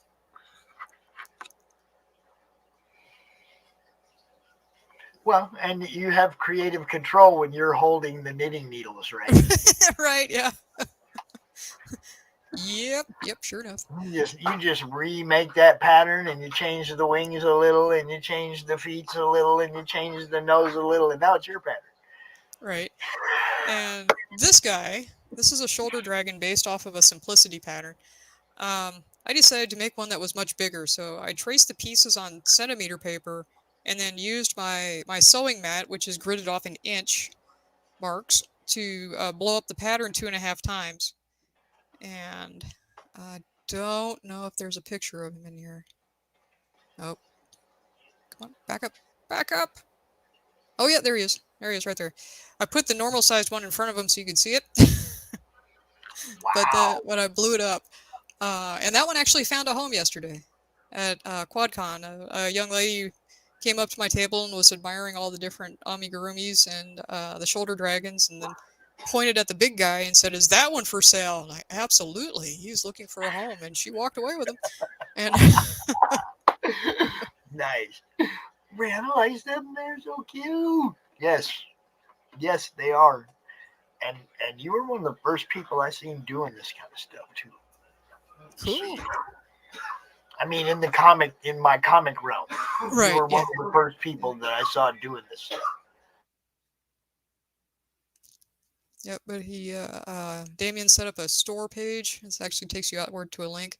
The really big ones, the back dragon and the huge monster size shoulder dragon, those I can't sell through the store because we calculated the shipping, and believe it or not, it cost $1,100 to ship that thing because the box is so huge. And so if you want one of those, you'll have to either meet me at a show or did we'll you have to say set up 1,100? Well, how much money did you say? 1,100. I was like, wow, really? I thought I had to have entered the number wrong. So I went back, zeroed everything out, recalculated. Yep, came in 1,100 again. Like, good Lord Jesus, Mary, Joseph, I would and the call the boys. postmaster and I would say, "Are you guys high? What are you smoking? It and why doesn't don't you cost share?" that much to send to somebody a computer, and the box would be about the same size." Right, yeah. And less weight. Mm-hmm. Yeah, because it clocked in at 12 pounds. And part of that is what I stuffed it with and what I made it with. Vinyl is heavy. I mean, really heavy. Yeah, but I mean, like a computer tower doesn't cost that much to ship. Right. And it weighs that much in a box that size. Well, no, the shoulder dragon would the big monster size shoulder dragon is 4 feet long and about 18 inches high. It don't like bend a little bit. No, not when it's made out of the vinyl. The vinyl won't squash. Oh, okay. I'm going to make one out of just regular broadcloth because that pattern's big enough. I can do a proper seam allowance on it, so fraying shouldn't become a problem. So I'm going to do one out of broadcloth, and that should squish. Yeah, I was gonna say, bend that tail around his legs and right, yeah, stuff him in there. yeah. If I make it out of broadcloth, I should be able to vacuum the air out, and that will squash it down. That is a crazy amount, though. Now, yeah. Geez, now look, my friend sent my golf bag to me from Phoenix. Wow. FedEx or UPS, one of the two.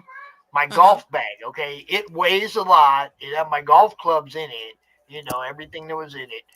It's 3.5 feet tall. It's, squared, 16 by 16. It didn't cost $1,100 to ship those. Yeah. I don't get it. My little brother runs a coin and collectible shop here in Des Moines, and he said that he thinks he could do a better rate through his business account. And so when I get a broadcloth one made, and we can see how small of a box I can put it in, I'll recalculate it using my brother's business account and see if we can get it somewhere south of $100 or so. Cindy, you told me that your music, your love of music goes everywhere from Mozart to Metallica. So you asked for the best. You got the best. The death metal hero. What's up, Pops? How you doing, brother? Peace out, everybody. Love it. What's up, brother? Thanks for having me on, man. Appreciate it. Bet. Cindy, this is Luke. Luke, this is Cindy. Hi-oh. Nice to meet you, Cindy. Good to see you. Look. Thank you. You guys. Oh yeah. Just for everybody that says I never put the hawk up. Wow! Look at that. A full 11 inches. Thank you. Wow. Oh yeah. Impressive. Gotta be a special occasion, but yeah. Hey, there he is. What's up, Jason? What's going on? Hello, Cindy. Hey, Hi-oh. Pops. Love the hat, bro. Thanks, man. Group. Thank you. Yeah. Hat Club. See, I Hat don't Club. look Get it good right. in hats, so I just had to create a giant mohawk. It works. Yeah. That's what works for me. Takes its You place. still Yeah. characterize the melon, and that's all we ask. Exactly. It accentuates. It adds the length. Yeah, accessories. Yeah. It's that'll cost $1,100 to ship that mohawk. So, yeah. Man, seriously, when I have to drive with this thing up, literally got to lean the seat back and drive like this. And in my car, I kind of have to tilt my head to the side in order to fit. Yeah, it makes it difficult to drive places. But yeah. That is awesome. Hello, Dory. What's up, Doris? Hey, Dory. Yeah, feline. Feline. Yes. Hello, Cindy, beautiful. you are more than welcome to hang out with these crazy guys. You don't have to. I pity you if you choose to stay. I mean, I really do. It's. I think I'm going to drop back into lurker mode. Okay. Go back to work. Make some more of those cool. Yeah, those are awesome. I saw those. Those are really cool. Yeah. Yeah. Yeah, my aunt made my whole family Yoda ones. Little Yodas. Wow. Yeah, little baby Yodas. So yeah. That's awesome. It's really cool. That's fabulous. Yeah. Now, did I say it right? Amigurumi. Amigurumi. Right. Yeah. I will get it right one day. Amigurumi. Yeah. It's like a cookie. Cindy, Delicious. thanks for coming out. I love you. I will see you again next month, I'm sure. For sure, yeah. Yeah, thanks for hosting the adventure. I'll catch up to you later. It's good meeting you. Good to see you. Cindy. Bye. Take it easy. Thank you. Bye. Y'all go check out Cindy Koepp or CKoepp, CKoepp.com. All her stuff is right Do there. it. Yeah. The books, the comic, everything. Get it all. Yeah. Yeah. I love seeing these forward multi-pronged to the game. approaches. Like, comics aren't just the only thing that they're doing. Like Right. different forms of multimedia and stuff like that. It's great. Well, it Love seeing expands everything to be like, oh, well, these are cool little yarn creatures. Oh, there's a comic about them. Oh, that's cool. Like it actually crosses the streams. Yeah. And then the game, as I was telling her, you got to hurry up and develop this game because I'm like invested in the comic now. I'm invested in the story, and I want to play the game. Right. Yeah. There you go. know? So, yeah. It's just a way of branching out and getting people interested. Like Luke said, cross pollination. You plant the seeds everywhere, and then if somebody doesn't like the one thing, they might like the idea you had in the other format. So yeah. And that's another reason that I branch out to all the other podcasts that I find that are comic related. I met Cindy through the Rising Tide Network. That's You awesome. guys know Brian K. Morris, the Rising Tide Network. No, not familiar, but unfamiliar. Yeah, but I mean that's what I mean. It's like I watch all these streams because I'm trying to find these people to bring to the show and to the madness. What we do, because there's a lot of us out there that love this shit. That love comics, love good stories. I mean, even people that don't even read comics, people just love good stories. People love good novels. Right. And if you can get a good story in a comic book, so much better. You got look pictures. at Trent Kanuga's what he has the monk, the monk guy. I can't remember. I'm blanking on the name for some reason. Twilight Monk. It's a book, but with like illustrations as well, like every other page almost. So, but he's also a comic artist. He's also a game developer. So people, he's lucky to work in those fields, but still, it's all. It's also kind of an uber nerd. Well, yeah, and exactly. He loves all this shit too. Yeah. He doesn't just make it; he loves this shit. So he's working on a Twilight Monk game. He's got the Twilight Monk book. I mean, I'm sure I'd love to see a comic book of Twilight Monk, and I'm sure he would love to do one if he had free time. So, but it's once again, if you're able to do it, do it. And if somebody's not interested in the game, but they really like the character, they might read the book, but even though they're not into comics, it's a great idea. Oh, absolutely. If you're able to do it. Absolutely. I mean, and multimedia. Like somebody may not be interested in a comic, but somebody. Can you hear me? Yes. Okay. Thought my mic went out. Somebody might not be interested in a comic, but they might be interested in a tabletop game because that's what they do, and they love a good story that goes along with the game. And then they're into the game and like, oh, you know what? I want more of this world, this story. So I'm gonna jump into the comic book, or vice versa. People really like the comic. They're like, oh, you know what? A game with this concept would be fucking cool. So I'm gonna jump into the game. That cross-pollination, because we all don't just like one thing. When we like stories and comics, we like movies, we like TV shows, we like games, music, all this stuff, music. We like stories, but those stories can translate out to other things as well. It doesn't just have to be a comic book. Right. You know. Yeah. Look at Wolverine Blues, the song Wolverine Blues.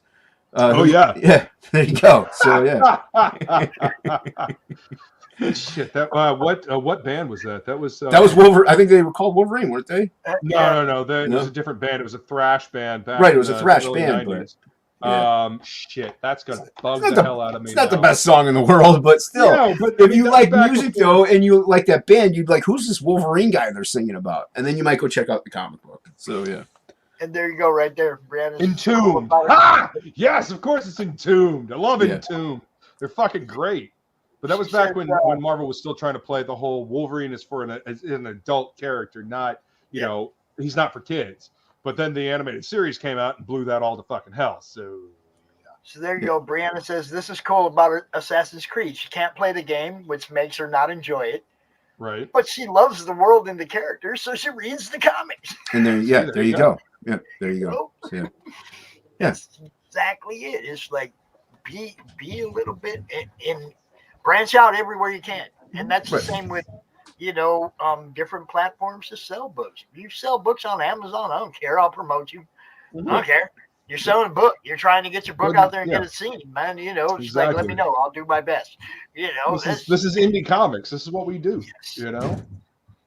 Yeah, and it's not even just comics anymore. I'm promoting authors now and artists that don't do comics even now. You got fine artists out there and everything like that. That just love to paint and like they'll go on YouTube, like they'll Bob Ross it. They'll go on YouTube, and they'll do a painting. They'll interact with chat and stuff like that. So but they'll also intermingle with people like us. And it just like look at Shay. Shay loves to paint, and I know she's going to do a comic anthology, but she loves painting. She loves doing watercolors and everything like that. And she has her own YouTube channel. So it's that great creative experience that what Luke and I really love, and that's what we kind of infused in like our channels. So No, it's about the love of creating good content. I mean, I was on Twitter and I saw Deadwood Dale was like, well, would you guys watch this kind of content? I was like, dude, more important question. Would you watch that kind of content? Exactly. Make the kind of content that you would read, that you would watch, that you would enjoy.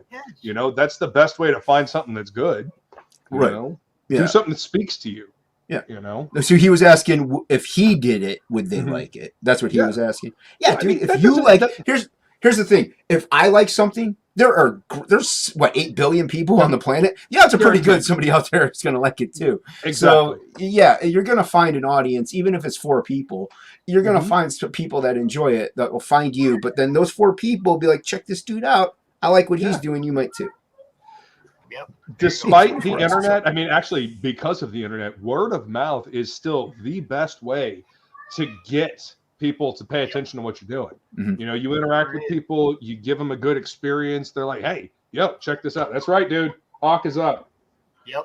All full 11 inches of the It's hawk. Halloween, of course it is. Yeah, Special occasion. yeah, that's right. He did that for CRoM Con, y'all. CRoM Con. Walking down the street in my 6'0", in order to drive. Yeah, I did nothing for CRoM. I didn't do anything. Despite no. Dude, actually you did because now I know Before we go any further, hang on. The reason why I have the hawk up is due to the efforts of Flying Feline. I just want to point that out. She came over and she helped me out because I'm not going to lie, the back part of the hawk is a little difficult when you're trying to do this and like hold your arm out 11 inches and blow dry this shit. Fuck no. Yeah, we love the feline. Special thanks to my lovely Flying Feline. We bow. And for those of you who don't know, Jason today is Dimebag Darrow. I wish, my friend. I was thinking of dyeing this pink at some point just as a joke, but no, I more or less look like here. Hold on. The Pantera hat. I'm just saying. I look more like Anthrax. What's his face? Scott Ian. I look more like Scott Ian. Yeah, because I'm bald. Unfortunately, I don't have the hair dyed in. But I just need a razor maybe, or even the singer from Damage Plan. Phil now, as far as Pantera goes. What's that? Phil's kind of gone bald. He just shaves his head. That's all. Well, yeah, but he's got inrows down there. There's inrows? Oh, there's inrows. So at least I think there is. Hey, if anyone says I look like Philip Anselmo, I'll take it, man. That's a compliment. Right? So, yeah. It's cold. Hold on one second. But Well, yeah. So yeah, the I reason why the did a Hawk thing is up is last- thanks to that I beautiful, don't know if lovely you guys lady saw right me there. last night or not. Cooper? Yeah, is Alex Cooper? Yeah, Fuck that's yeah, cool, man. Nice. Still love And Nice. the night before, I got told Tommy Chong, Jerry Garcia. I heard it all. You just say yes to it all. Yeah. Like, Yeah, yep. I was like, yeah, whatever works. Yeah. But when I did the Cooper last night, we had some kids come to the door, right? Mm-hmm. Like as a group, right?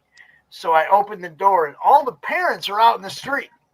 All the kids are up here and they're like, who are you? Who are you? All the parents are going, Alice Cooper! It was great. That's good. Yeah. Oh yeah. At least somebody knew who I was. Yeah, exactly. Oh, there goes Pops. There goes Pops. No more. Accidentally hit the back button. Yeah, he hit the back button. The press came for him. You know, It happens. There he is. Hey, welcome back. Newsflash, not only am I getting a new tower, I'm getting a new fucking mouse. Yeah, dude. My mouse, I left click. Sometimes it'll double click. So when I close Windows out, it'll boop, and I'm like, oh. Got these stupid things on the side where your thumb is. So I you hate move those. it to the No, I don't have that It's kind of a mouse. supposed to make it easier, Pops. You're supposed to be able Yeah, to use that. You know, well, I mean, you know, if you have like a It little is all the muscle way to spasm you. or something like that, you know, your thumb taps it. You know. All you got to do is try to move it to the right. As soon as you move it to the right and hit that side of it, boom, it's clicking. Yeah. Oh yeah. Yeah, mine doesn't have the Be able side to move buttons. the thing. Yeah. Jeez. Yeah, mine doesn't have the side buttons, but if I hit the left once, sometimes it'll just automatically double, and there goes me out of the stream, and I'm like, ah, crap. Yeah. I don't know what you're talking about, Rich. What? Did What I is he miss saying? it? Lisa I don't know. Tucci did what? Lisa Tucci didn't do anything. Lisa I Tucci don't know do Lisa, what? Lisa I don't know. Tucci. Well, let me see. What? Who's I Lisa don't- Tucci? I don't know. It's related to Billy Tucci? That's what I'm No, assuming. it's she's a friend of Rich's, but I don't know if I missed something. I don't- Okay. No, okay. Oh, I'm talking to Lisa. Thank Yeah, you. see? Thank you. Yeah. What's up, 24? Yeah, 24 eyes. Hi, Welcome, sir. everybody. What's going on, 24 eyes? Yeah, and Brianna. Welcome. Yeah. Yeah. Entertain those parents, man. Yep. Yeah. Hey, Cindy. Hey, Cindy, what's Hey, up? Cindy. Cindy's so cool. She's been a very avid supporter of what we do since the beginning, since I very first met her. It's like she's kind of like Frog G in the morning on the rising tide. It's like she's dropping everybody's links. Nice. You know, I Awesome. mean, she's like that kind of person. She's one of them. We love them. Yeah. That's cool. Yeah. Yeah, it's nice to have those kind of mods and people that help support you. Well, you're trying to, you're supporting them, but they're also supporting everybody else that you can't have on at the moment. So it's always nice to have those mods. Yeah, everyone mod the frog too, by the way. Hail Frog G. Yeah, that's the good thing about social media is it allows us to connect to people that are on the other side of the fucking country, other side of the fucking world. You know? Yeah. You know, I wouldn't have the like my buddy Chubb, Mary Boys. Yeah. I'm so excited about the next. I would not have known about Mary Boys if we didn't have the internet. No. I wouldn't know Commie Mark, I wouldn't know Charlie's London, I wouldn't know any of these, I mean Bancroft, maybe, hockey. Bancroft. Yeah, we become great exactly. friends with hockey. Yeah. Exactly. I wouldn't know any of these people without the internet. So that is the one good thing about the social media Right. is that it allows us to interact with people that have, similar interests from across the world. Right. That's what it should be used for. Unfortunately, we as people have a tendency to bitch about things unrelentingly. Yeah. But I mean, choose to focus on the good. Yeah, it's like I tell everybody, like if they look at my Twitter feed, all you'll see is comic book stuff, like promotions, my work, sharing out other people's things. There's no politics. There's no drama. There's no, because why? I don't care. I want to promote art. I want to promote creativity, and I want everyone to just, let's get together, man. Let's get together. Yeah. Try to have fun. That's all I'm trying to do. Right now, I hate the Beatles. Anyway, That's okay. yeah, I'm There's not a so many Beatles people fan. that I have was done- singing the Aerosmith version. So Yeah, Oh, there's so okay. many I don't like people them that have either. done that. The Brothers Johnson did that too. The Brothers Johnson did a remake of that too. I don't know who they Everybody's are. done I know the remake of Brothers that, too. Grimm. I don't know who that The is. Brothers Johnson is old school Motown. Oh, okay. Funk, Here come like, old flat dude people. slap the bass. He's one of the best bass players. Slapping the bass. I mean, Slapping the bass. it's a funky little song. Why not? I like funk. Yeah. I'm into the funk, man. Yeah. Funk metal bands are fun too. Oh I mean, yeah, dude. That's what Sugar Ray used to be before they, before they got a record deal, and then the record company's like, "Yeah, we'll put out your first album, and then the next one, we get to tell you what you make." Yeah. You know, Well, if you want to make listen to Sugar Ray's second album, you can clearly see where they had like the first 6 tracks written, and then the studio came in and said, "This is what you're going to do for the next 6." Yeah. Like Lemonade and Brownies, kids, go pick up Sugar Ray lemonade and brownies. You won't even recognize Sugar Ray, and then go buy some lemonade and some brownies. No. No, the album name is Lemonade. Well, can't you buy some lemonade and brownies on top of it too? Sure, why not? There you go. All right, Okay. party for everybody. Mm-hmm. Yeah, there you go. Yeah. Y'all looking at me like, you crazy motherfucker, Sugar Ray. What the fuck are you talking about? Oh yeah, I won't buy it. I'm sorry, I'm not going to go pick up Sugar Ray at all. Ever. You don't even have to go buy it. I mean, No, I'm not going to listen to it. YouTube. My ears will burst into flames if I click it on iTunes, YouTube, whatever. My fingers will explode, and my eyes will melt. Okay, and I can't. I'll say this: I would rather listen to Sugar Ray's Lemonade and Brownies than anything Slipknot has put out after Iowa. But that's your personal taste. That's because the production is too tight. No, that's because Slipknot lost that fucking visceral edge that they had when they were hungry. Well, everybody does, man. Everybody does. Harder than everybody else. Everybody still managed to keep some kind of edge to them. Disagree. I think That's why I like because Chad's Zach. an edgelord. Disagree. That's why I like Zach. Ain't nobody telling him what to do. That's right. Yeah, Zach Wild. Zach, I'll give you Zach. I'll give you Zach. Ain't nobody telling him what to do. He goes and does what the wants to. Right. And as they all should. Fuck yeah. Did you see Zach that Wild. video with him in the fan for the meet and greet? And he walks up and he goes, take the mask off, man. And then he turns to the rest of the people waiting in line to take pictures and he goes, no masks. He's going, look, I got gonorrhea, I got syphilis, I got herpes, but I ain't got no cooties and I ain't got no COVID. And he walks back over to the camera. It's an honest man right there. Yeah, that sounds like something he'd say. Yep. It's funny because I went and saw him at a acoustic show at Gibson's in Tempe, Arizona. And, like a small venue, like 150 people maybe. And I'm with my friend Becky, right? And she's a woman. We're waiting in the line for the bathroom so she can go to the bathroom, right? Before the show. And you know how the ladies' bathroom line is. It's long. So we're standing there waiting and some dude walks by and we're not paying attention. We see the back of him as he goes by and she goes, woo, somebody smells like a French whore. Zach turns around and looks at her and he goes, after about 10 minutes up there, you'll be damn glad I smell like a French whore. That's right. Under the hot ass fucking lights. Performing? Yeah.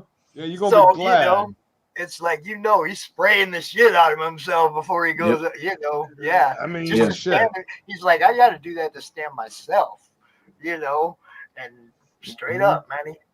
Man, I've seen him just go crazy. Walk across the tables of the bar to the bar. For a long time. On the stage from table to table to the bar and stand on the bar just ripping, and it's like, man, come on. That's what rock stars are supposed to do.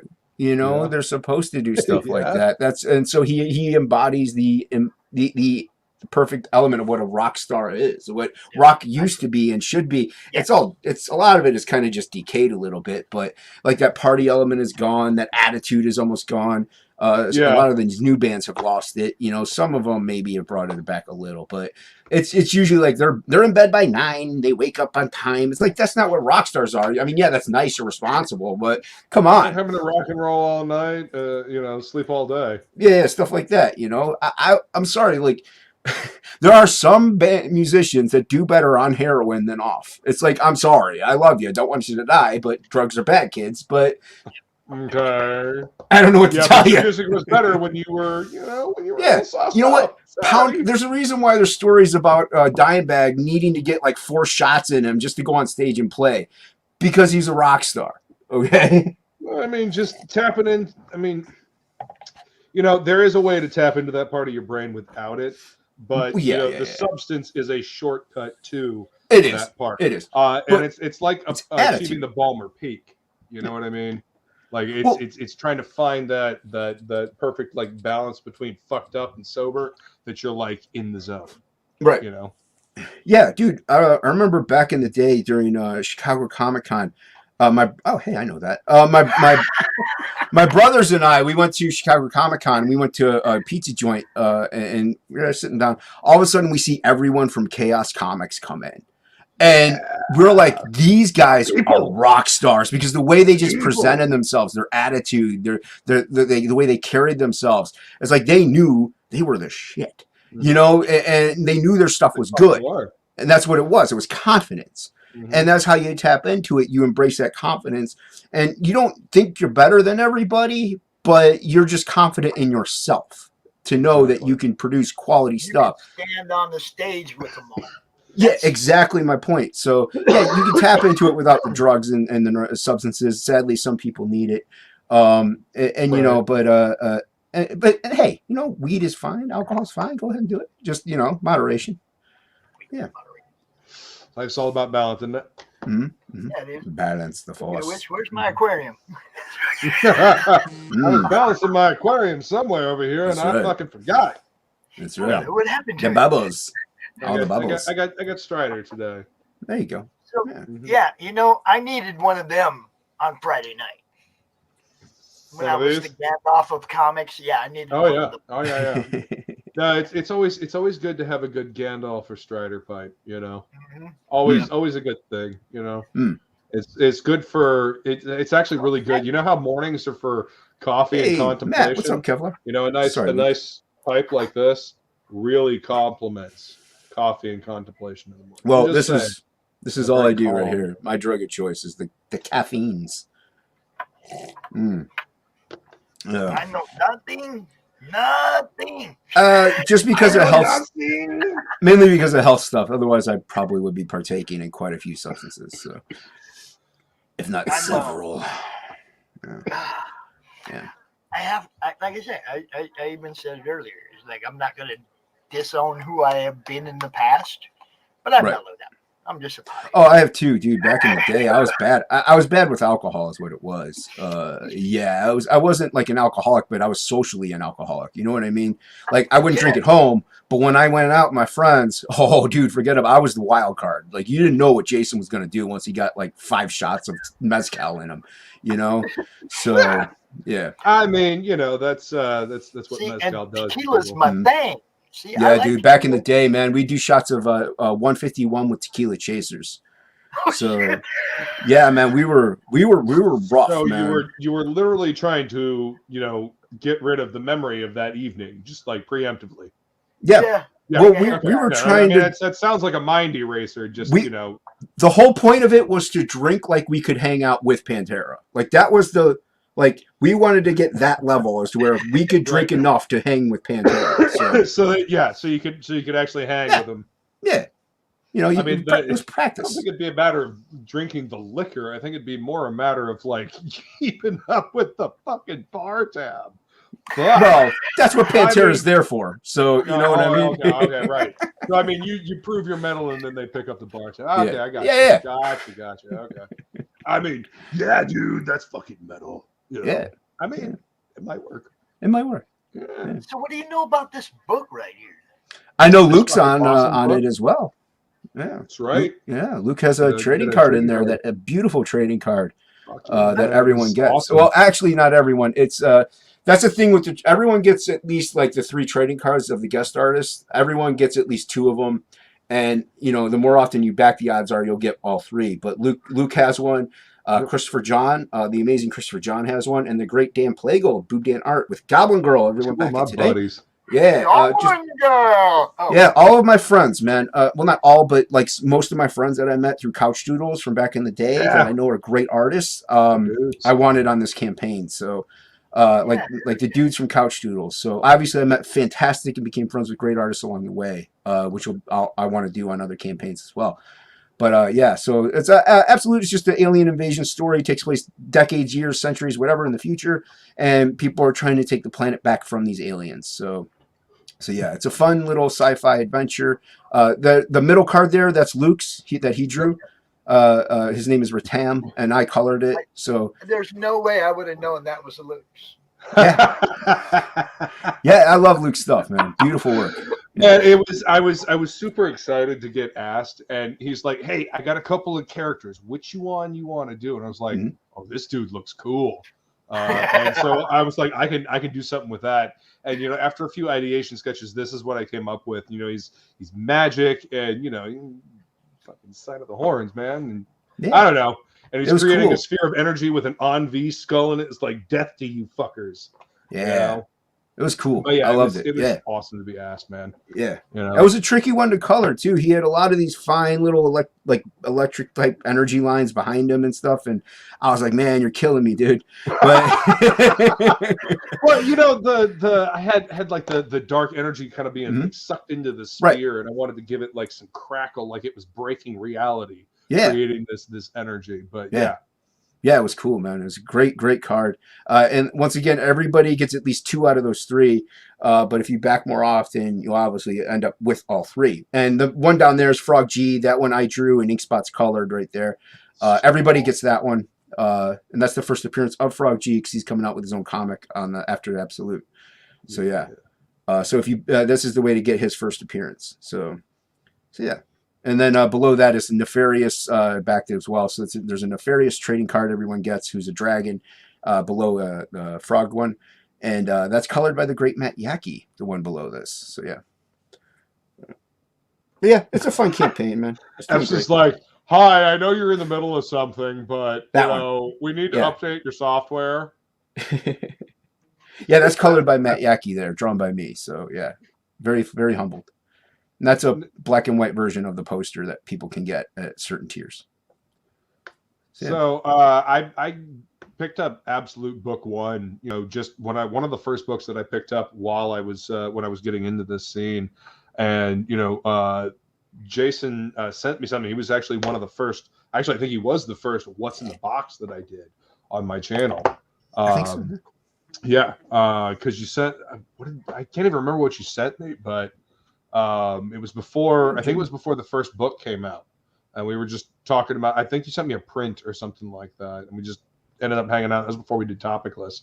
But I said all that to say, you want to pick this up because the story in Absolute Book 1 was really good. It's a snappy pace, and I mean, it's Jason. Look at the fucking artwork. Even this creepy little fucker down here with the rat face, yeah, and the chains. I mean, look at this. Like, the story was awesome in the book, so you want to pick this up because you can get Book 1 and 2, and knowing my co-host for Topicless. Once he fulfills everything and everybody's got, all the damages taken care of, he might just eradicate the rest of the books, except for like a small little cachet.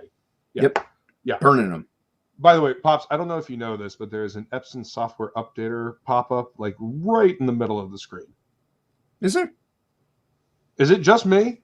Oh, nope, that's me. Sorry. That's my computer being an asshole to me. Sorry.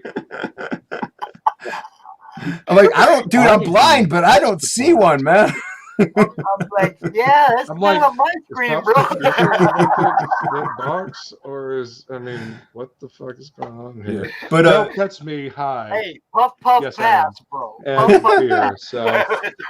But yeah, no, as Luke was saying, you can get Book 1 with this as well. And there's a tier, but you can also add it as an add-on if you want. So yeah. Yeah, right up here. There's no, seriously. The combo. The combo is the second book, but both covers. Oh, okay. So you could save money that route, but you can add Book 1 as an add-on. There's Book 1. That's the original cover for Book 1. And the Book 1 that's in this that you can get, it's the first printing. It's not a second printing.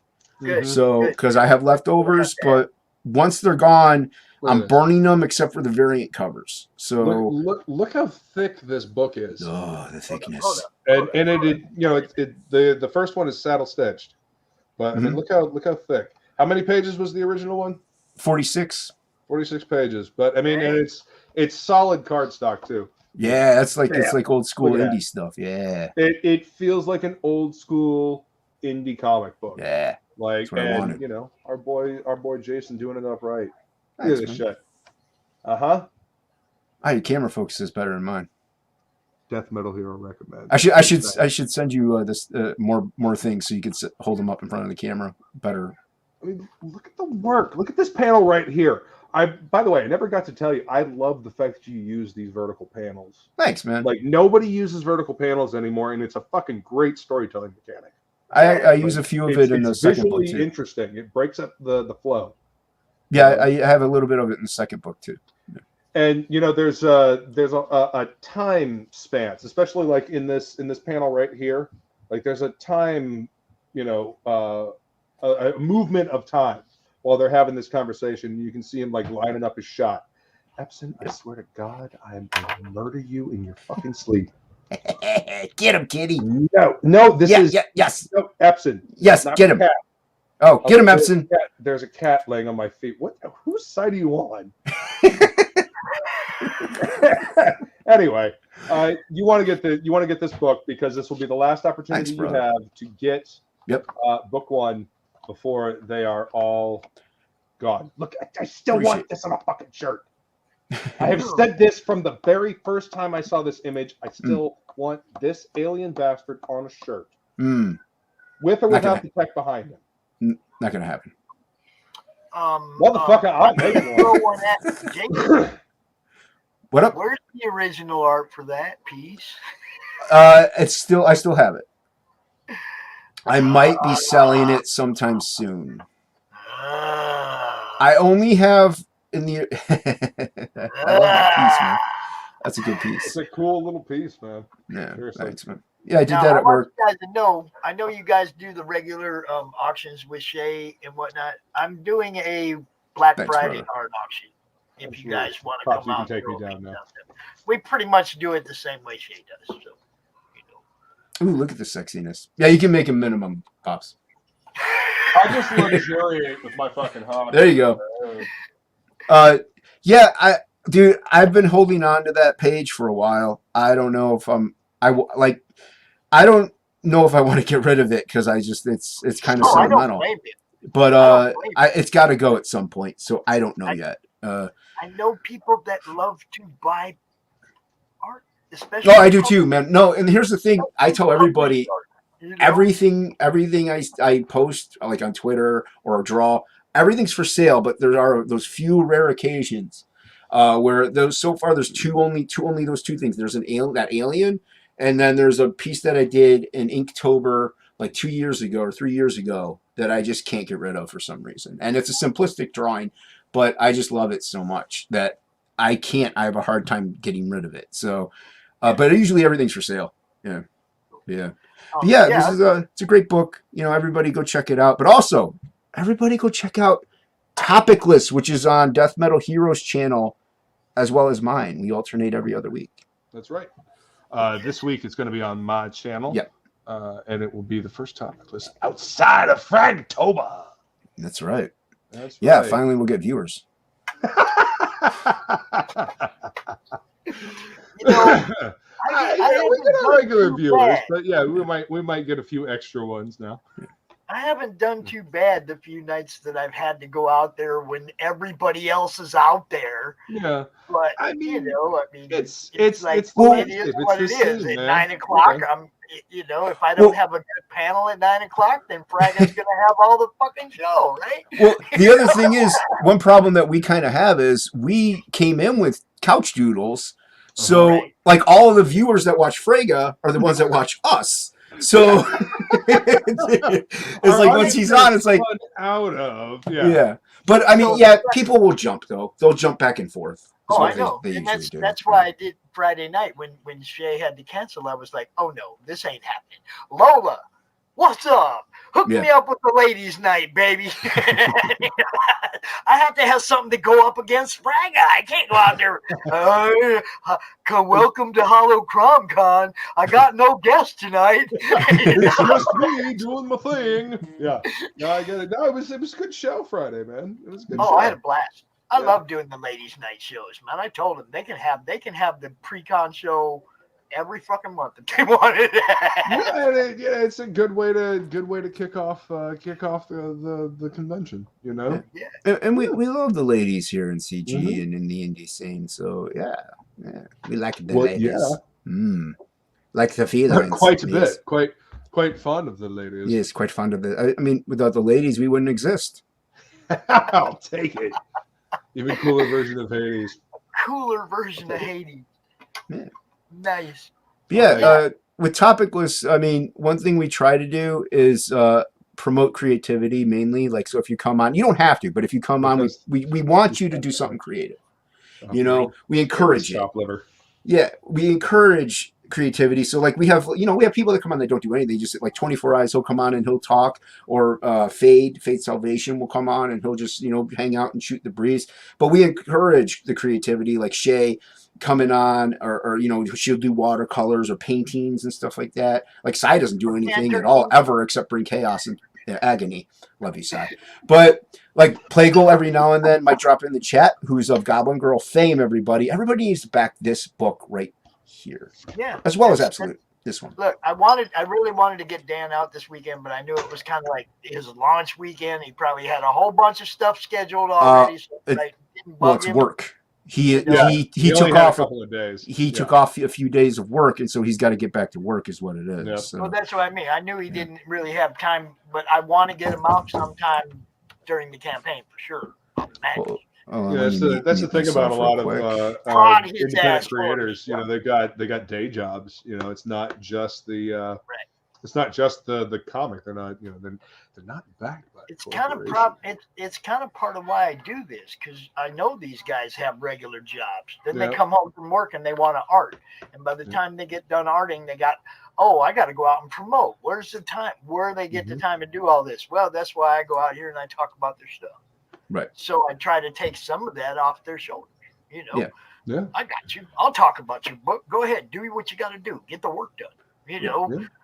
I'll promote the hell out of it. Yeah, and the good thing is we need channels. Yeah, exactly. But with Goblin Girl, what's great is also you have there's like Matt Six Bar and Billy Basketball on it. So if Plague's working, Bill he's coloring it, so he can jump on like the Monday night stream with Peter Simetti, and he could promote. He'd be like, everyone go check out Goblin Girl, which I'm coloring. Plague's there, blah blah blah blah blah. Matt Six Bar, when he's on streams like Frega and stuff like that, he's gonna promote Goblin Girl because he's on as well as Rock and Roll Ninja, which is a great book, everybody should buy it. But he's going to promote Goblin Girl because he's the letterer on it. So it's great to have these heavy hitters on there, as well as people who can help you promote that actually also have stuff out there. Like Billy's done stuff for Shane Davis.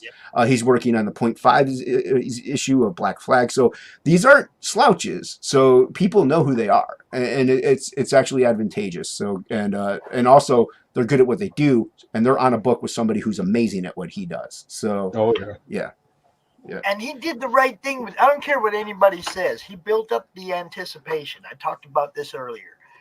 Look, sometimes it doesn't hurt to have that pre-launch out there for 3 or 4 months, because the more people that hear about it, sometimes you build up anticipation. They can't wait till this thing launches.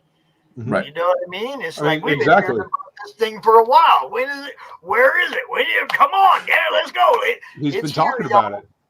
Again, it goes back to that whole word of mouth thing, right? Yep. Because we all know Plague. We know Boob Day. He pops up in the chats. We see him hanging out. He launched on his channel, and he was a good part of the way funded by the time he went on any other channel. Yeah, he launched pretty early too. He did in the morning. So morning for his time frame, but and also like it's weird because it was tragic, but also fortunate. Like he lost his mailing list because he ran out of time, so he had to do another mailing list, which gave him more time, but it also hyped it up even more. Like it's because how long was it that not only were we just talking about it, like about Goblin Girl Friend? First off, the friend thing caught on like crazy, like wildfire, and everybody knew that's from Goblin Girl. That's from Dan. And then on top of that, people that didn't know that it was from Goblin Girl were doing it, and then they find out. That's what it's from. Right, and then they'll see like Frog G promoting it, be like, everyone go back Goblin Girl or sign up for the Goblin Girl Friend. And everyone's like, oh, that's where Friend is from. And then they'll sign up for Goblin Girl. So it was this weird anomaly. Goblin Girl is a weird anomaly that just, like, it was a fortunate accident that helped, I think, the campaign in the long run. And also it helped Plague fine-tune more pages and really tighten things up. And it's a beautiful book. It really is. Is a perfect example of why word of mouth is the best advertisement. Mm-hmm. Yep. Because, you know, he didn't have to spend anything on advertising. He went on shows, he did his thing, showed up. This is what I believe this is what Melone means when he says build your audience, you know. Yep. You know, be out there, be connected with this scene, talk to people, and then build content, have your streams. I mean, because Plago's done, you know, the epic, you know, 8, 9 hour, 10-hour streams. Yes, you know, that's and that's something fun to go. I mean, know what that's like. Right? I mean, nobody. It's hard to go back and watch a whole thing like that, but I mean, to skip through and see different things. I mean, and to be a part of it while you're just, you know, to have it on in the background or like to sit in on. I mean, I drew an entire Goblin Girl piece while I was hanging out with. Yeah, which you can get as a print on this campaign, as well as a piece that I've done as well. So it's funny because I've gone to sleep when he's been on and woke up and he's still on the same stream. Yep. Like 5 hours later, you know. Yeah, I mean, to be fair, sometimes we worry about our boy Plagle and sleep, but I mean, you know, he's a functioning adult. Yeah. So yeah, he's doing his thing, you know. As long as he gets sleep eventually, you know, it's all right. We got to take care of him, you know. And I know everybody knows him as Boob Dan art, but honestly, look at that black and white. There's some amazing detail in that. Beautiful work, beautiful grays.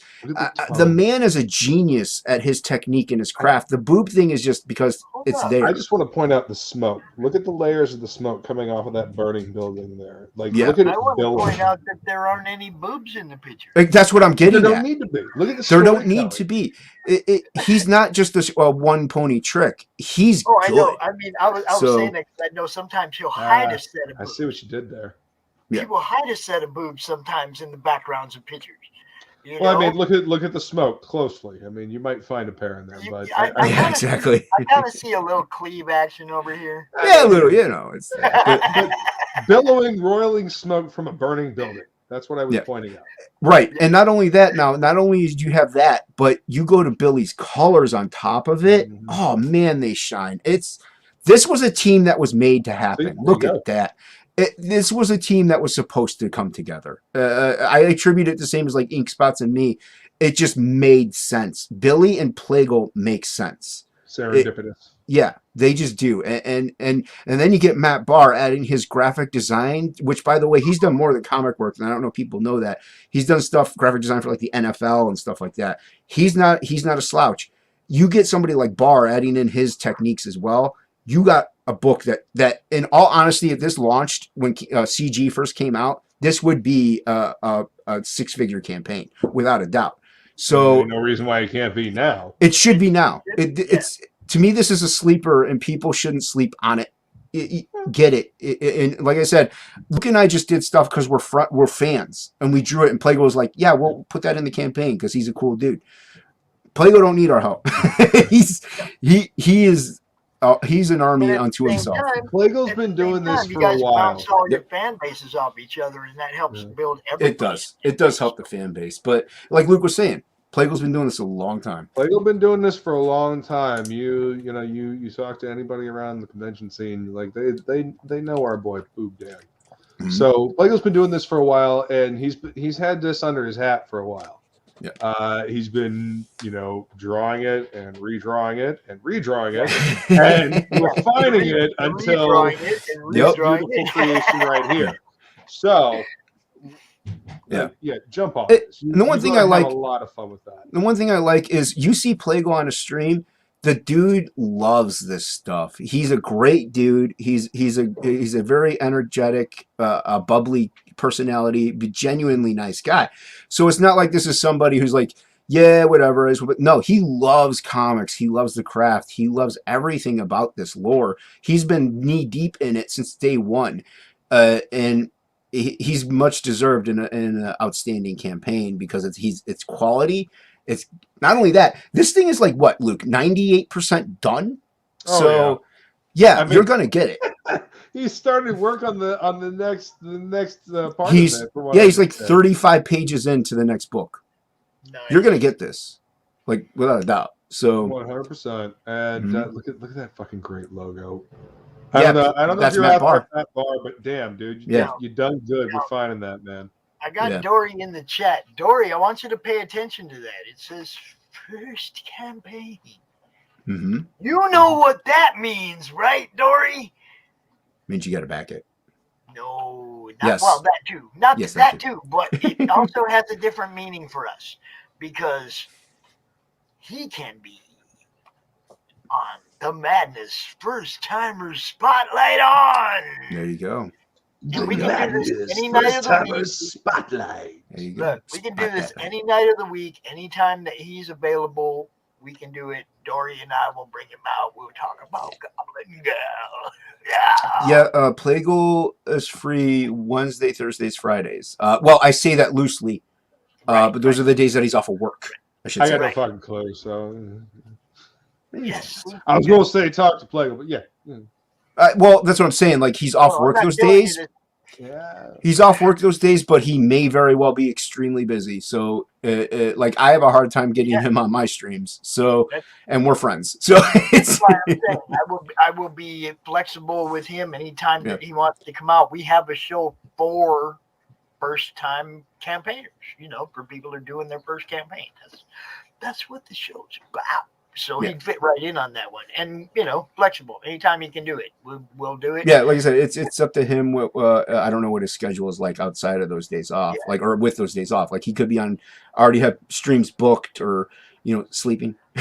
So and this was my whole point. If we have to record it in the middle of the night, I'll do that for him and play it tomorrow. yeah, there you go. Yeah, hit him up. I will make sure that he gets time. He's one of the people I'd like to talk to when he's on Shay's stream, when he's on you guys' stream. I like. Well, like I said, Plague's a nice guy. He's very fun. he's fun. He loves to have fun, is what it is.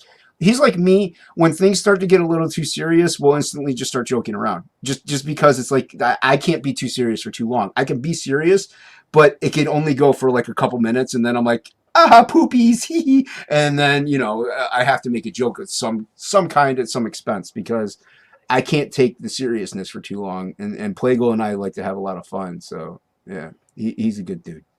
Yeah, solid man. Well, he loves comics, Yeah, dude. He's doing this because he loves the medium and he's got a story to tell, which is the reason why you should do this. Not only that, he's got 423 stories to tell. The man, I think, has drawn like 6 books in the time he drew Goblin Girl on top of it. So he's a beast. Yeah, he's somebody to look up to when it comes to speed and talent and quality. So, yeah. 79 backers, 26 days left. Already That's funded. crazy. Ain't got to stress on that. Just get out there, check it out. When you get some money, drop it right there. Yeah, well, I get mean, that featured too. You like comics. You know what this reminds me of? I mean, it reminds me a lot of like Battle Chasers. It reminds me a lot of Danger Girl. That energy that was part of like Cliffhanger. Mm-hmm. I don't know if any of you remember that. I mean, Jason's not in his head. I think he remembers that. Pops probably. I remembers that. have him. But that creative energy that was around Cliffhanger with this bombastic, fun artwork.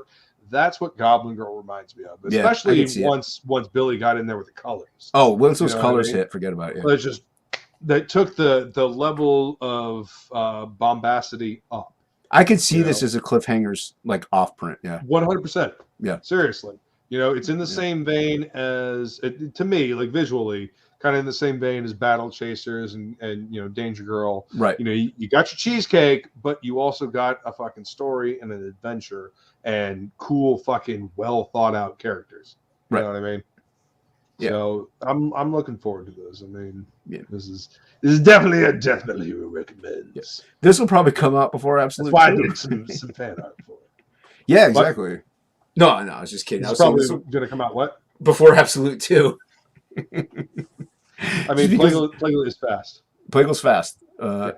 like everybody said it and it's true, but that's not the only thing is that he's also good. So that's what makes all of us artists really hate him so much is that he's so fast but so good on top of it. It could be one thing if he was fast and bad, then I'd be like, yeah, okay, whatever. But it's like I can't draw better than this dude at the speed that he's doing it.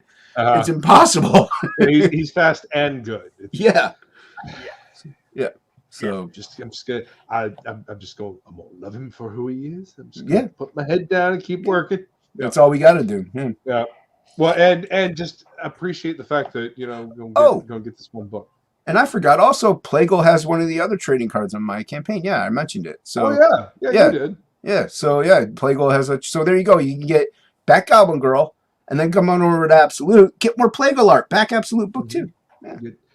Get that trading card. Yes. Get my art here. Come back over to Absolute Book 2 and get my art over there. Get Luke's art here. Go over back Absolute Book 2. Get Luke's art there. That's right. It's weird how all these things come together. Everywhere. And then when Luke comes out with a book, get my artwork there. Mm-hmm. And Plagal's. And Chris John. And Christopher John's. And look at this guy. And with any luck. Slow and horrible. Jim, shut up. Shut up, Jim. Jim, shut up. Yeah, no, he's not wrong. Yeah. There's nothing horrible about his work. No, he's saying he's unlike slow and horrible, fasting. Fast good. And good, slow and horrible. Unlike me.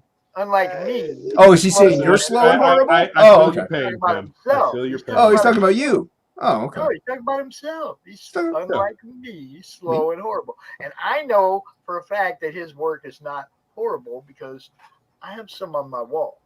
There you go. So yes, I will pull that trailer up for you, Feline. I will do that. Pull up the trailers. All of them. We can play that. Do it, friend. Yes. The Absolute 2. Oh, mine? Oh, I didn't know it was mine. I thought you were talking about Goblin Girl. Well, we can play that too, but she wants this is a direct request. I cannot deny a direct request. If you must, you must. I don't have a book trailer, but I can bring up my channel trailer that I made. There you go. Yeah, bring that up, dude. I kind of start talking right away in the very beginning of this because I screwed it up, but it happens. I didn't give a little couple seconds before I started talking. First rule of editing: leave a couple seconds. Hey, what do you want from me? Hey, what do you want? I'm a one-man show. What's your pony here? What do you want? Mission guarded and probed by the Envy Horde to reveal the secrets of the Tumulti and secure their position as the ultimate species. Will they survive? Will the joining of 2 new heroes help them overthrow malicious Envy overlords? Will their heroics save the planet? Find out on the epic conclusion to Absolute. Yeah. Back it, friend. Back it today. Back it now. Back it Back it twice. Back it 3 thrice. times. Get all the cards. All the cards, friend. All the cards. You get 6 cards so far with this, technically. 7 if you get the Absolute Cyborg trading card. Oh, you want to go with the Absolute Red Valkyrie trading card with the last campaign. Mm-hmm. If you're lucky enough to have it. Hi, I'm Lucky. Hi, my name is Lucky. Hi, I'm Lucky. I'm Lucky. Well, I mean, that was back that was back when I was first getting into the scene. I saw the book and I was like, oh shit, that looks fun. Yeah, it is fun. What's going on right now? You want I'm trying to figure that out. What's happening? Where am I? Got me, friend. What's going on, man? All right. Shut up. Christopher Johnson? He's not here, man. Christopher Johnson?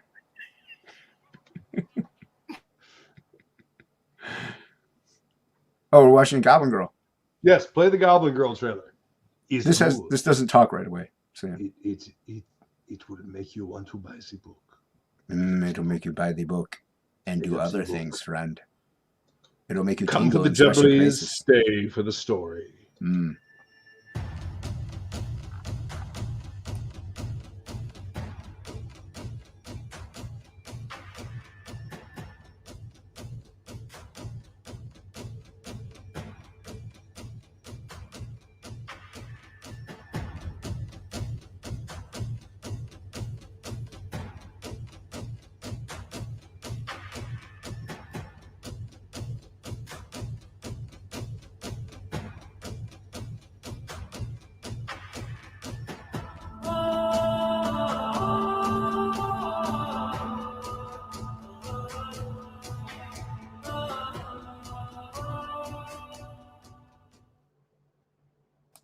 There you go. Beautiful. Just a tasty tease. The tastiness of Goblin Girl. She tastes so good. You want that book. Seriously, You want Death the Metal Goblins. Hero recommends. Yes. Unhinged Entertainment recommends. Oh, did I not share the audio? Is it playing? Oh, there it is. Got it.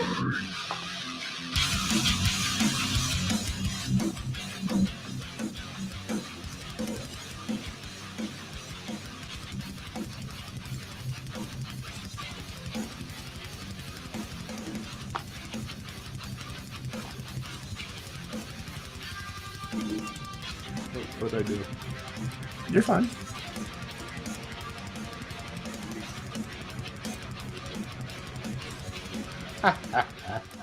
I can internet, I swear. No, I mean it was fine. Yeah, it's all right. Yeah, it's kind of like topicless. You know, you screwed up. Yeah, basically. Yeah, that's the way. It wouldn't be like promoting anything. I couldn't hear it. I forgot I had YouTube muted, and in my attempt to get a tab that I could unmute. Nice. Between the two of us, we're just like handling it. Hey man, I don't have any kind of promo for my channel, so It's only there forever. Yep. I don't have a promo for my channel. Well, I figured since I was unveiling a new logo, I would make a new channel trailer, because my last little channel video was just me and the mask doing the testing 1, 2, 3. Oh, because gotcha. I got that in the mail from Wish, mind you. Nice. And I figured I'd use that as my intro to the new trailer. Yeah, I don't have it. You guys Yo, what's up, Peter? Greetings. Do you know that guy?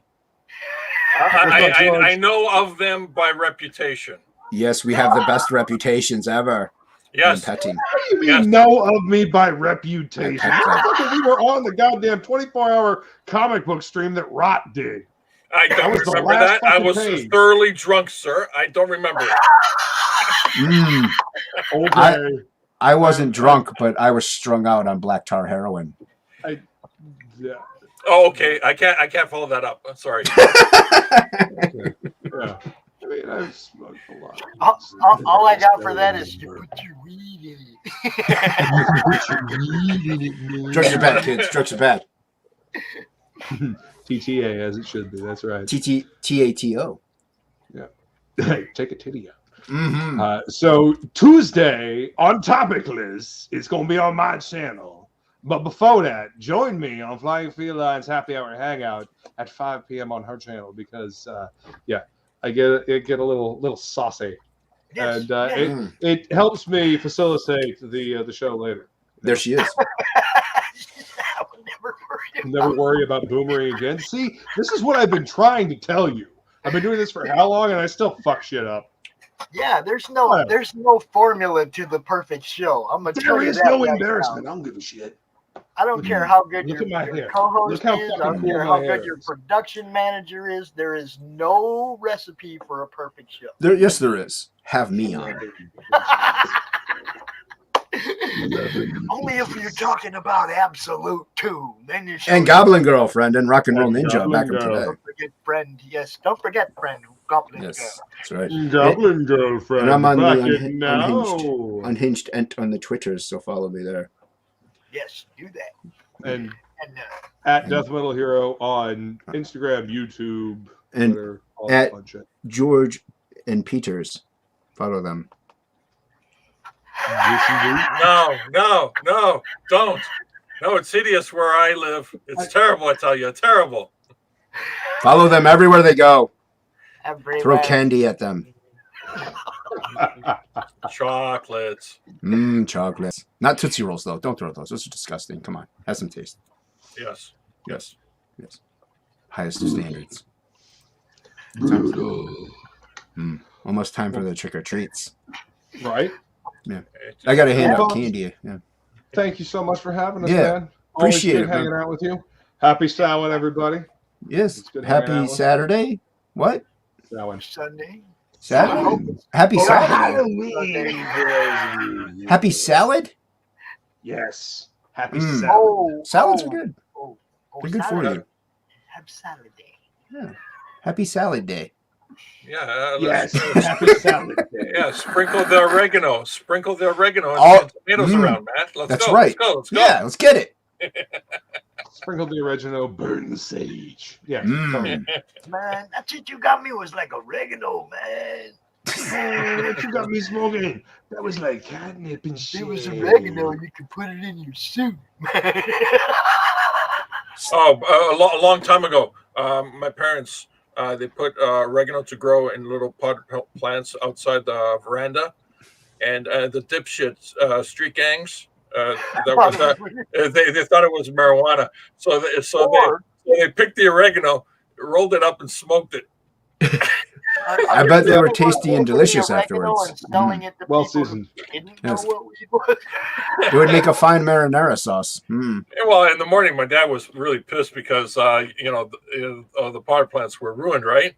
Mm. And when I found out like a day later that the local street gang was they smoked the oregano, I go, you bunch of solid dipshits, man.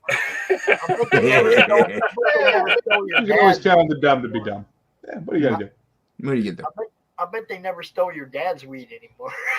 His weed ain't no good. Don't dig his weed, man. It's terrible. I say. I don't know why they're Hispanic, but whatever. Yeah.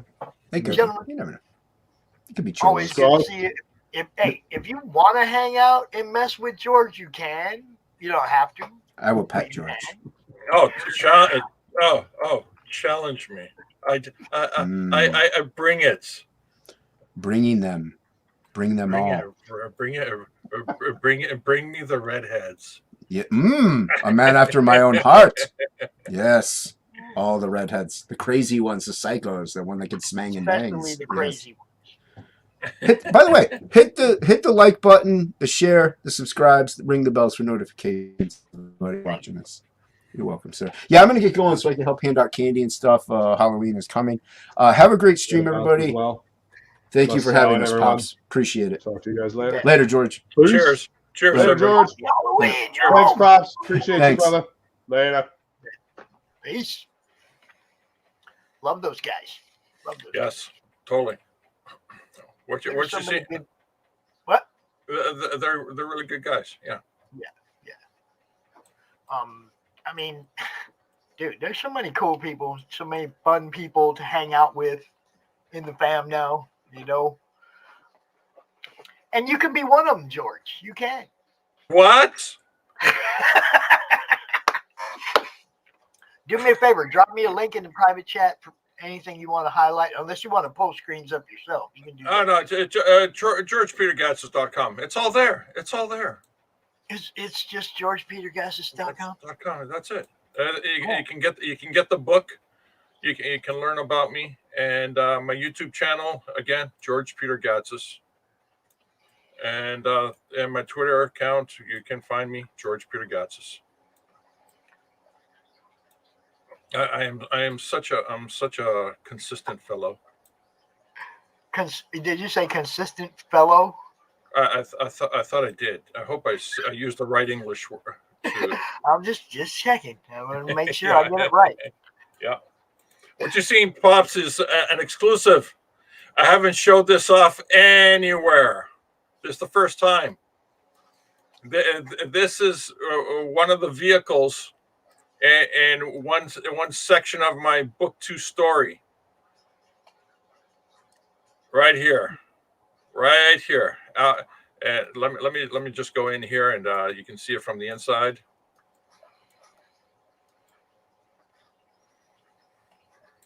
This is also back. It's saving. Give me a sec. Auto save. You gotta have it. Oh yeah. Everything right here. It's all the individual pieces that make up that make this up. And that's the back right in here. You can see. Let's just zoom in here. Are you gonna make these? No, this is in the story. This is. I know. I'm just thinking about. Will I make it? I don't know. I'm not sure. This is a major prop in the story, and it's exclusive here, Pops, only for you. First time, y'all. See, First I time. still need to get me something. I need something that's like, a little video thing, a little gift that's madness exclusive or something. You know what I mean? I can't just, that don't work. I need something that says madness exclusive. Dum dum. I do like to eat popcorn. Here, share my screen. This will be much better because it doesn't. It shows you much clearer. Zoom in here, right through the glass. Boom. And there's a major part of the story, and it includes this vehicle. Oh, and this is the steering wheel, of course. The chair.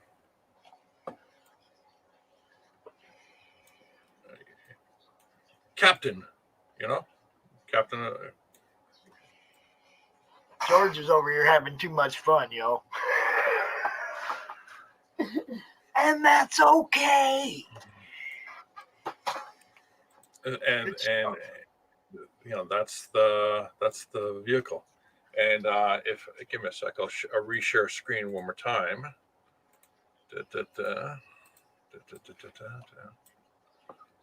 I'm going to my website to where is it? Share screen. There we go. And this is the website. This is where people have an opportunity to get the oversized books.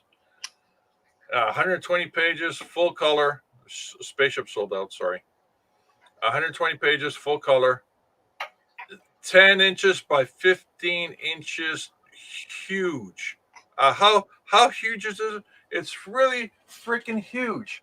In fact, it's so big, I got a sample here. Let me pull it out.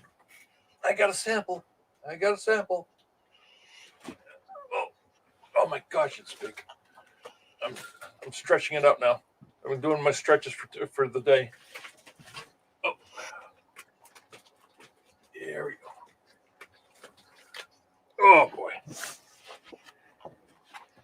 All right. Yeah. So, what was I saying is, it's huge. You get 54 trading cards if you like, original arts, and the books, or all together. This is book 1 and 2. This is some artwork in the panels. This is the cast inside the book. Which you know what? I'm not going to show you that because I'm going to show you the actual book, one of the actual books.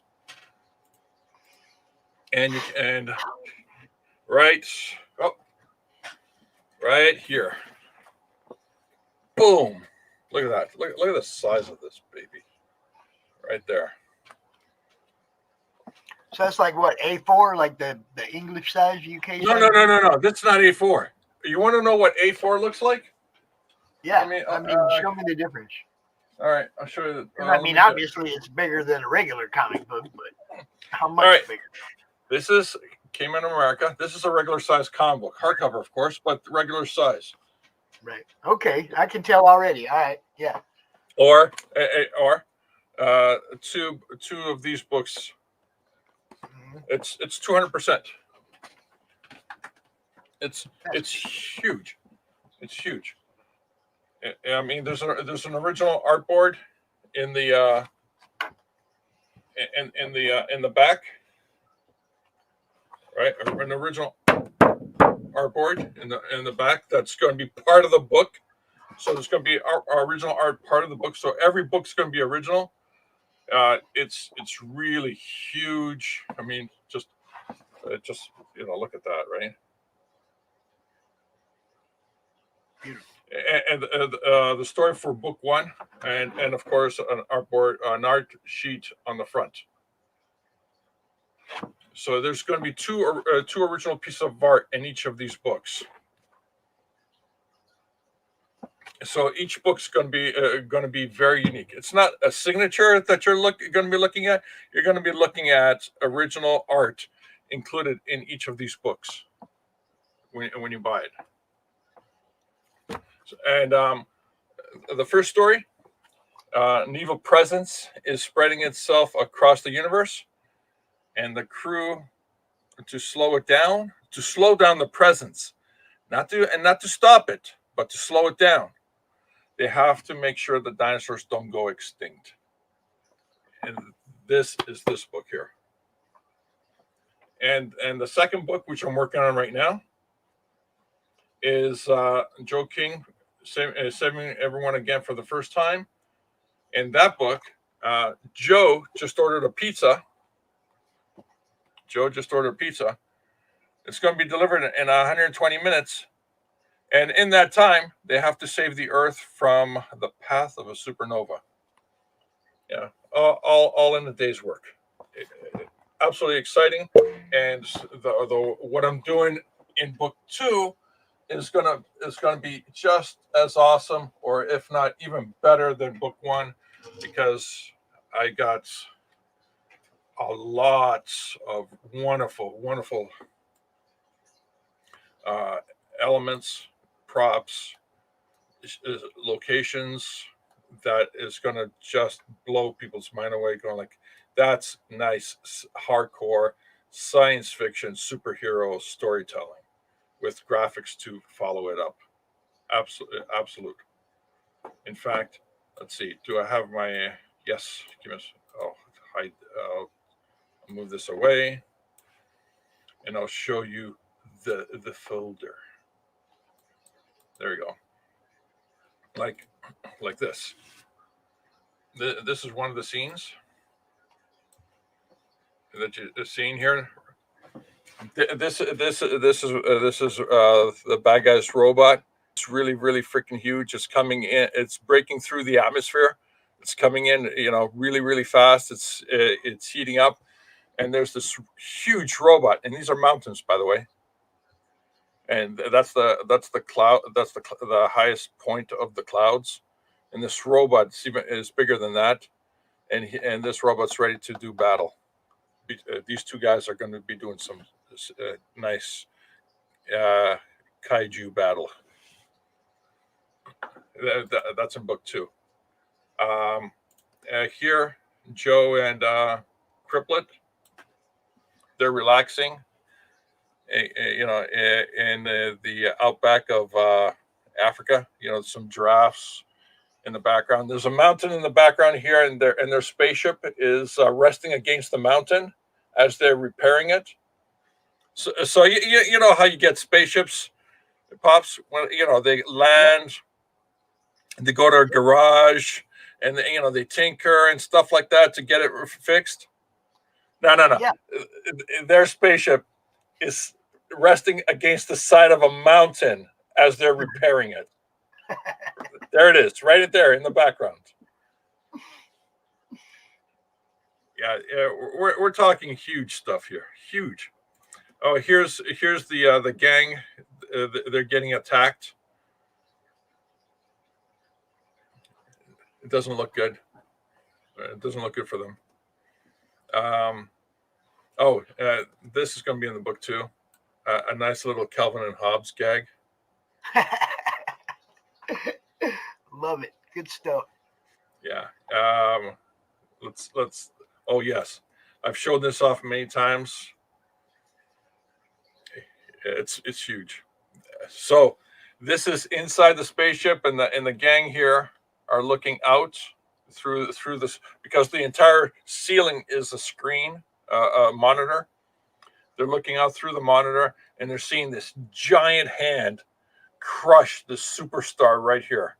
And the superstar is going to go supernova. This is the thing that's going to create the supernova effect that the Earth will eventually become in danger of.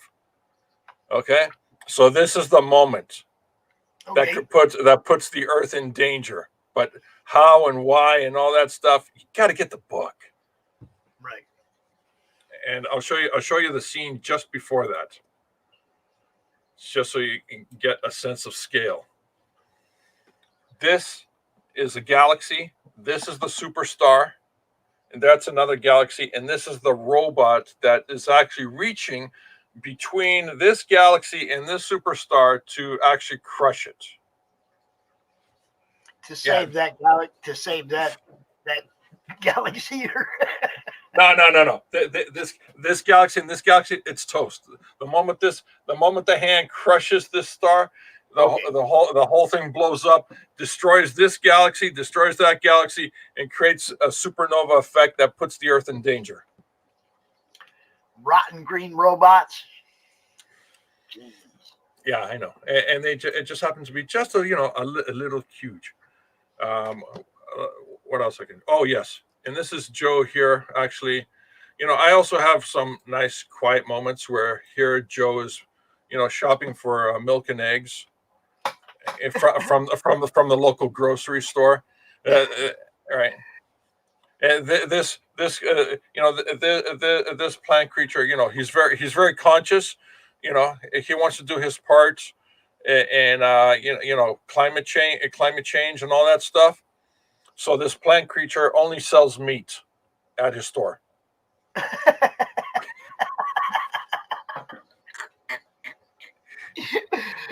Oh, George,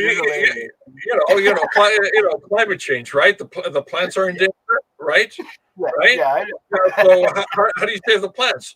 You try to sell more meat. I mean, those cows. What are they destroying? They're eating plants. So if you try to get the cow species extinct by selling it off, eating it, you'll save more plants. There you go. Climate, climate active. Yep.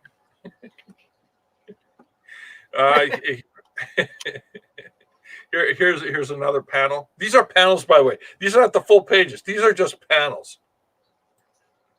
This is female X riding her little scooter, and then all of a sudden it starts to downpour, and she jumps off the scooter right there, and the scooter heads back to its parking place. Let me show you what the downpour looks like. It's really epic right here. This is Joe, who just came out of the store.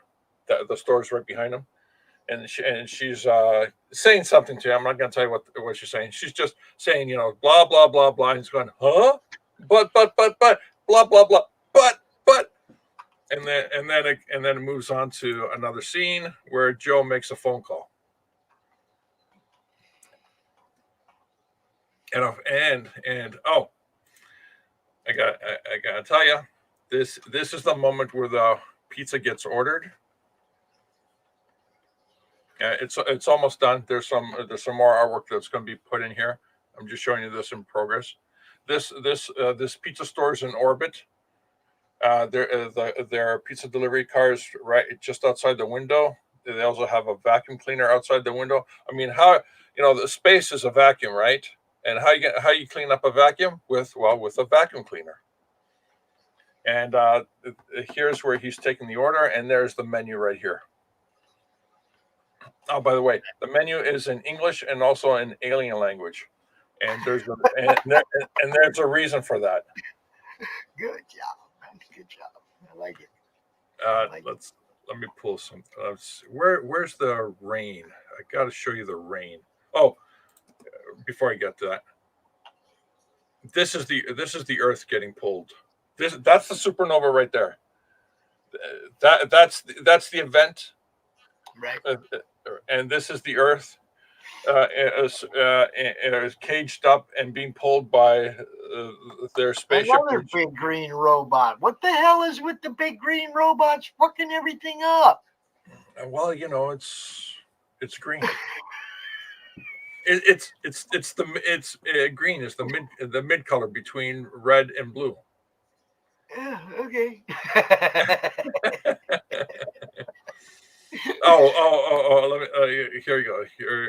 Where is it? Where is it? I got so much here. Okay. How about this one? I think this one would be a nice one.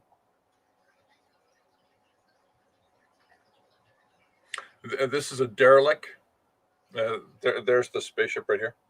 So this is a derelict that they come across during the story, and it's right beside a very aggressive star.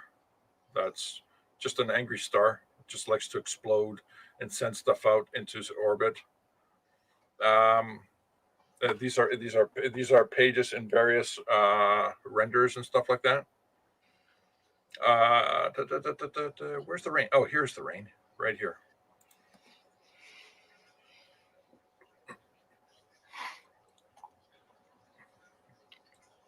So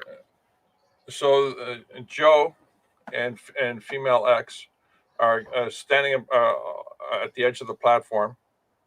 By the way, that's the local phone booth. And right here is that green spaceship. Its rockets set on full, and it's blasting away, and they're left behind. And it's downpouring, lots of rain. Oh, by the way, the rain, excuse me, the rain in this story, it's smart rain. It only wets what it requires and doesn't wet anything else. This is here's Joe and female X jumping aboard the spaceship. They're gonna enter right here, so they can try to catch up to their friends, which also kickstarts the adventure. Oh, okay. Let me show you a couple of scenes inside. Show you how cozy the spaceship is. This is them entering the ship and getting seated,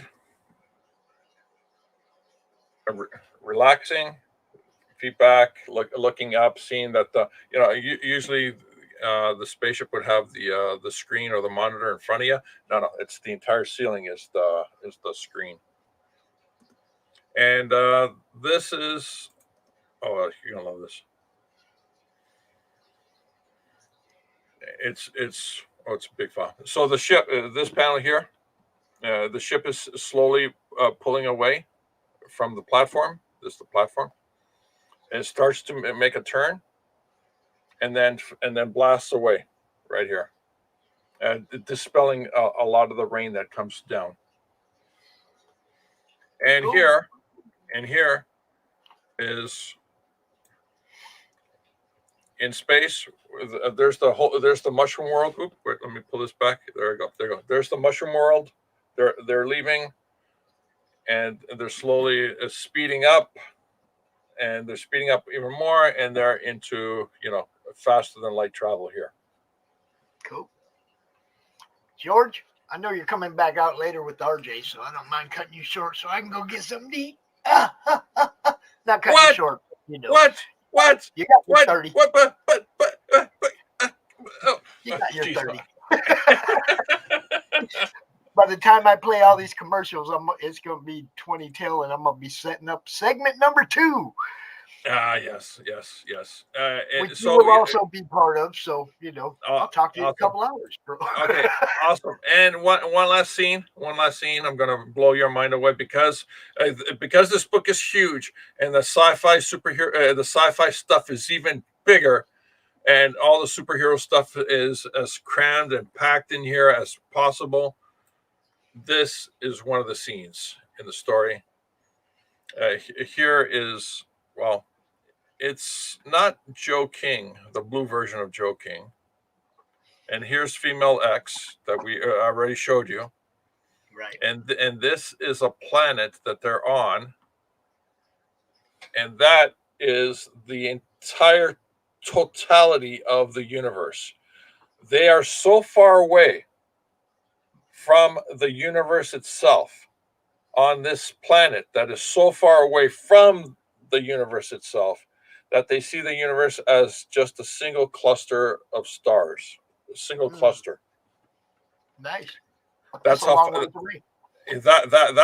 that's how far away this part of the book is from their friends and family and everything that they know and exists. Nice. Yeah, it's All right, it's I'm huge. sure we're going to talk about this more later tonight. So, George, thanks for coming out. Y'all go check out GeorgePeterGatsis.com. GeorgePeterGatsis.com. These oversized books are never going to be reprinted oversized ever again. I mean, this is a one-time opportunity. It's huge in its scope, and the shipping. It's $100. It's $100 price tag for these two oversized books, and that's it. There's no shipping. There's no additional price for the shipping. That's it. $100. The numbers that you see on my website. That is the price of the whole thing. That's that when you buy it. That's the price. There's no sticker shock for the cost of shipping at all. Cool. All right, George. I'll talk to you in a bit, my friend. All right. Thank you, Pops. Share the chat, everybody. Oh, and Pops, can you kick me? Can you kick me? Can you make it epic? Can you give me an epic kick out of here? An epic kick. Yeah. Have you ever kicked anybody out? Hold on. Let me see. Let me see if I can do this. I mean, I'm not real good at it. I'll see what I can do. George.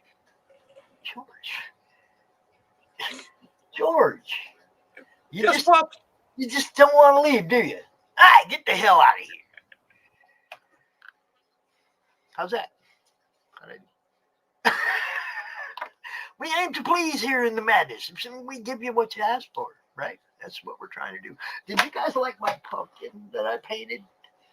I painted the pumpkin HallowCRoM Con. All right, I'm going to play some commercials. I'm going to go get me something to eat real fast, and I will be back for segment 2. I do not know if Barry and Grant's going to be here at 6 o'clock because he was stranded in Traverse City, and I haven't heard from him. Don't know if he got a ride home or not or anything. Not sure what's up there, but we have some guests coming out here later on. We'll be talking to them. Anybody that, might have had a good time today, let us know by hitting that like, hit that share, ring that bell, subscribe to the channel, go join the madness, all that stuff. You guys know. I'm just going to play some commercials and then I'm going to go away for a little bit. What do we got?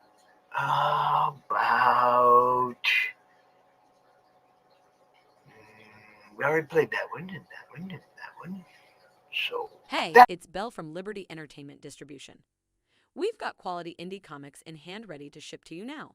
Yes, really. And it gets better. At Liberty, publishers set their own wholesale pricing, and we don't take any fees, so don't wait. Call or visit me today at ledg.us or call 1-800-525-2091.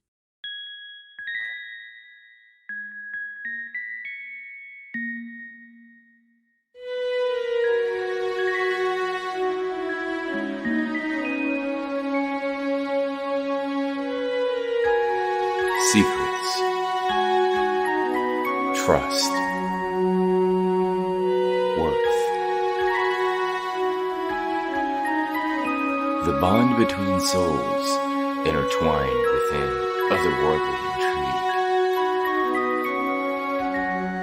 Michaela Jade brings forth the Elite Warrior series, a collection of dark fantasy romance novels set in a twisted world where power lusts in the hearts of men and devotion seduces the souls of women.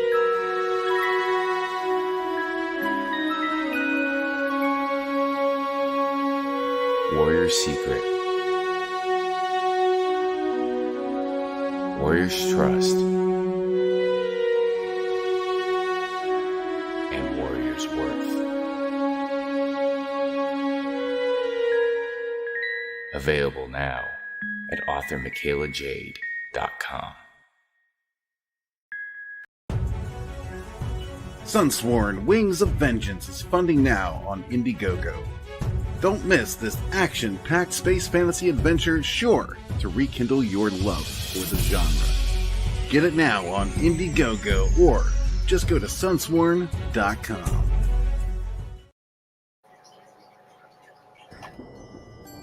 From author Brian K. Morris comes a tale of irreverent holiday horror, told with much inappropriate humor. Dr. Victor Frankenstein creates the spirit of giving himself. Ho, ho, ho! Santastein, or the post-holiday Prometheus. Available at Amazon.com. Get your copy today.